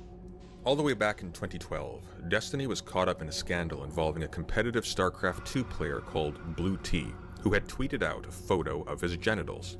This was in retaliation for Destiny previously leaking nude images of her to his friends on Skype, wherein he laughed at how quote-unquote fucking hideous her face was compared to her quote-unquote beautiful body. In 2021, Destiny had a romantic entanglement with a YouTube streamer named Anna Boire. Anna would go on to become known for insisting, often tearfully, that she was actually in a long-term what the romantic fuck? relationship with Destiny, which Destiny denied, Oof. painting her as crazy to his audience.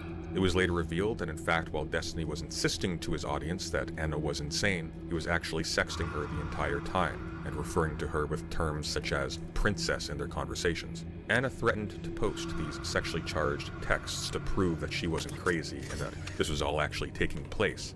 And in retaliation, Destiny threatened in public to leak her nude photos if she did so.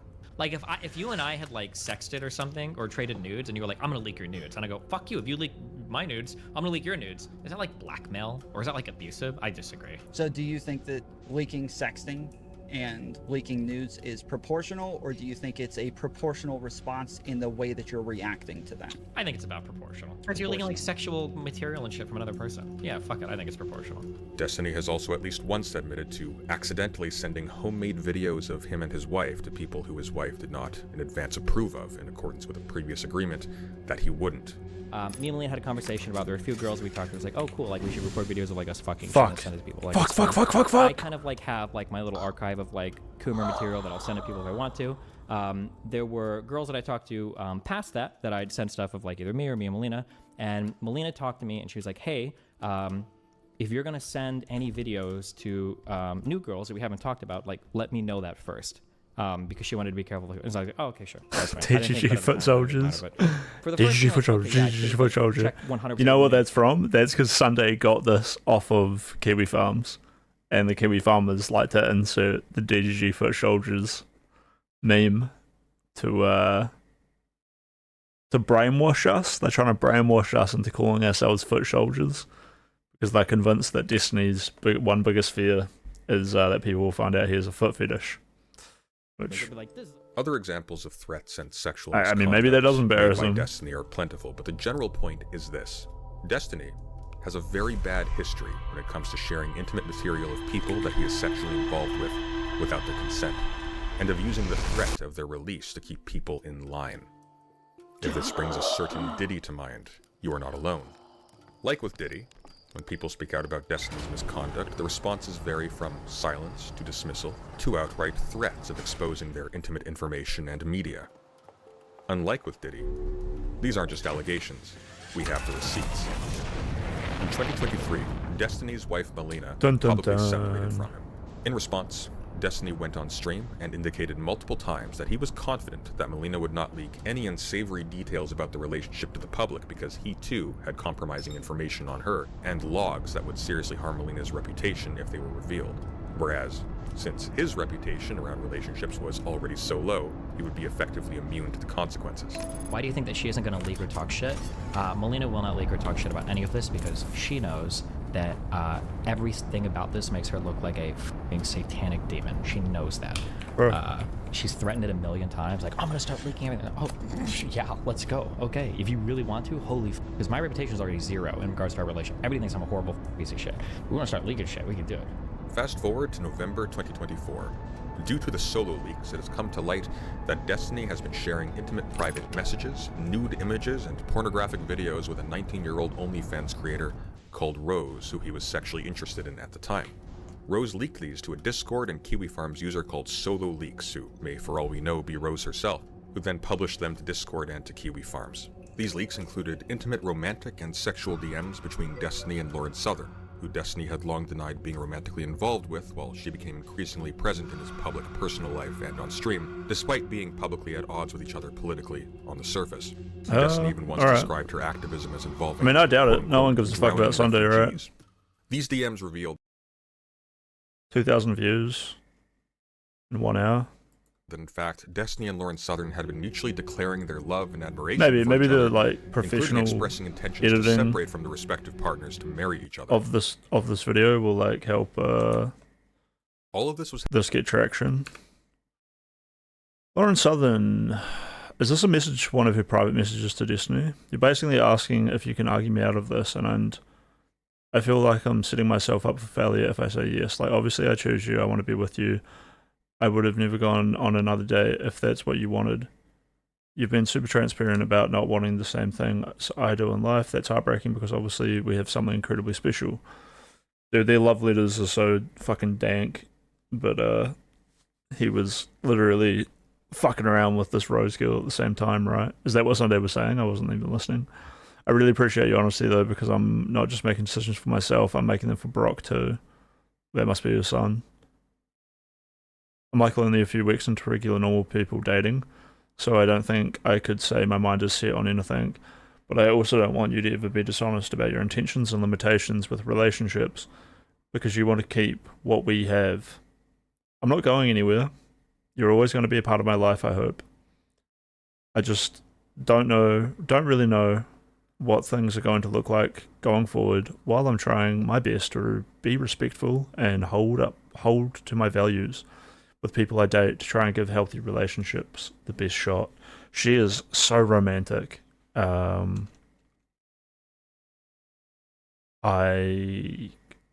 can only speculate that Destiny managed to get her to this position by like opening up to her in a way that he doesn't normally, which maybe implies that it wasn't that authentic, but I feel like her like honesty and sincerity and all of that probably did inspire like a deep feeling in him that he was like, I need to be with this woman. Fuck. I get why he was so heartbroken over losing Lauren. Expressing intentions to separate from the respective partners to marry each other.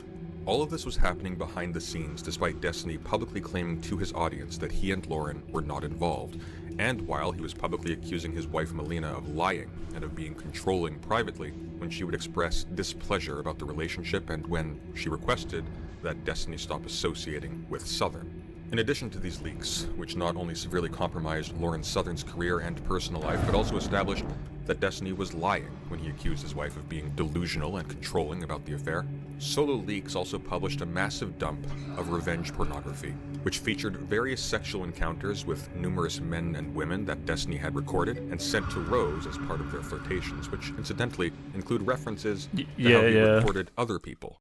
I guess Lauren has like this hard ass right wing powerhouse woman persona, but she's actually like very young. And like, you know,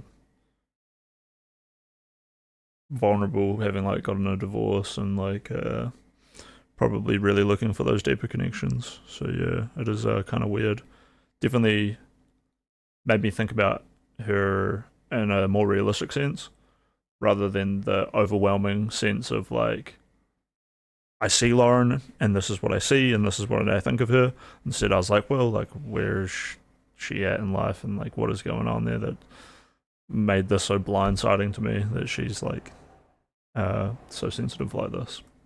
Not included in the dump, including a recording of a sexual encounter with someone he met on the gay dating app Grindr with no mention of having alerted this person to the fact that they were being recorded. This is the one where the phone was in his pocket, I'm guessing. That's like the biggest aggressive part. Note, it is a felony to record sex acts without consent in the state of Florida. So to recap, Destiny, who has a long history of threatening associates, friends, and family with public humiliation and exposure through releasing revenge pornography and intimate messages, actually did leak a tremendous quantity of compromising, sexually humiliating messages, images, and videos featuring other people to at least one person without their consent. These were then publicly leaked, and the reaction has been total silence. Nothing.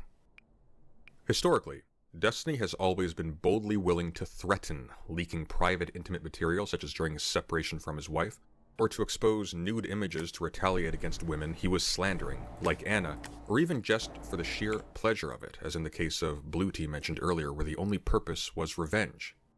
This time, however, somehow, there is nothing.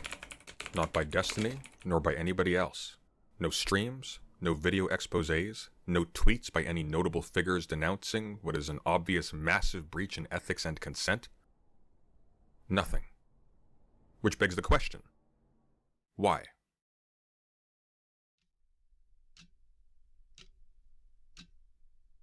Why is everyone being so silent about something that by all rights should be a massive sex and abuse scandal about one of online politics' biggest and most controversial figures? As I said at the beginning of this video, this is not just a story about a man, but about power and how power works. And it's not a story that is new. At the center of this scandal is a concerted effort by Destiny's friends, associates, and community to conceal and hide his wrongdoings. Pisco, the comfiest man on the planet. This includes deleting any mentions of the leaks on Discord and Reddit, obfuscating the issue by acting as if the leaks only contain private sexual behaviors and therefore aren't anyone else's business, or even offering money to the victims in exchange for their silence. Now, if one were to say that the creators around Destiny were simply remaining silent about this scandal in order to continue to capitalize on their friendship with Destiny and have access to his audience, this would be a misleading oversimplification. Some people are doing that for sure, and some people in fact are even going out of their way to run interference to protect Destiny from the consequences of his actions. But this is not a story about the nefarious deeds of evil men and women, but about power. And it turns out that in fact a lot of people are simply afraid. Afraid of what they have a moral right or a public sanction to say given the sensitive nature of these leaks, and afraid of the retribution of Destiny and those in his audience if they say something that angers him. A very large creator in YouTube commentary called Nicholas DeOrio, disgusted at the obvious sexual abuse and public coercion he was witnessing coming from Destiny and his defenders, and frustrated by the fact that people were beginning to lump him in with the others who were actively covering for Destiny, reached out to me directly to clarify why he was not being more vocal. He told me that, due to the sensitive nature of the material, despite being very confident about Destiny's guilt, he was very conflicted about coming forward against Destiny on behalf of the victims in this story without them voluntarily coming forward first. This was for two reasons. First, Destiny has a history of persuading his victims to come to his defense during a scandal. This happened once when a creator called Mr. Girl infamously attempted to accuse Destiny of lying about his relationship with Anna Voir. And in response, Destiny produced recent DMs between himself and Anna in which he got her to say that her own quoted claims against Destiny were false. And here it is notable that the fact that these DMs were between the alleged abuser and his victim did not seem to affect their credibility in the eyes of his audience.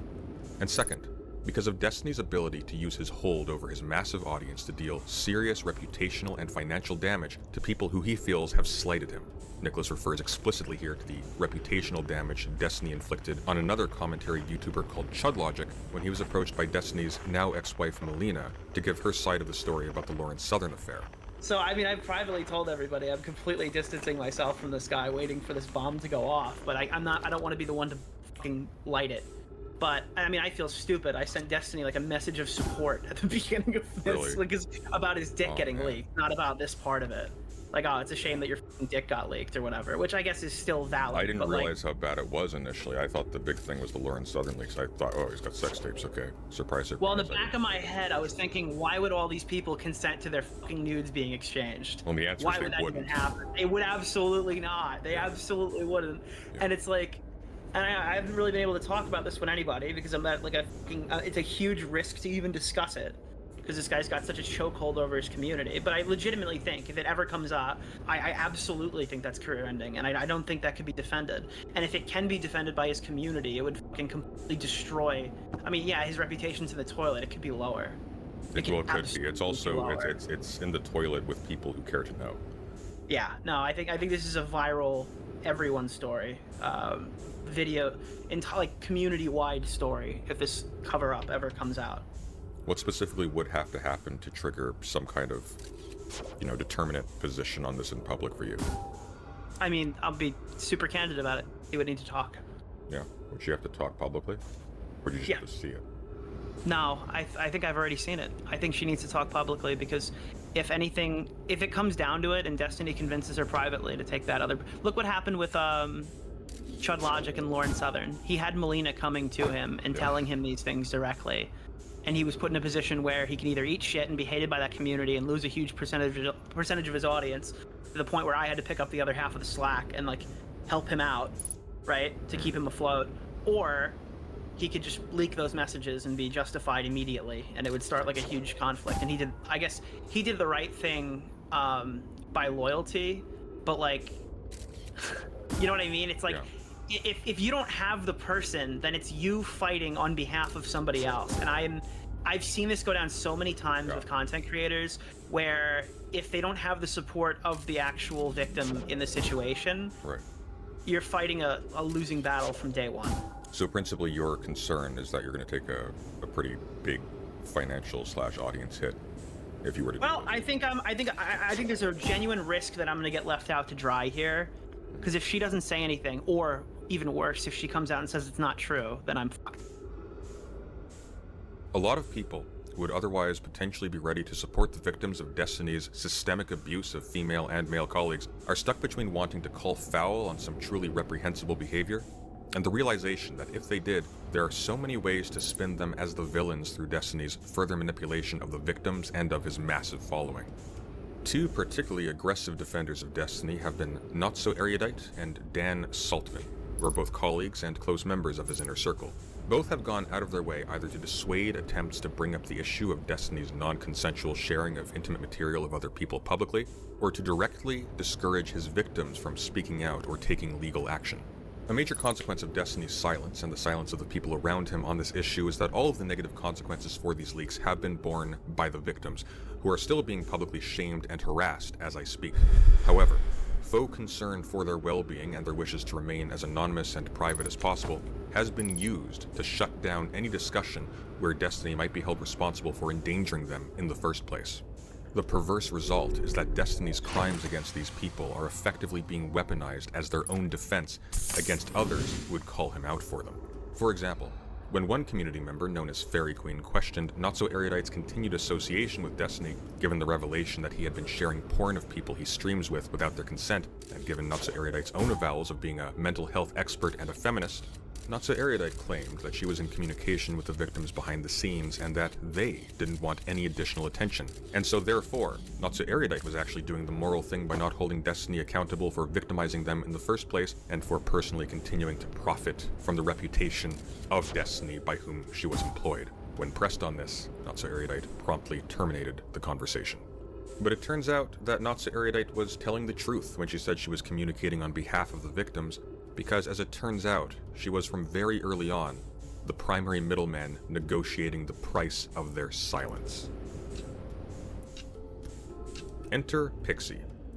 Pixie is a tiny streamer who, like Destiny's wife Melina, was visually identifiable in the leaks. Pixie had been working closely with Destiny since she turned 20 years old in 2019, and in addition to appearing on stream together regularly, Destiny also got her involved in paid positions organizing for canvassing projects, like with Progressive Victory, who he partnered with in 2024, and she would accompany him multiple times to large podcast appearances such as the Whatever podcast, which he would pay for her to be flown out to. Pixie had, for a very long time, repeatedly tried to present herself as an example of a woman who could succeed as a part of Destiny's orbit without being a member of his oft-rumored harem of women who offer him sexual favors in exchange for exposure and stream time. In light of these leaks, that image has obviously been shattered, and she has received the brunt of negative reactions to the scandal, since people who hate Destiny and hate the politics of the people in his group are eager to laugh at the hypocrisy of one of them, even if it means joining in the mass harassment of someone who is in fact a victim of revenge porn. Unfortunately, Pixie did the worst thing that someone in her position could do. Rather than seek legal recourse or make a public statement denouncing the violation of her consent and dignity that these leaks represented, she seems to have ultimately chosen to try and profit from the situation by extorting Destiny. An American citizen who finds themselves a victim of revenge pornography has several valid actions they can take. Let's go over 3. First, they can seek legal recourse. In fact, there is a federal law on the books as of 2022 that allows victims of non-consensual exchanging of explicit material to be compensated up to $150,000, and that's even if the leaks were not necessarily done maliciously, but only with reckless disregard for the consent of the victims. The victims may even have their identity concealed. Second, they may make a public statement denouncing the person who leaked the materials and violated their consent. And in fact, this can be done in conjunction with the first option I mentioned. And finally, they can choose to do nothing. They can stay silent and hope that it all blows over. And this is their right. But Pixie did not do any of these. In an exchange that I have learned has since been circulated among the entire commentary community on YouTube and virtually everyone in Destiny's circle, Not So Erudite can be seen haggling with Pixie over the amount of money that would be appropriate for Destiny to pay her to not involve the court system or to denounce him publicly. First, Pixie uses the implicit threat of her impending suicide and a scheduled note announcing it to pressure Destiny to pay out a significant sum of money, and then later switches to vague threats of public denunciations and Should we slow it down and look at this? Her to not involve the court system or to denounce him publicly. First, Bum bum bum bum. Pixie used Not yet common cancelled. Other than that, not yet common cancelled. Ended up not coming in, but will be there Saturday. Are you hinging a lot on my conversation with him? the implicit threat. I think I'm going to decide my next course of action.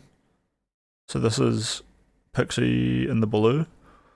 I think I'm going to decide my next course of action of what to do with myself and him based on how that conversation goes, unless if you decide you don't want to talk to him, that's okay too. Basically, I have my plan / course of action paused and will choose something depending on if he agrees he has to make up, repent for the actions and wants to work with me to find a way to do that, or if he doesn't feel that way, I don't want to talk to him myself. Because I feel like I tried explaining what I was feeling and he didn't really understand. I also have a little anxious voice and my brain telling me to prepare for the worst because he's probably won't care and doesn't care enough to willingly try to make up for his mistakes, and that means I'll have to start thinking suicide and a scheduled of more extreme nuclear options to deal with, but I'm trying to avoid spiraling down that line of thought because I'm trying to hold out for hope. Announcing it to and I'm moving a little bit too far. Implicit threat of her impending suicide and a scheduled.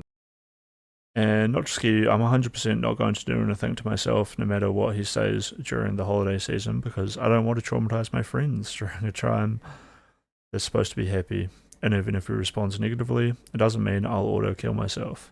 Note announcing it.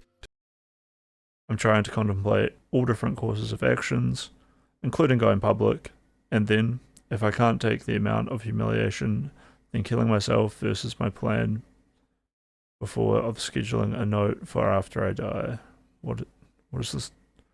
I'm trying to contemplate all different courses of actions, including going public, And then, if I can't take the amount of humiliation, then killing myself. There's another comma in there. Versus my plan from before of scheduling a note for after I die. Oh, of like, so she wants to confront him and then kill herself, rather than kill herself and then confront him. I'm also still looking into lawyers, but I just want to see what he says before deciding to do any To pressure Destiny to option. pay out. Can I share this with Steven? He communicated to me that he knows he fucked up, but there's no excuse at all, and doesn't know what he can do for you to make it up. I am trying to bridge between to help him.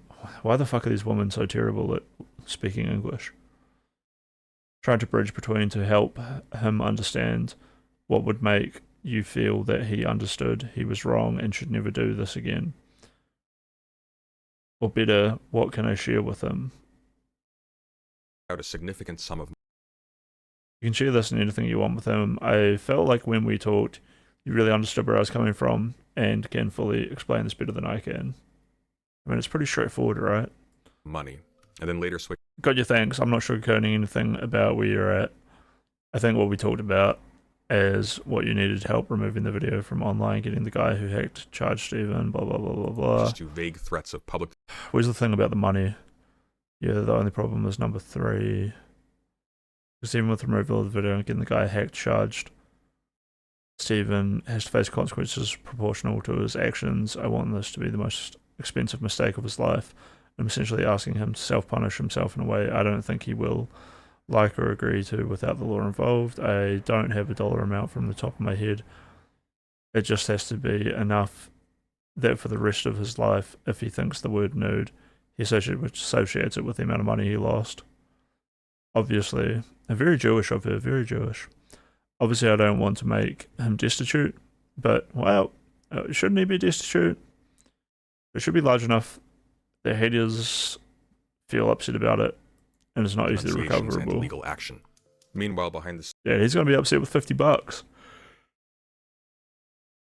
So, never going to forget that bet that he lost, or that, you know, that gamble. scenes, her friend Straight Raid was colluding to advise Destiny to offer to help her financially as penance to stave off her threats of self-harm.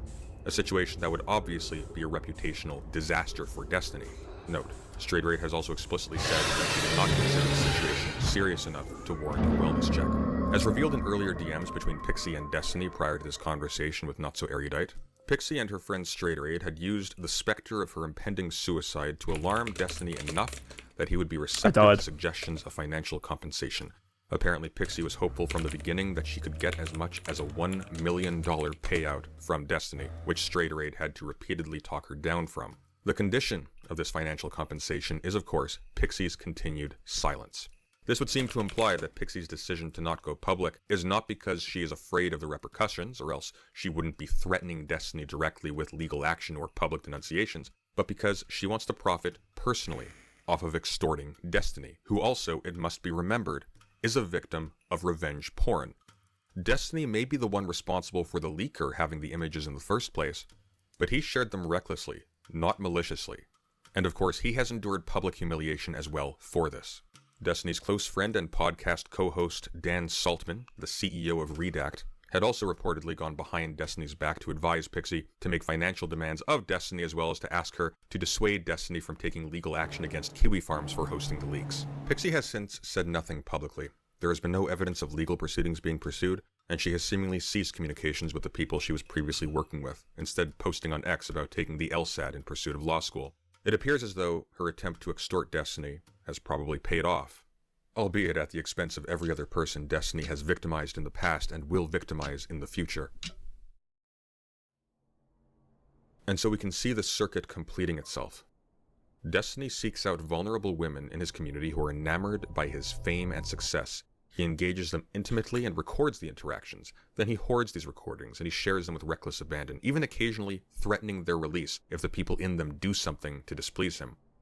And when finally, the obvious result of recklessly sharing these intimate images with strangers occurs and they are publicly exposed for all to see to the detriment of these people's reputations, mental health, and safety, he is able to buy off his victims and use their purchased silence as moral ammunition to shut down anyone who would try to hold him accountable for what is clearly grossly unethical conduct. Destiny and the web he has created around himself is creating victims, and if it is allowed to continue, it will create more. I urge everyone to pay attention and to warn people about the danger they are putting themselves into by engaging with Destiny and its community. These are people who have been handpicked for their willingness to not just remain passive in the wake of intimate and potentially life-ruining abuse, but to also become accomplices in silencing the victims. And the victims are also selected, either for mental illness, allowing them to be easily construed as hysterical or deceptive when they complain about their treatment, or for financial vulnerability, allowing them to be easily paid off by Destiny for their silence. Thanks to certain individuals revealing to me the extent to which people are knowingly allowing or even actively taking part in the system of abuse and cover-up, I have realized that by withholding what I know of the situation, I am playing directly into Destiny's game. Someone needs to break the chain, or people are going to continue to be hurt.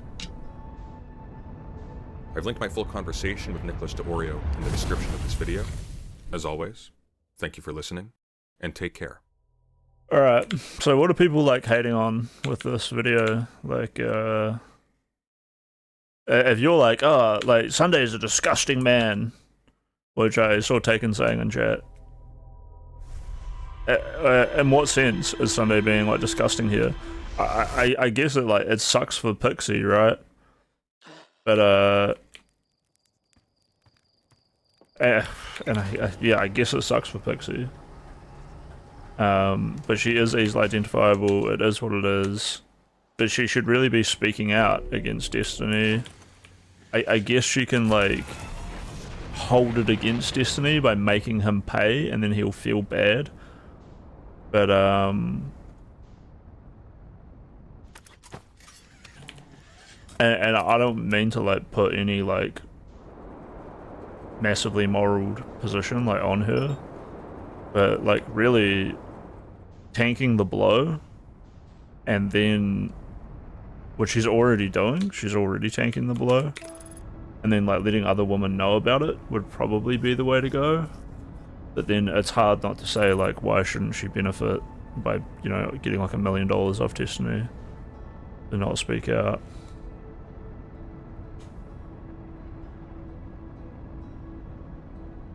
He's being slimy, but it's more straight-eyed giving up the text.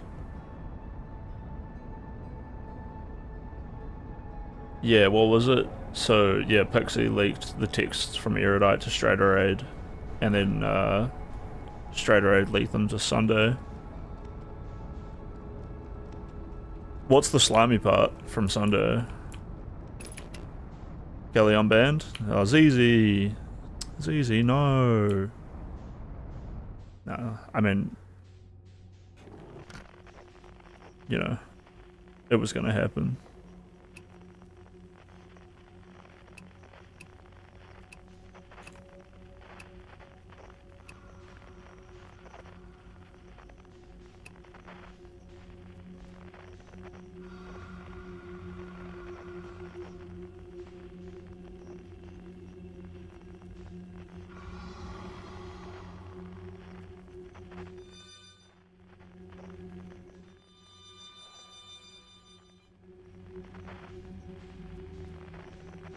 Why? I feel like I need to be getting a signal from this red seed.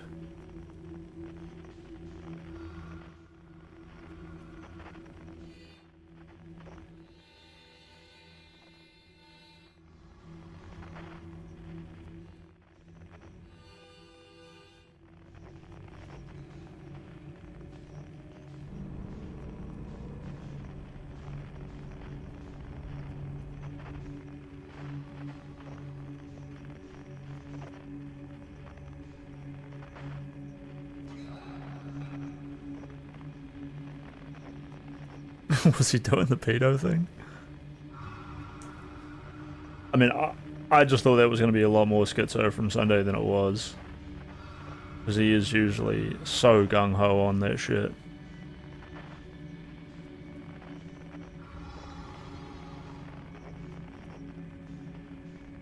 I honestly didn't hear the pedo stuff. We need to go listen to it again, because that... maybe I should take the responsibility to listen to it again. Chatter's gonna be all fired up and they're all gonna be like really aggressively arguing their opinions, but I don't know, I feel like that was pretty mild from Sunday. I don't think it's gonna like make much headway. I think Nicholas Diorio is like just as retarded as Sunday is. People don't give a fuck, dude. Nick's whole thing is like, this is serious, this is gonna be real serious. And his whole fucking fan base is like, oh my god. This is serious, guys. Because they're fucking children. But like, yeah, I definitely think Destiny has fucked up, right? Everyone's saying it. And there's nothing really wrong with like speaking up about it. I just don't know how Destiny will spin this one to keep his career from taking a plummet. I don't know. Like, yeah, I don't even know if it will take a plummet. Like, it is in the toilet. Like, he goes on Piers Morgan. Like, whatever, dude. I guess him having his own little studio and then, like, calling in notable people to be on the show is, like, really his best maneuver that he's got.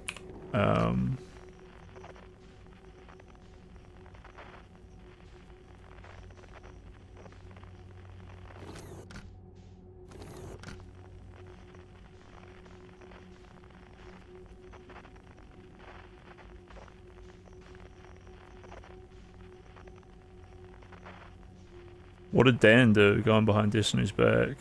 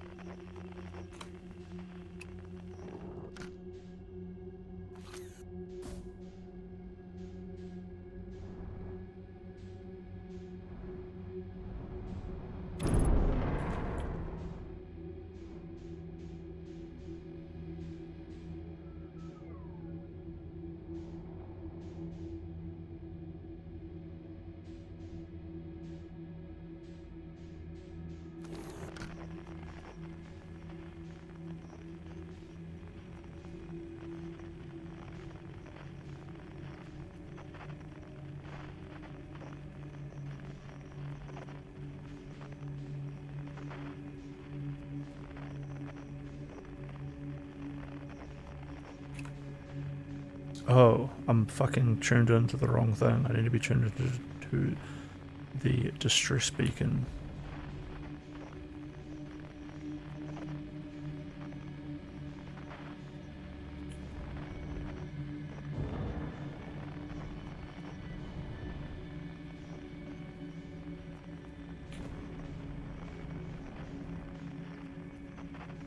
This is probably an anglerfish. Yes, it is.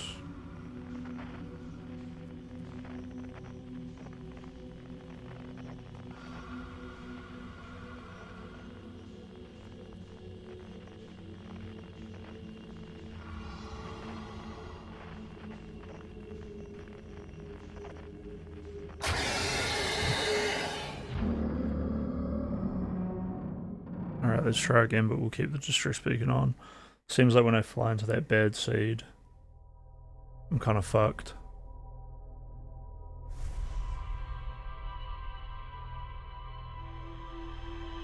Dan cooked her by messaging Pixie, telling her to ask for money. Okay, okay.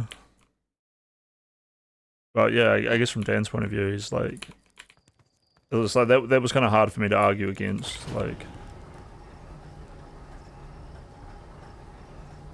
Honestly, Pixie leaking that shit to Straighteraid, and then Straighteraid being such an entitled bitch that she feels like she's like probably like helping her friend, or maybe didn't care about her friend, to the point where she was like, oh, like I'm gonna leak this shit to Sunday, like to Sunday of all people, is a crazy move by Straighteraid, unless she doesn't give a fuck about Pixie, and instead just cares more about doing the right thing, which is to call out Destiny.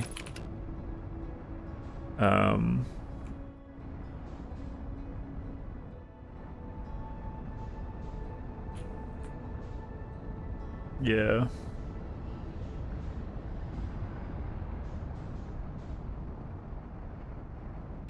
pretty cooked situation, but I feel like a lot of people are gonna be like super parasocial about it and just be like, Sunday sucks. Instead of being like, well, like, Destiny asked for it, dude. Like, even feeling like you need to like talk about this video being like totally fucked, I don't really get it.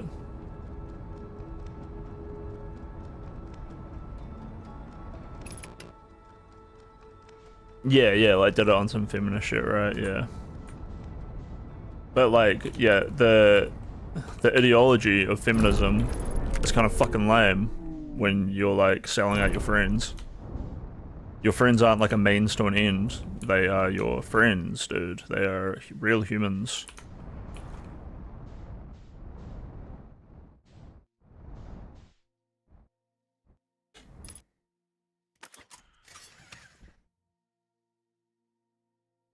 Fuck, why is my ship still moving?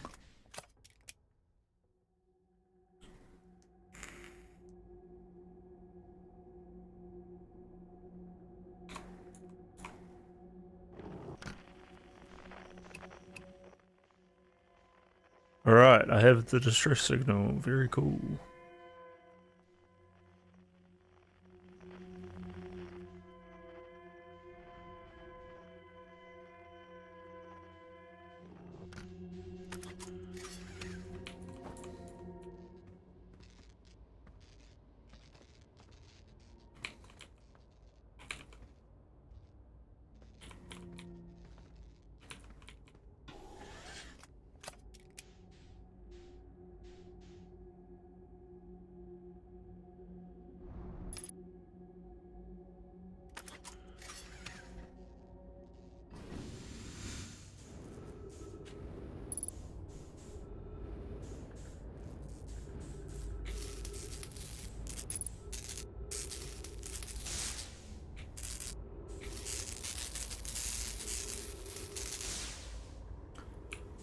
Yeah, if it picks up steam, that'll be interesting.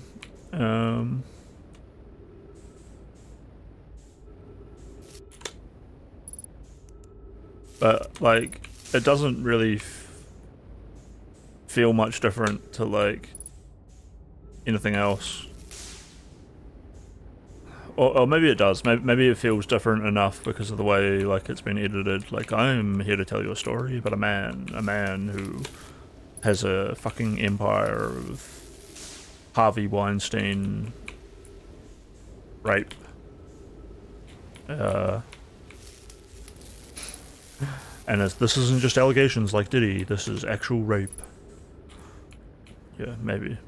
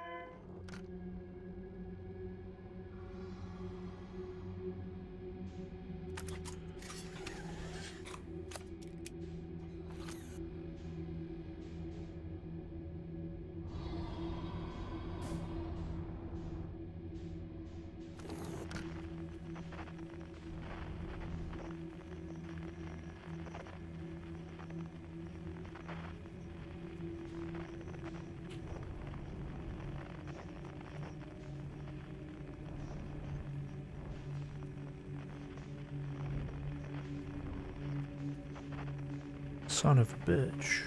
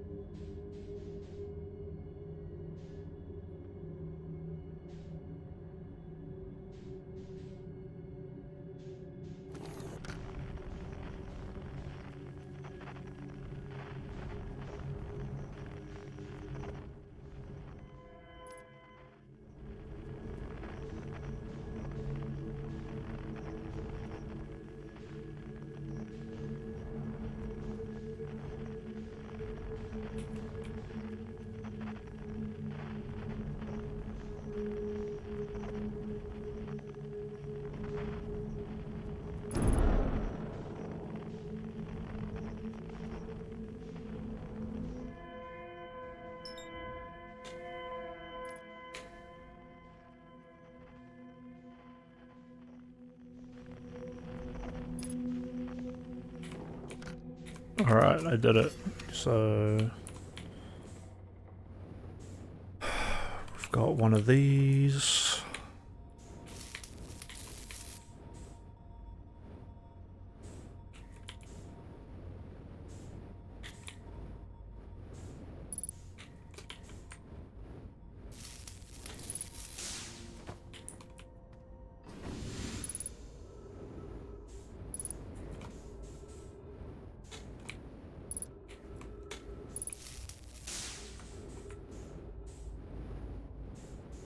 Let's just get a little bit more fuel in my jetpack. Ship is fully repaired. I still need to find like the actual vessel. I think this is just the distress. I mean, yeah, this is definitely just the distress thing.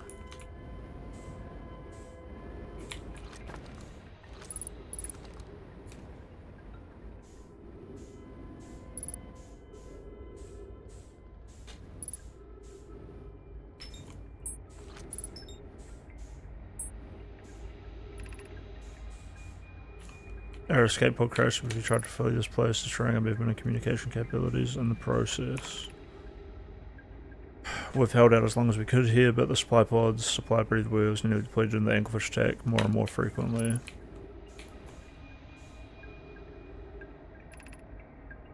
The best chance of survival is to return to the vessel to either repair the damage or more probably await rescue. Seka, as the mess is finished, the vessel's beacon is already growing fainter. It will be gone in a matter of hours. We need to leave here quickly. Yes. Unidentified signal nearby. Okay, so we do have another signal. Pod 3, vessel has been mortally injured. Emergency sequence. Now launching escape pod 3. Multiple collisions have alerted pod's trajectory. Significant damage to pod detected.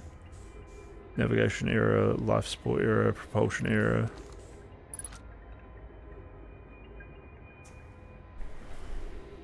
No gravity, no air, multiple life forms, hostile, verdict, do not exit pod.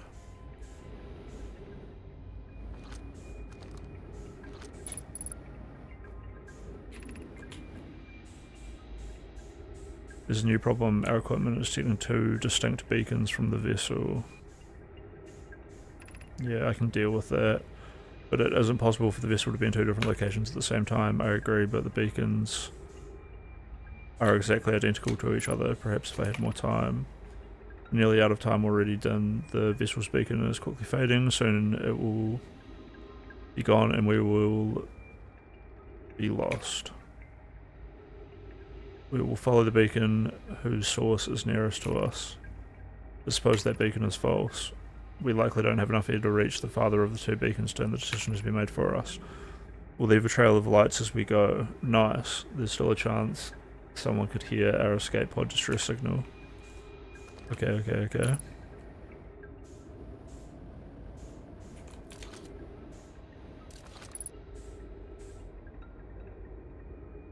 Trying movement communication.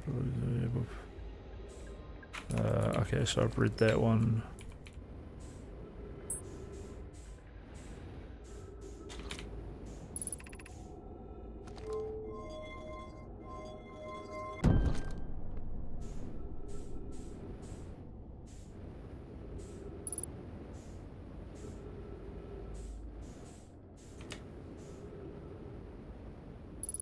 Where is my ship? There it is.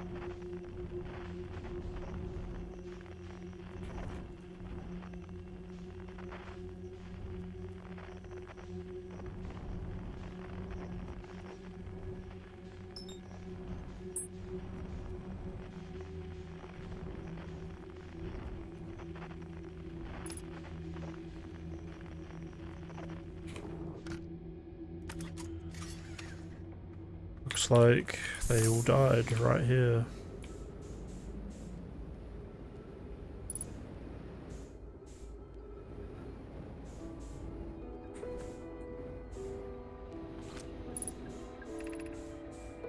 Engineer comes here searching for us. We followed one of the 2 beacons from the vessel to this place, but we cannot go further. So the seed has the signal coming out of it. It's almost too faint to hear now, but the vessel's beacon is still faintly emitting from within this thorny seed.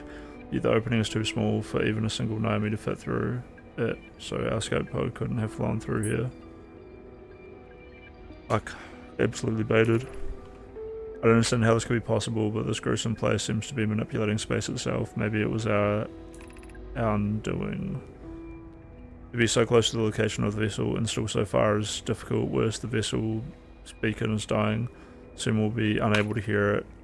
There is nothing we can do now but to try to perhaps find a way inside, or at least attempt to comprehend why this happened.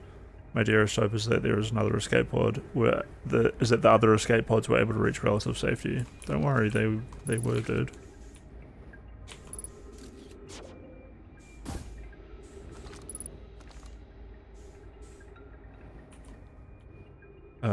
And then 1 kilometer away.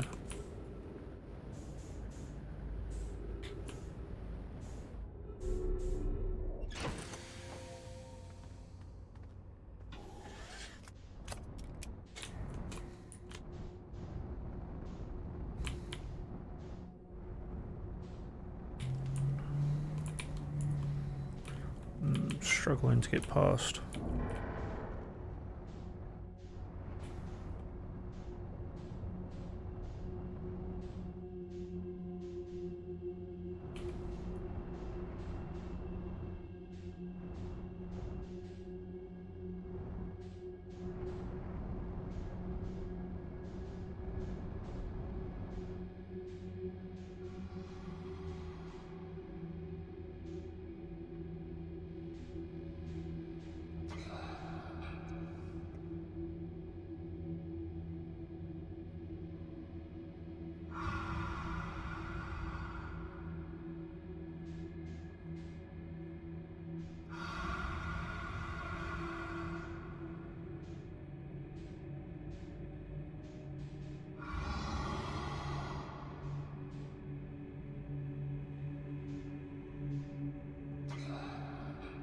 Basically got to float all the way. I'm going towards that red dot right now. When I reach the red dot, which is their eggs, then I can probably afford to give another thrust in the direction of where my scout landed, which is hopefully a signal, but it's not putting out a signal, right? Just like they said it wouldn't. Yeah, that looks like it's on a ship.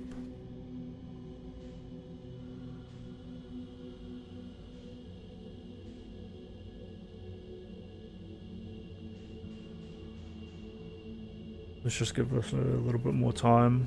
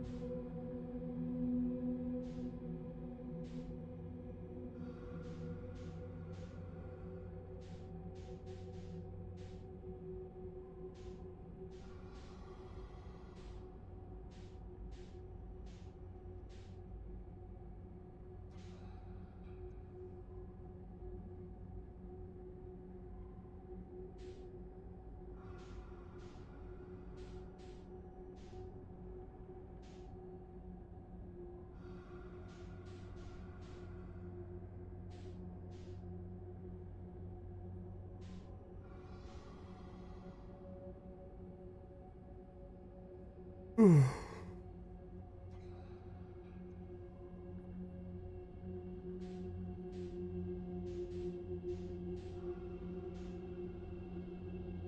totally went into the seed before, but I didn't have a scout guiding me to where the vessel was, but at least I know I was in the right area.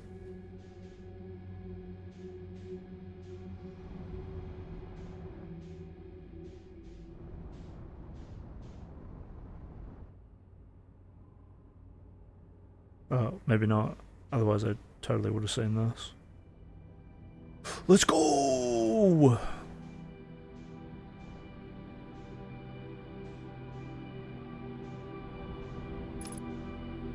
God gamer. Doubters, take a seat over there.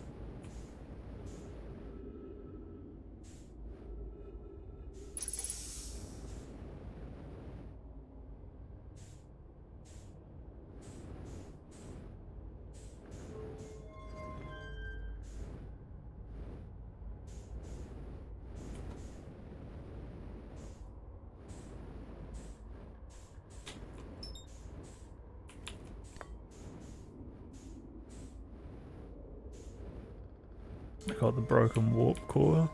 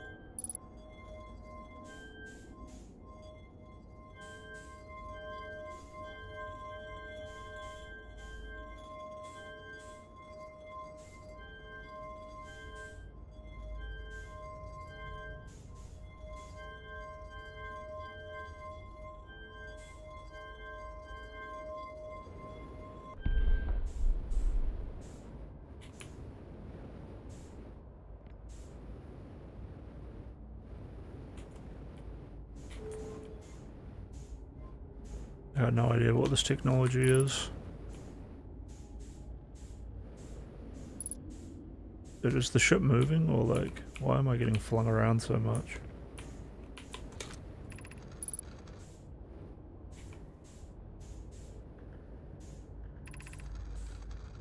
It's clear the universe is dying. There are fewer and fewer resources and safe spaces within space now, so my clan and I believe the best option is for all clans to stay together. If you can reach the Gleamy Galaxy, we found the Black Rock suns are fairly stable, and life in the star system is comparatively thriving. We live in relative safety. If you prefer to continue exploring alone, know you will be on your own. And we're making our way to you. Good to hear from you, Brommy. We'll watch for your vessel.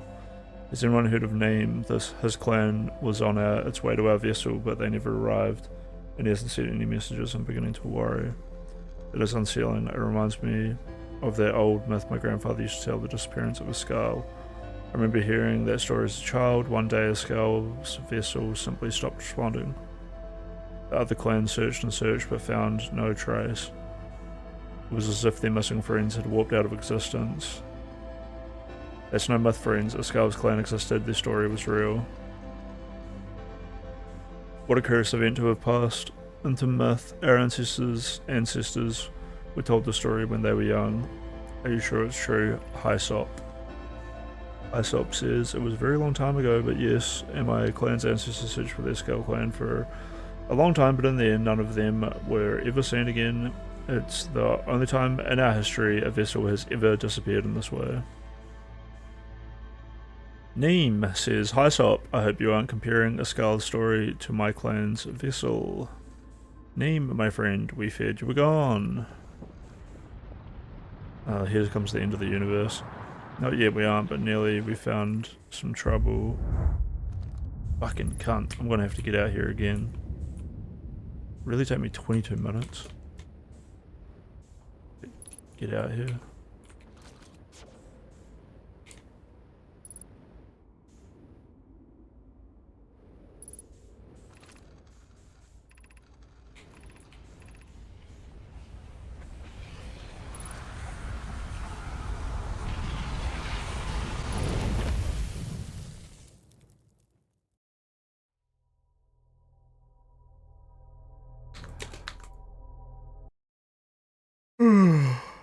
Ugh.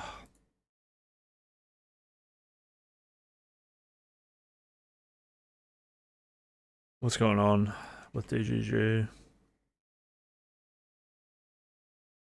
Destiny is live. Trump family entering now. Notice in the back, Barron Trump, Eric Trump, and others making their way into the U.S. Capitol.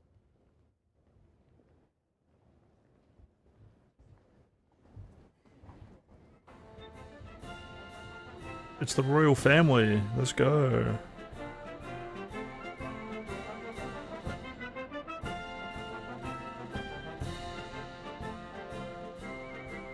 Our royal American family. The fucking selfie. Cinema. That fucking face.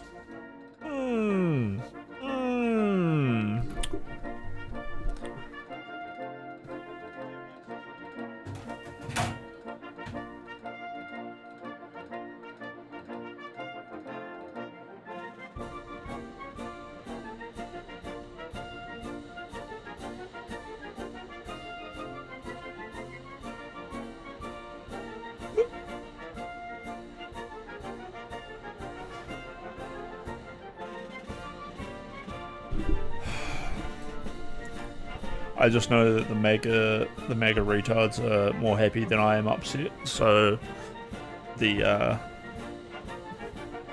net positive went up. It was good, man.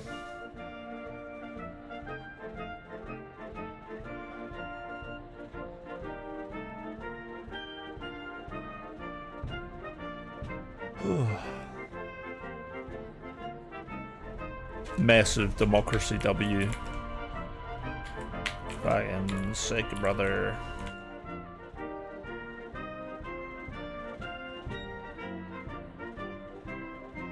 Dude, I'm so comfy right now in my fully reclined position, ready for another 6 more hours of this game.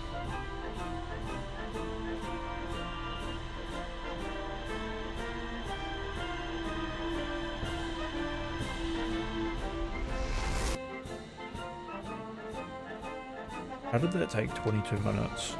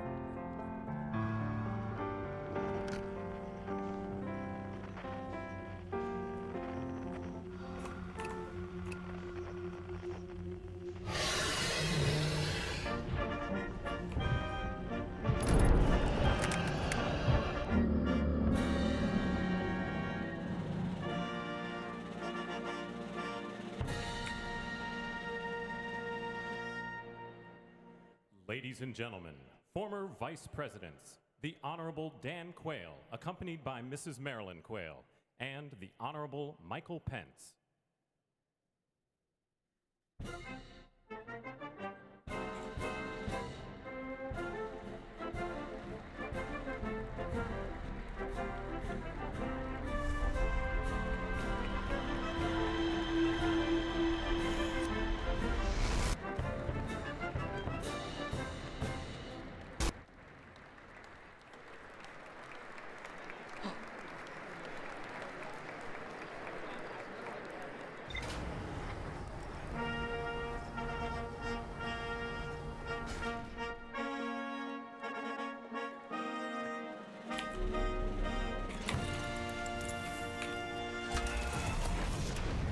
Ladies and gentlemen, the 42nd President of the United States, the Honorable William J. Clinton, accompanied by the Honorable Hillary Rodham Clinton.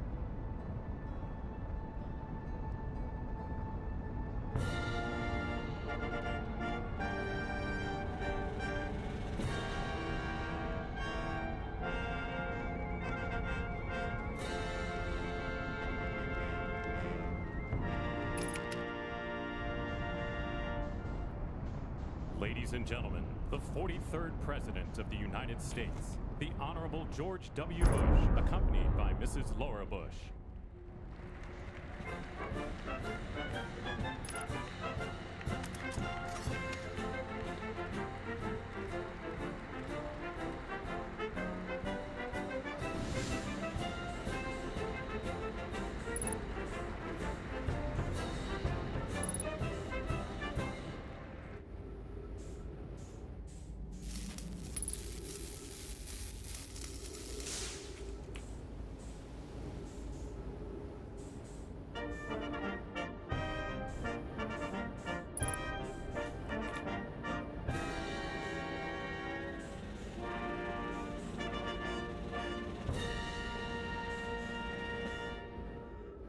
Ladies and gentlemen, the 44th President of the United States, the Honorable Barack H. Obama.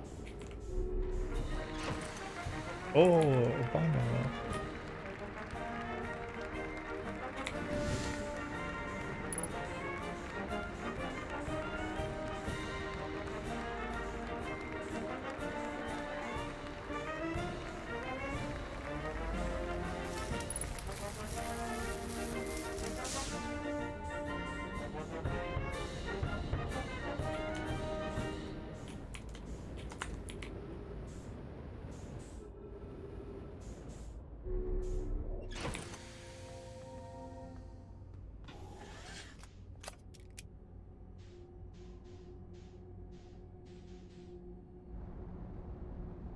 Ladies and gentlemen, the Chief Justice of the United States, the Honorable John G. Roberts, Jr., and the Associate Justices of the Supreme Court of the United States.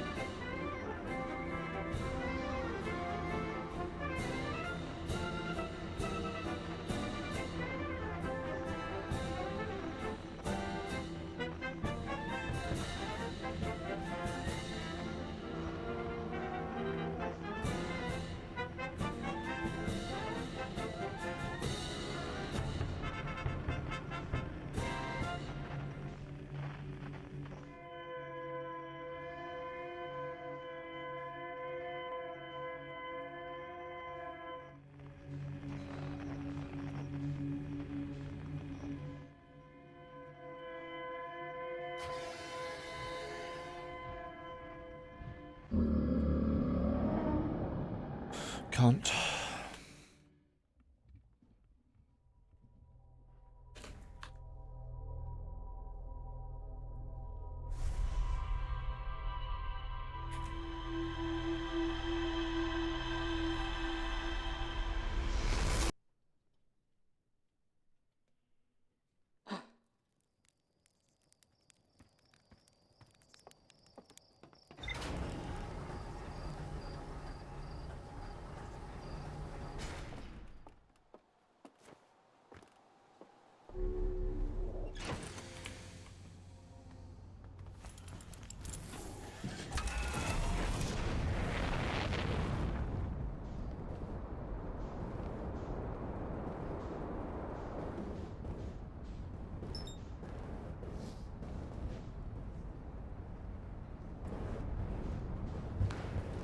Tiffany Trump and Barron Trump.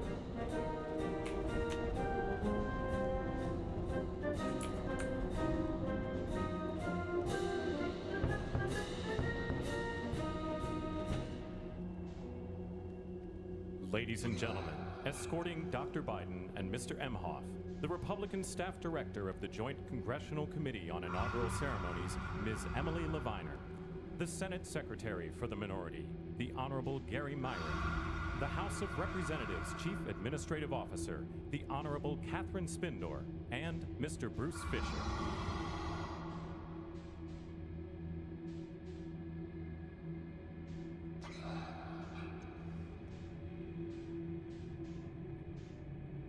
Ladies and gentlemen, Dr. Jill Biden and Mr. Douglas Emhoff.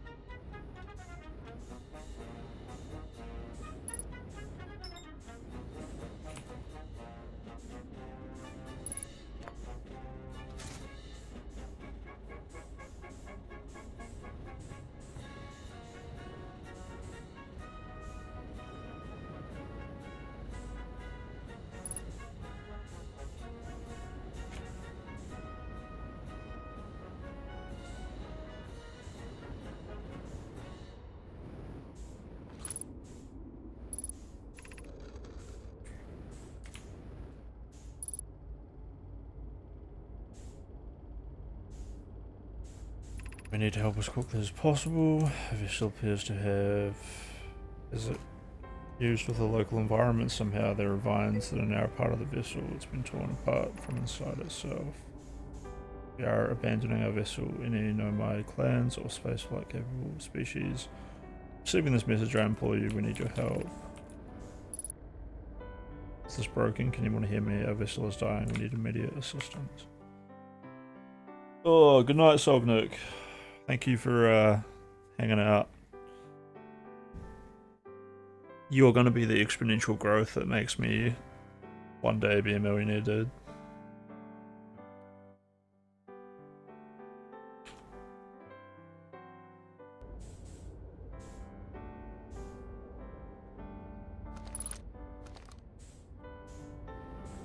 And I appreciate that. I like you a lot, Mr. Sognik. Goodbye.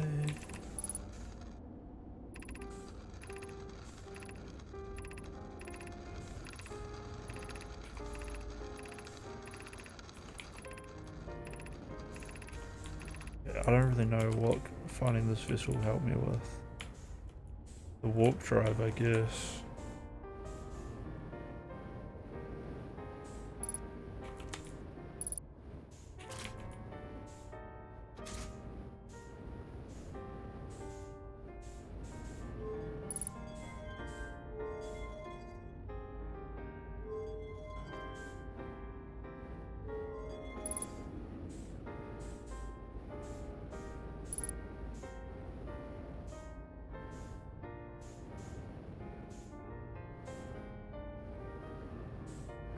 I don't know what putting power on that side gave me, but I know that if I put it on this side, I get this. Maybe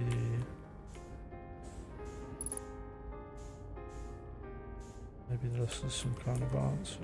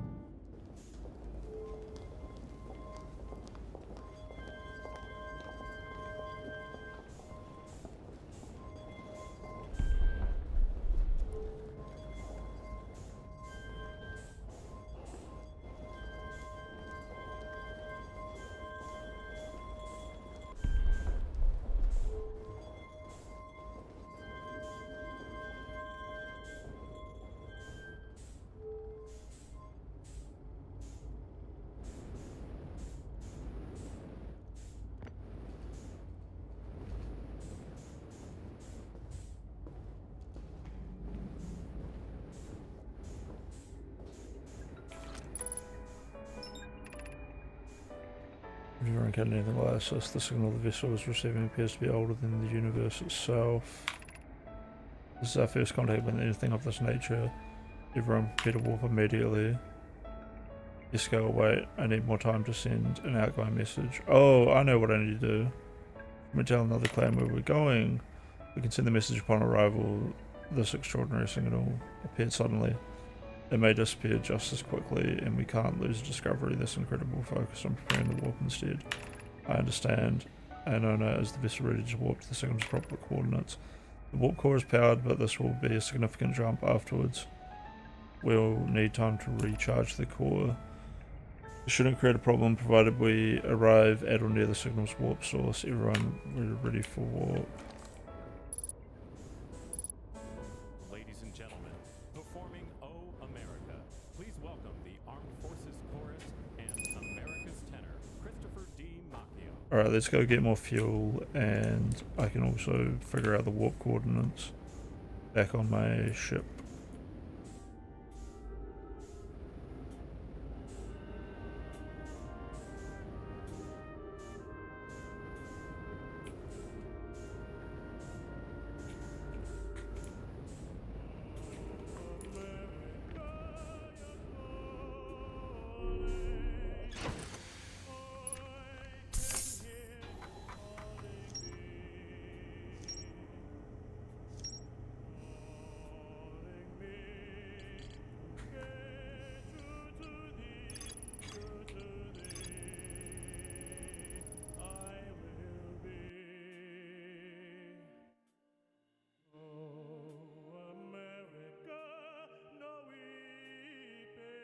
Damn, I want to click that NSFW link so bad.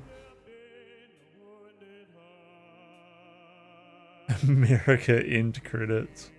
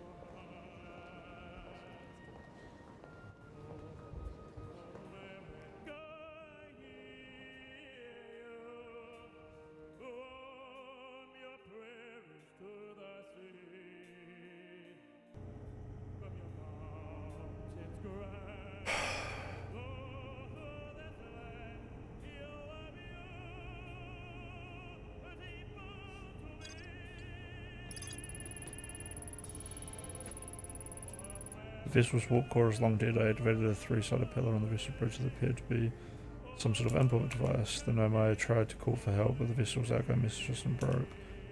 The vessel can still hear incoming messages from other Nomai vessels. I found a recording of the original single that the Nomai encountered. From the Eye of the Universe.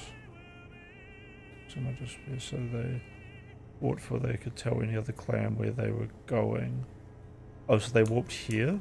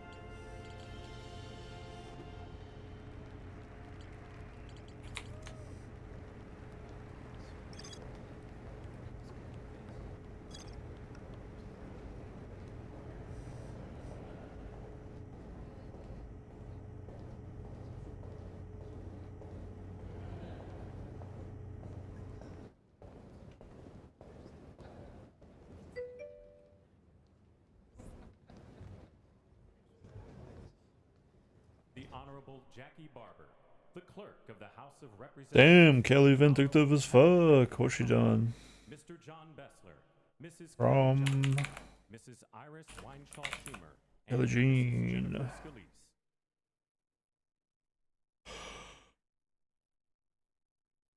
She's no longer Aunt Kelly Jean.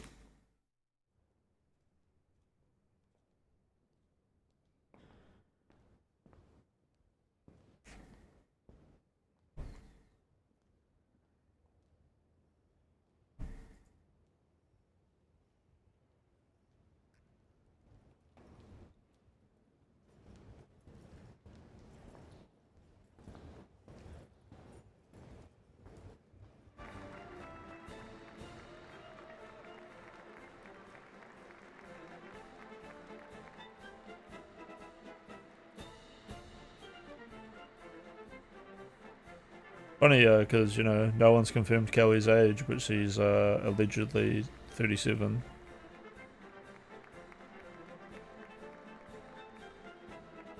Kind of funny.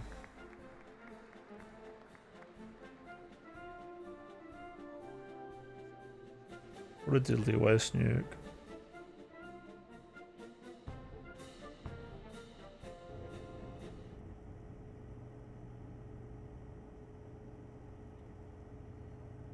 Fuck, I want to screenshot this, but my screenshot tool is broken.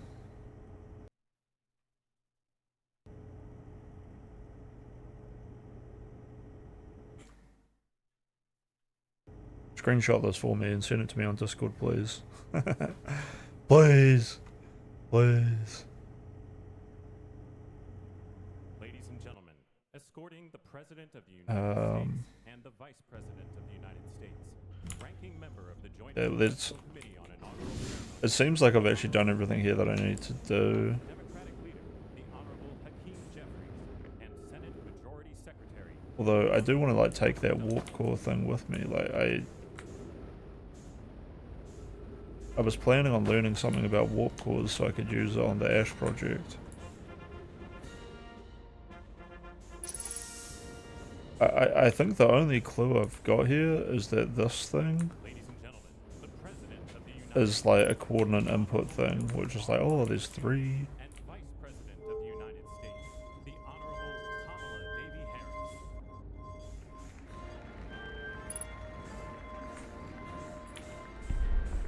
Things for coordinates, but I already knew this. Fuck, and what was this one?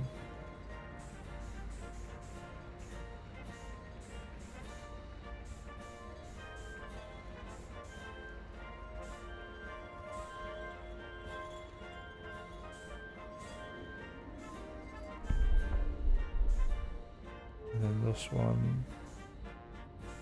I already forgot it. Escorts Batman. Escorts Batman. Nice. Escorts Gay Man just said he's never going on D's stream again. Why? Because of the Sunday shit. Mr. Michael Wagner, Senate Deputy Sergeant at Arms and Doorkeeper Jason Bell, and House Deputy Sergeant at Arms Mr. Sean Keating.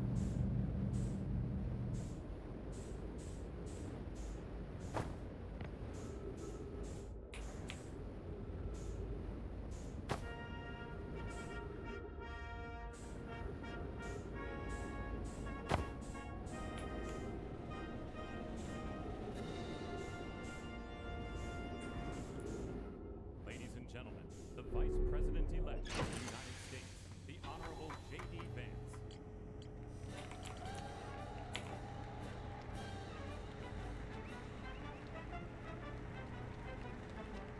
Okay, those look good, and the last one is a big N, which seems to take up all of the pieces. Okay. I mean, no one gives a fuck about Esports Batman anyway. Who fucking asked? He actually is like an 80 IQ lawyer from a third world country or some shit, right?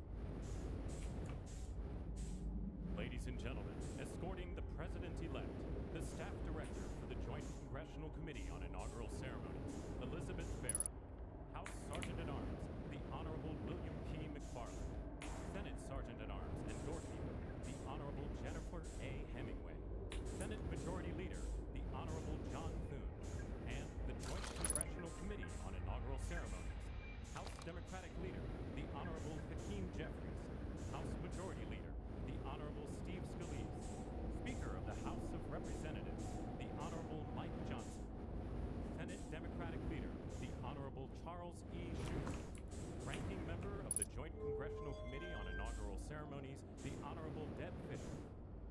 chairwoman of the Joint Congressional Committee on Inaugural Ceremonies, the Honorable Amy Klobuchar.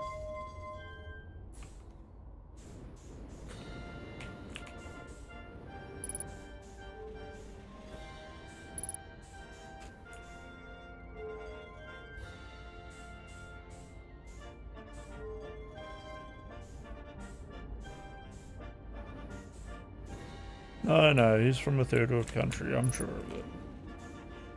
No, I'm just kidding. But, that guy's such a fucking soy retard for a lawyer.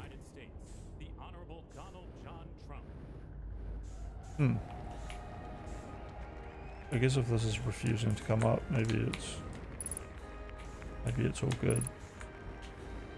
I'm honestly just fucking around though. I feel like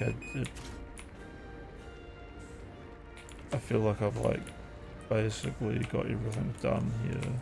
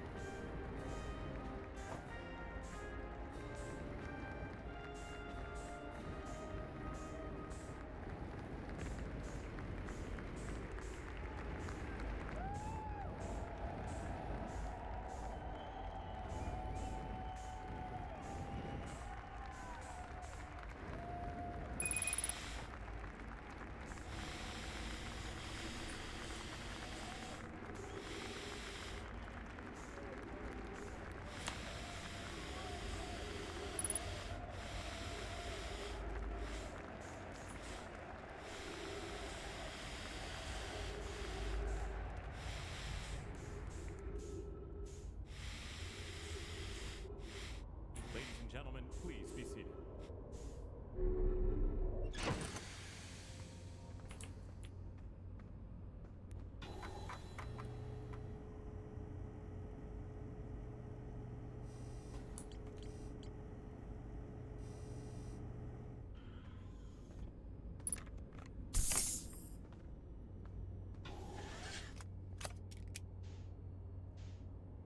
Right, how the fuck do I get out of this place?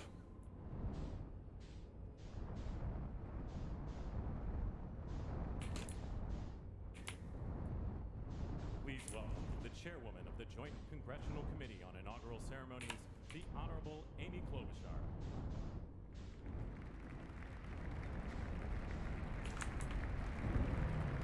Good morning, everyone.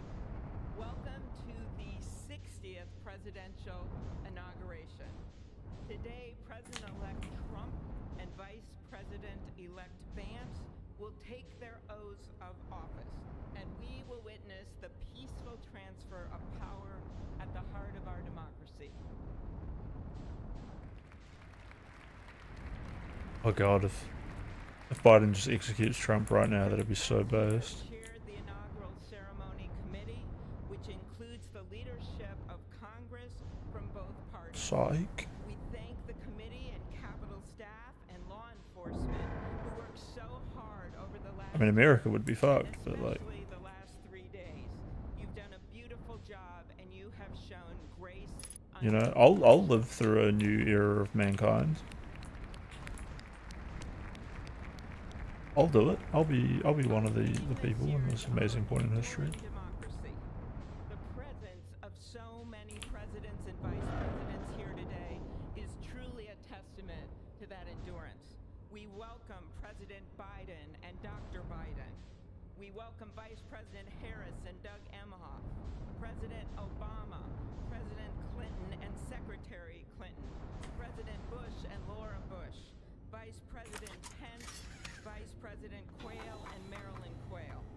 The justices of the United States Supreme Court are with us, all 9 of them, I counted, and of course, the Trump and Vance families. This ceremony marks what will soon be 250 years of our democracy.